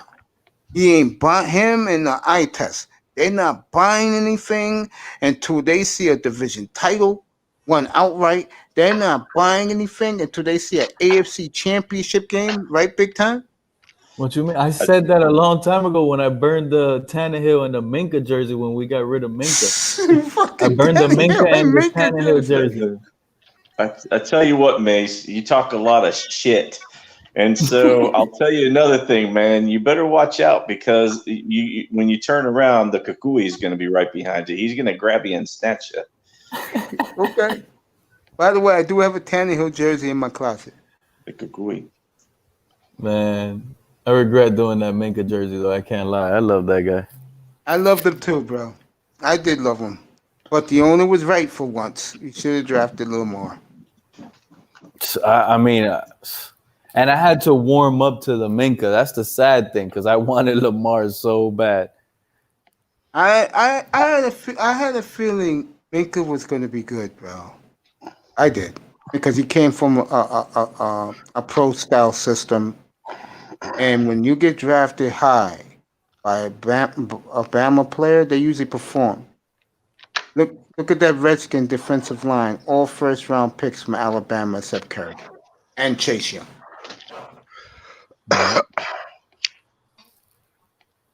No, we Just couldn't saying. go wrong, but I just like the way I was thinking about it, because you know how the fan base eats you, and it's true.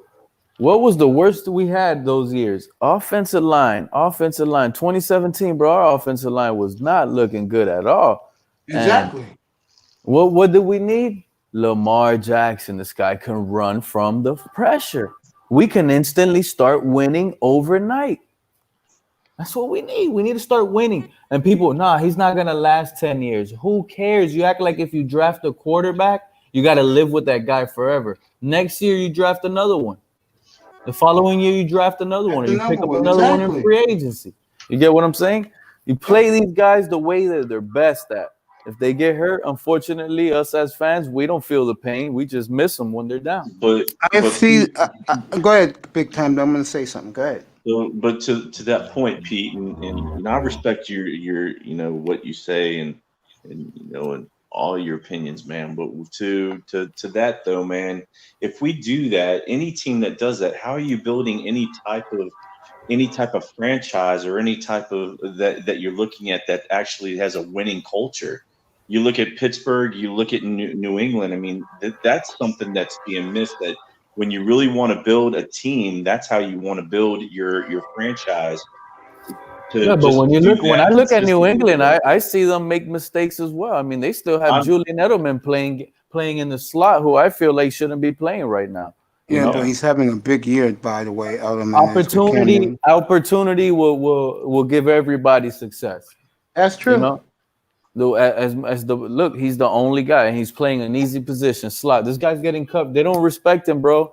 When do you ever see a real cornerback covering Edelman? They got linebackers on that guy, bro. You know what I mean? Yep. I would say this. Getting back to what Big Time just said. Look, on a serious note, I'm being honest now because you guys are a lot younger than me and Dwayne. Your time will come, man. And I think what you see as a silver lining already beginning to blossom when The Athletic goes out of their way to make a big article today on the blossoming Dolphin offensive line as the guiding light to the team. If you are a Dolphin fan right now, what you're saying is, oh, we got offensive line. They're going to protect number one. And number one's going to show us what he can do. That's what we can hope. See, that was the thing. There you go. Before week one, that was the thing. Yes, man, we could probably have a good offensive line this year. And we're gonna move forward. And then the tragic happened. You was here. That guy's not better. Here. He's not better than Fitzpatrick. Pete, you was in here. Don't expect anything better once we do see Tua. Don't you know? Pete, you was in here. Big time, you was in here. After week one, and when they was going to the Bills game, I was killing the Dolphins all week. I was saying, bro, you're losing this week, but you better beat Jacksonville. I kept saying that. And then after the Bills game, I looked at a little of the tape, and I was like, I said, let me look at this shit again. I said, this bastard wasn't touched. I'm talking about the quarterback. I said, that means offensive line is doing something. And all I watched in the Jacksonville game, fellas, I swear to God, was the first drive. Miami scored. I saw the beautiful protection. And then I came on here that Friday, and I kept banging it. I said, that offensive line is gelling in front of our eyes. And if this continues, fellas, there you go. There goes your new foundation for the franchise. It's going to be the offensive line. And I heard this kid Hunt, they're going to play him soon. Did he just get hurt? I heard he's a nasty bastard, bro.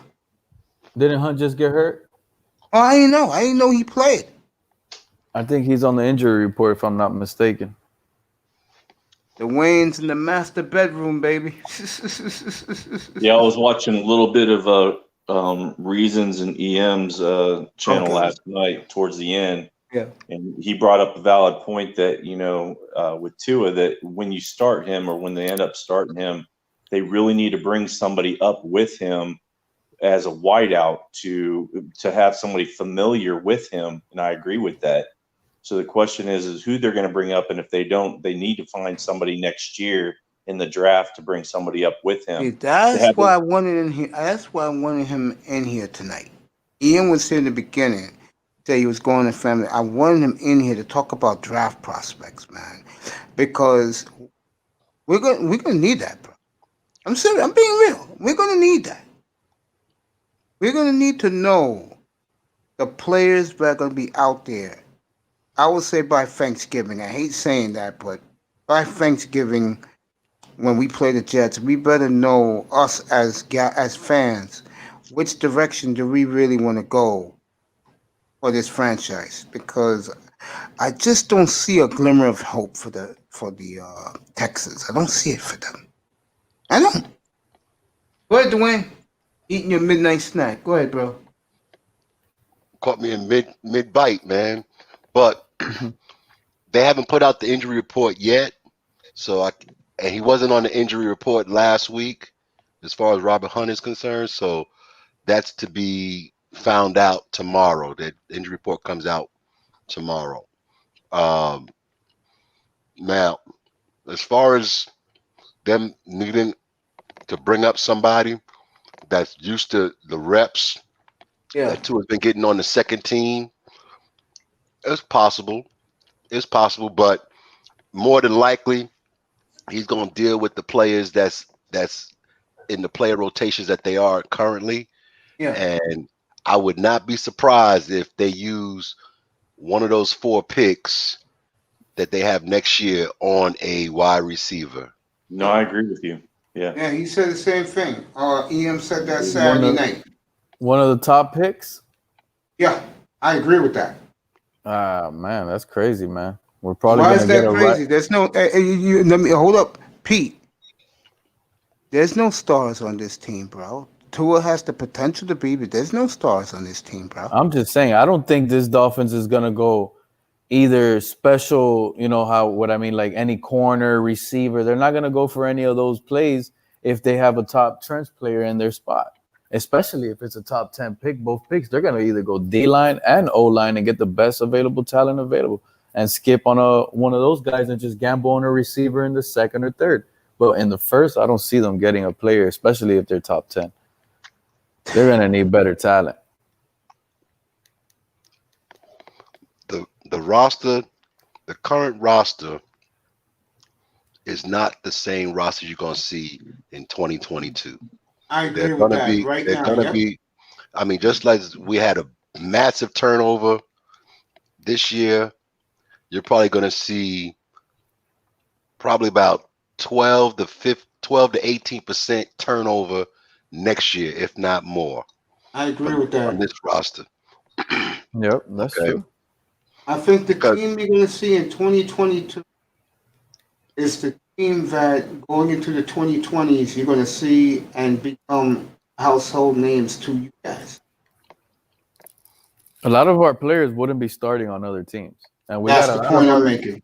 And we got a lot of backups out of other teams that are playing and starting here today for us. Again, and that's why you have those contracts the way they're set up. So that way, if they do well, they can be mentors in their next contract to up and coming stars, or they can be replaced. That's what we are. We're just going to continue being the laughing stock of the NFL.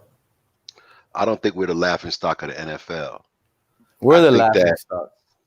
I don't think so. You got you got the Jets, Houston, and you got the Bengals, and you got Houston. Oh, Houston, the Bengals are getting credibility now because Joe Burrow is performing. And you got Atlanta. So those no, we're not the laughing stock. This is not last year.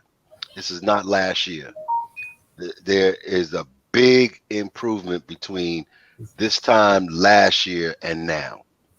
Week four last year was the San Diego game where San Diego smacked the Dolphins around from the second quarter on. I mean, just literally smacked them around.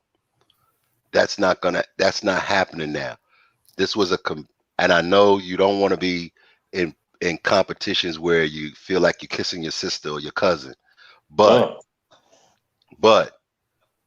there is improvement. It is seen, it's visible, and you just have to trust the process. Nate Peterman. That's Best unreal, option. Dwayne. I mean, I could respect that, Dwayne, and that is mostly true, but it's just unreal, bro. Unreal how these coaches get away with that. Trust the process. It'll take us 4 years to win. Don't worry. 4 years later, they're still not winning, and we wasted these times of talent evaluators that we already are getting questioned. This guy, Brian Flores, is getting questioned with talent evaluation, bro. He's putting players out of position. He's doing things, that the media is questioning. And we can't sit here and be like, oh, what does the media know? These guys been around football. They see football. They watch players. They know what talent is. They've sat around and, for example, saw Emmitt Smith run between the tackles, and then they look at Kalen Ballage run between the tackles, and they can say, yeah, look, Emmitt Smith, look how he does it, and then look how Kalen Ballage, this guy sucks. You get what I'm saying? So these guys, when they ask the questions, it's for a reason, especially the media, and we can't just give. Is Kalen Ballage here now? That's not what I'm saying. I'm saying is the reason why these people are getting questioned is because he's not doing a competent job.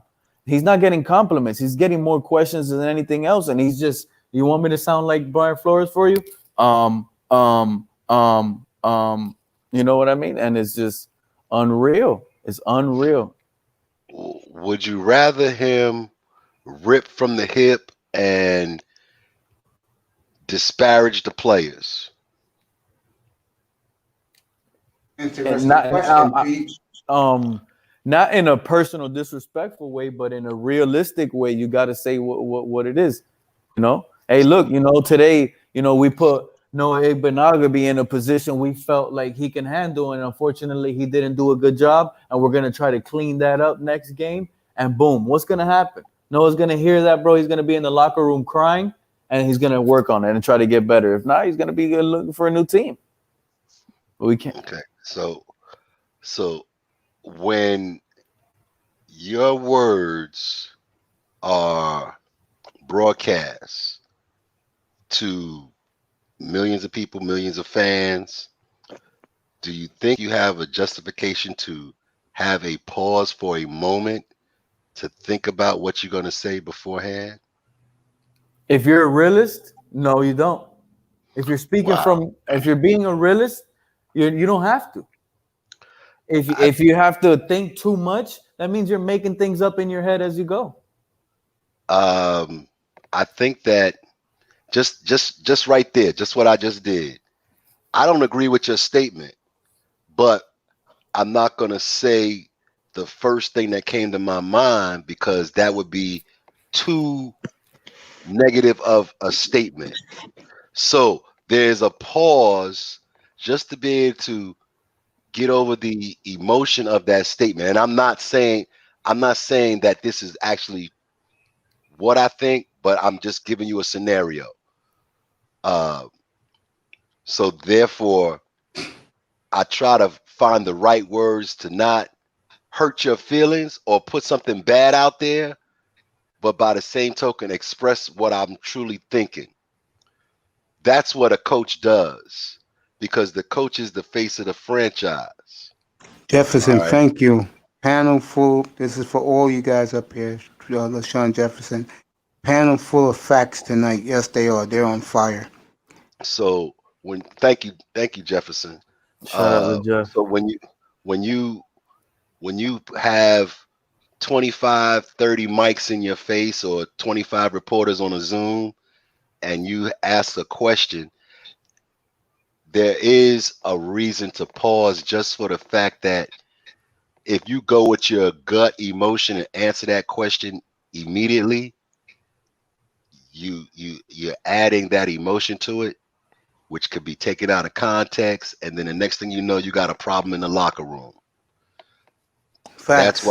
That's why there's but if you're speaking facts, you know, that's why you're getting the question. Hey, Coach Flores, what do you think about Noah Igbenogany? You know, he allowed 12 targets, 10 catches. You know, right now, hold on, right there. So he's asked that question. If he truly says what he wants to say, Igbenogany fucked up that assignment. He blew it, and it was the dumbest thing I ever saw in my life in 30 years of coaching. If he says that straight from the hip, he's going to lose that play. He's going to lose that locker room. So that's why I say that. How? You don't think Noah or Igbenogany will probably read that and be like, he's right? No, but I don't think today's player. Not today's player. Today's player would be like, oh man, he's messing up my brand. He's messing up my brand. He's messing with my paper. He's messing with my paper. Facts. I agree with both. I agree with both of you. But what Dwayne just said is more of reality. They would say that. Because at the end of the day, these guys only care about what they get paid every 2 weeks.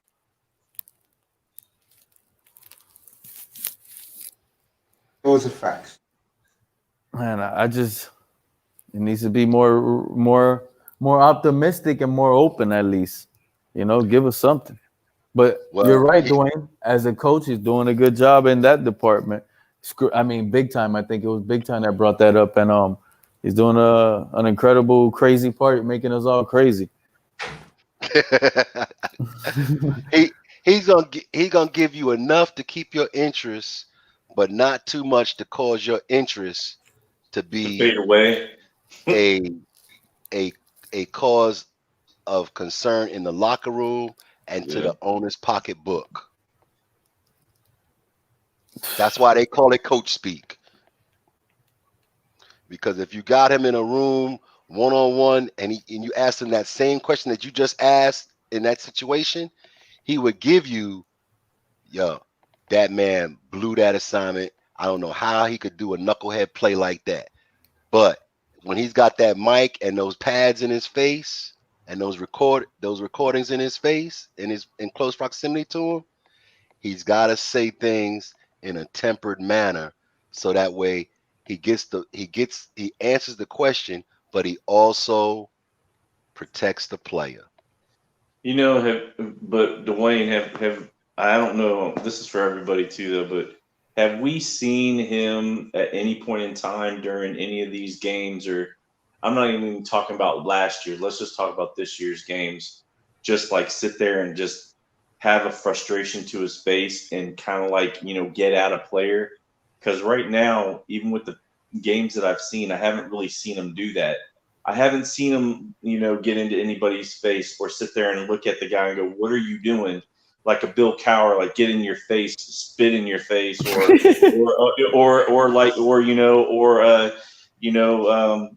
just those times are gone. Those times are gone, man. Those times are gone. You can't do that to these players today. If you did that to a player today, he'd be on Twitter tweeting out, or Instagram tweeting out, or IGing his feelings on that incident. But he'll probably win a lawsuit nowadays, right? Huh? But he'll probably win the lawsuit nowadays. There you go. But even Mike Tomlin, though, but even Mike Tomlin, though, you see him when there's something there that they missed, they know they should have been there. He'll get in their face in a respectful way, but you've done something wrong. I mean, heck, I've seen him look at Big Ben and just go, "What are you doing, man? You know better than that." Like, I haven't seen that intensity yet with Flores yet, and that's as much as I want to say that there's that similarity that I think that there is there with him and a Tomlin type of coaching style. I'm just not seeing it yet, and that's what's scaring me a little bit. Because like I said, with the defense where we were, we only had them score 15 or 17 points, 12 points, it comes to a point that I'm sitting there going, man, are we really that good defensively, or are we just that bad? So it's just a question. I think that he has made players accountable for their actions. He may not be as animated as John Madden. He may not be as scornful as Bill Cowher, and he may not be as dictatorial as a Don Shula. But you listen to those players' comments last year, they respect that man. Yeah. If Flores is a screamer, he will scream. Yep. And he holds his coaches accountable. Just ask Chad O'Shea. I think he wanted to fire O'Shea back in week 5, but he didn't. You heard about that? I heard rumors about that. So, he will hold people accountable. Have you noticed that the darling of last year, Nick Needham, is only used in needful situations this year? Because Nick Needham hasn't performed the way he normally did last year at the end of last year. Is that the thing with Nick Needham is we just don't need him as much as last season. And that goes to performance as well. If you're not performing, you're not the best person in that rotation, you're not going to see the playing time. Nope. We getting Byron Jones back against these 49ers or what? Yeah, I heard that he was that he's questionable, so he might be starting. Yeah, that we'll see when the injury report comes out tomorrow. I'm hopeful because they do have speed. Okay, that kid Mozart, he is a blazer. Which one? Mozart. Even though he plays running back, he's a blazer. He might not play, but McKinnon has been stepping in and he's been excelling. This guy has scored in every game he's played. Yeah, he's shifted, man. He's shifted. And they still got the kid from South Carolina as well. What's his name? The wide receiver. Ah, man. The new kid? He was on the team last year. Debo? Debo. Oh, Debo Samuel? Yeah. I thought you were talking about the kid that scored that touchdown. Did you see that touchdown last night, or did anybody watch that game? The hurdle? Huh? Yeah. Yeah. That was crazy, dude. Well, first of all, it wasn't that crazy. It was gorgeous because the defender thought that the defender slowed down and he said, I'm going to just push him out of bounds.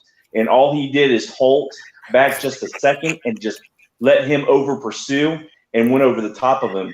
But what they did show, which was beautiful, but what they did show was a play from practice when he was in college where he actually was going one-on-one against a defensive tackle or whatever. And it was just straight face-to-face, and he just jumped over the guy. So you're going, this dude is jumping over a dude that didn't even duck down. That's 6'3", 6'4", which is tremendously you're just looking at it, you're going, holy crap. But yeah, it was a great play. Y'all should check it out though. Yeah, man, that was an amazing play. It was a nice little screen. And you know what I liked about it? How on that same screenplay that he scored on, how much he had to backtrack to help his quarterback. Because if you see that play, the D-line was so into the quarterback's face, and Ayuk dropped back a lot to help his quarterback catch that screen. Yeah. Hey, but I'm going to call this a night, fellas. It was nice chilling with y'all boys, and let's get it, man. Hopefully y'all still have a blessed night. All right, man. All right, man. Peace out.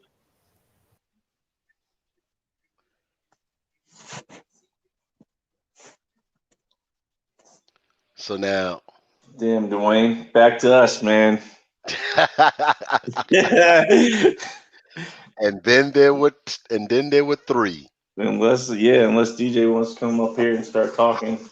You know, He's uh, already naming a bunch of dolphins that need to have rings. So I see all that. these Yeah, dolphins that have rings. I like I it. know. I know.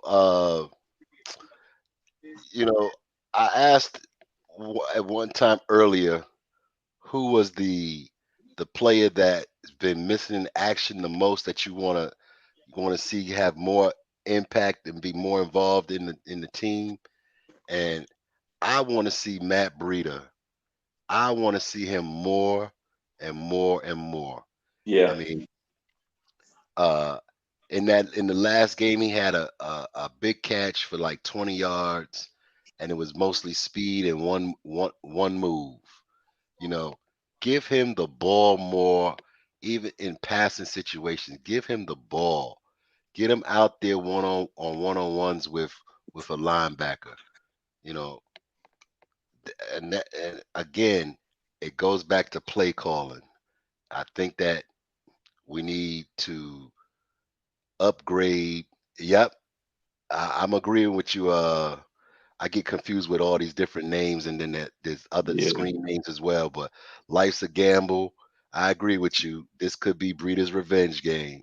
I think that he should be put in situations where he's isolated one-on-one with a linebacker, even if that means putting him into in passing downs and then motion him out in the backfield so that Yeah. he can be one-on-one with a linebacker. The You know, kid has too much talent and speed, and I'm not sure why we're not using him. But I'm hoping that we don't. We use him to full capacity sooner or later. I'm not sure why. I don't know. Maybe we'll see him more when Tua gets in there. But I'm kind of surprised you're not seeing it now with Fitzpatrick and his wasted arm now. It's like you just going, well, this is a perfect opportunity to use these guys that have the speed. And yeah, it's like, this is what you need with a guy that can't really take it down the field. Use your speed up in front of you, and then you can start using the middle of the field with Gasecki. So again, then I'm throwing it straight off to the offensive coordinator with the offensive play calling, because I don't see that happening. And when you have this much speed on your team, and we do have a lot of speed, and we're not using it, I'm just curious. I'm trying to understand that part. yeah. I mean, there should be a lot more flare routes. There should be a lot more arrow routes. There should be a lot more wheel routes to Breida. I mean, and to Bowden and to Jakeem Grant.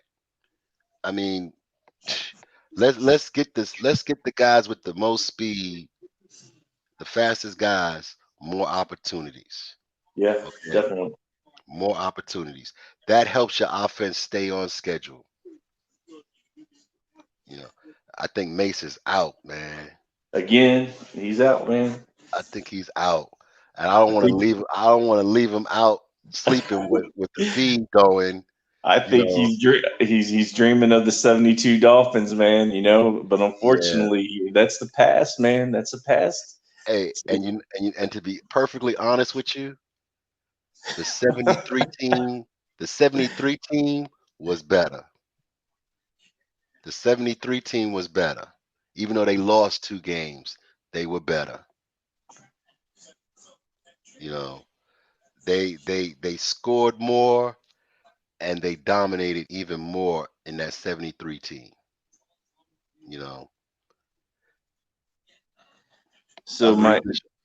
Yeah, I agree with you. So 72, man. So yeah, I agree.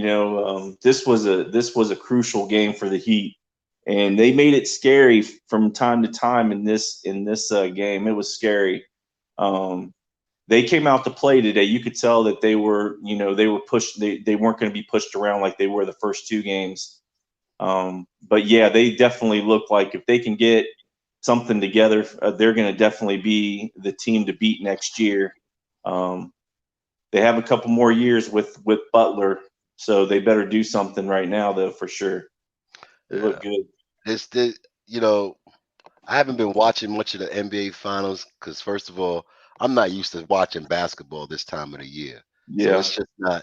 it's just not hitting me, but it's too big. They too big, man. And I was surprised that the Heat won a game. I was surprised.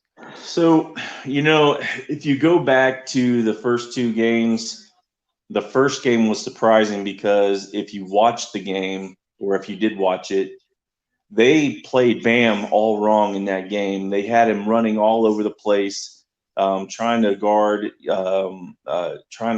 James and trying to guard Anthony Davis, and they had him running. It just was a horrible game plan.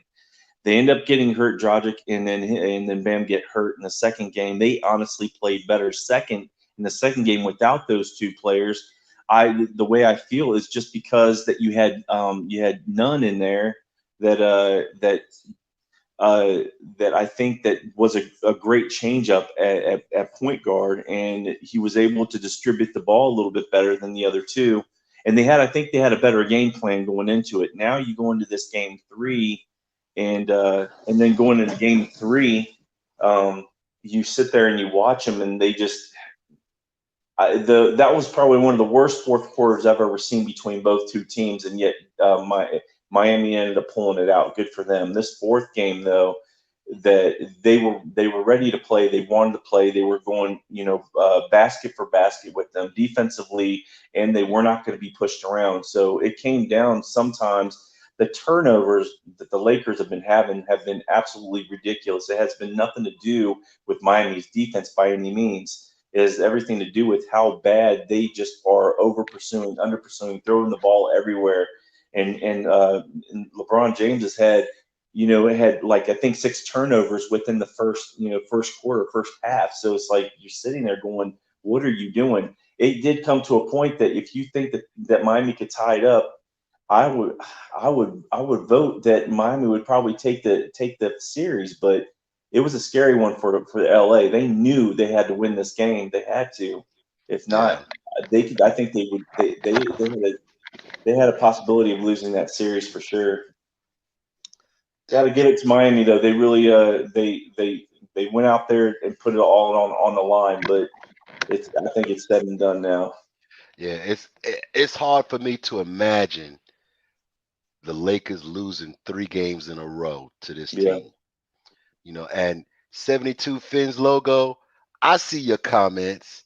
I know that Mace is out there in dreamland thinking of Jim Mandich and Howard Twilley and Paul Warfield and Mercury Morris and Jim Kick and Larry Zonka and seeing the 5 horsemen with Yeah. look, as soon as I say those names, he wakes Uh-oh. up. He wakes Yeah. up. Here it's Wayne Newman and Larry Little and Yeah. Jim Langer and Bob Kuchenberg and Uh, and Earl Morrill and Zonka, yeah. Kuchenberg and Greasy and Yeah, Bonaconte yeah. and Manny Fernandez Oh man, and, Sweet and, Nothing. and Phil Stanfield, Matheson Yeah. and Jim Dick and Anderson, Phil and Jake Stanfield, Scott. Dick Anderson, Jake Scott. Curtis Johnson, Jake Scott. I know, and Tim Foley. I There you know go. he's dreaming of those days. I Sweet know he Nothing. is. I know Sweet he is. Nothing. He's Those are been sweet spending nothing. most of his time living in the pastime You ain't paradise. lying. Yep. I love Okay, my music from the past. I love my football from the past. shoot. But you see, as soon as I say those names, they like echoes in his brain. They send sonic waves. Those names send impulses to his ears and to his brain. The old AstroTurf at the Orange Bowl. You know, he can feel the reverberation of the stadium from the old Orange Bowl. Feel the stadium shaking as those names come rolling off the lips of a fellow admiring legacy fan. So Right, baby. he Legacy, baby. is primed and ready now. He got his power nap. He ready to carry the show for the next 2 hours. I'm going to bed, man. You have my back. Good, let's wrap this up. Go ahead, big time. Final thoughts, man. Final thoughts. All right. You need to get some rest, dude. That's my final thoughts. And stop dreaming about those 72 Dolphins. That's in the past. Think about all the comments that we talked about today and sit there and say that you have. You guys I do a hell of appreciate a you being job. up here. You guys do a Amazing. hell of a job, and I love you, man. Thank you, big time. Go ahead, 72 fins up. right, baby. Legacy, Thanks, baby. Dwayne. Appreciate it. No Pac-Man. problem, big time. Final words, bro. Hey, you know what? I'm gonna say this. The clock is ticking. The time is. The sands are flowing through. Yeah, we're The glad. granules of sand are falling through the hourglass. The decision is coming. Flores is going to name Tua the starter before week 9. You got it. That's the first thing. And then one other thing, for all these people who talk that Flores is scared, that Flores is not confrontational enough, they need to kill that noise, because first of all, you can't do things the way you did them in the past and still keep your players behind you. You can't do that. You can't blast them in public. So you got to be a little more covert with your verbal analysis of players in the print media and in social media. So we don't know what goes on behind those closed doors or in those practice sessions, but rest assured, Flores is going to be successful here in Miami for years to come. Dwayne, I expect you here 8:30 tomorrow night, bro. Let me see. Tomorrow, that's probably possible. That's probably possible. Cause Sleep well, buddy. I love you. all right, I man. appreciate you. You take Good care. night, my friend. Good night. All right, Tac Man, you last. Well, Final thoughts. as always, appreciate for letting me join this great panel. As I always say, Mace, you got next. I want you to keep grinding, but at the same time, I want you to get some rest, because as a human body, you can only take so much. So make sure you get enough, drink enough water, and sleep stress free. Cherish your life, and care less. Live for better. Don't do it for anyone else. Do it for yourself. And another thing is, we got to do this interview thing as soon as possible. My internet has been Isn't it tomorrow? Or 3 or 4, if it not definitely Tuesday. I'm off next. I don't have planned next Tuesday and Wednesday, so hopefully we're going to try to work this out. Yes, we are. I keep forgetting. I love you, bro. I'm sorry, man. I love you, man. It's me. Like I said, I have to check. And stop telling Edward Anderson you need sports. You got it right here, bro. Definitely, because trying to work on this technical difficulty, because I really do want to speak upon only what I know, and I want people to see, the difference between what the saving and what you're investing. I want people to realize the differences. I love you, man. Sleep. I'll see you in Coda's room as a spectator. I'm not going up on that panel tonight. I'm gonna crash. I gotta get up early. Love you, bro. Have a good night. Yes, sir. God bless you. Okay. You too, my friend. Yes, sir. 72 Fins logo. Thank you for coming, Legacy. You're part of Legacy, bro. You know that. Legacy plan. Sean Jefferson, I love you, man. You have a good night, and that's why I woke up smiling, man.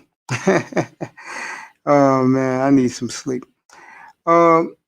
I just want to say I'm ending this tonight. I want to thank everybody. We go off to a slow night at 7:30, but by 9:30, 10 o'clock, the boys was in here and we rocked it for 2.5 hours. Well, they did. I was a spectator.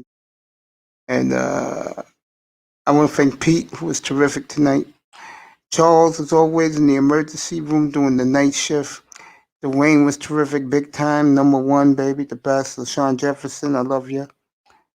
Tac man, you're hilarious, man. Goddamn, you got some sense of humor. You should do your own comedies. Get you a platform and do comedy because you funny, bro. You're a funny motherfucker. And I love you, man. 72 Fins logo. You know who's been missing last couple of nights? Mr. Miami. I guess he's waiting to get his microphone.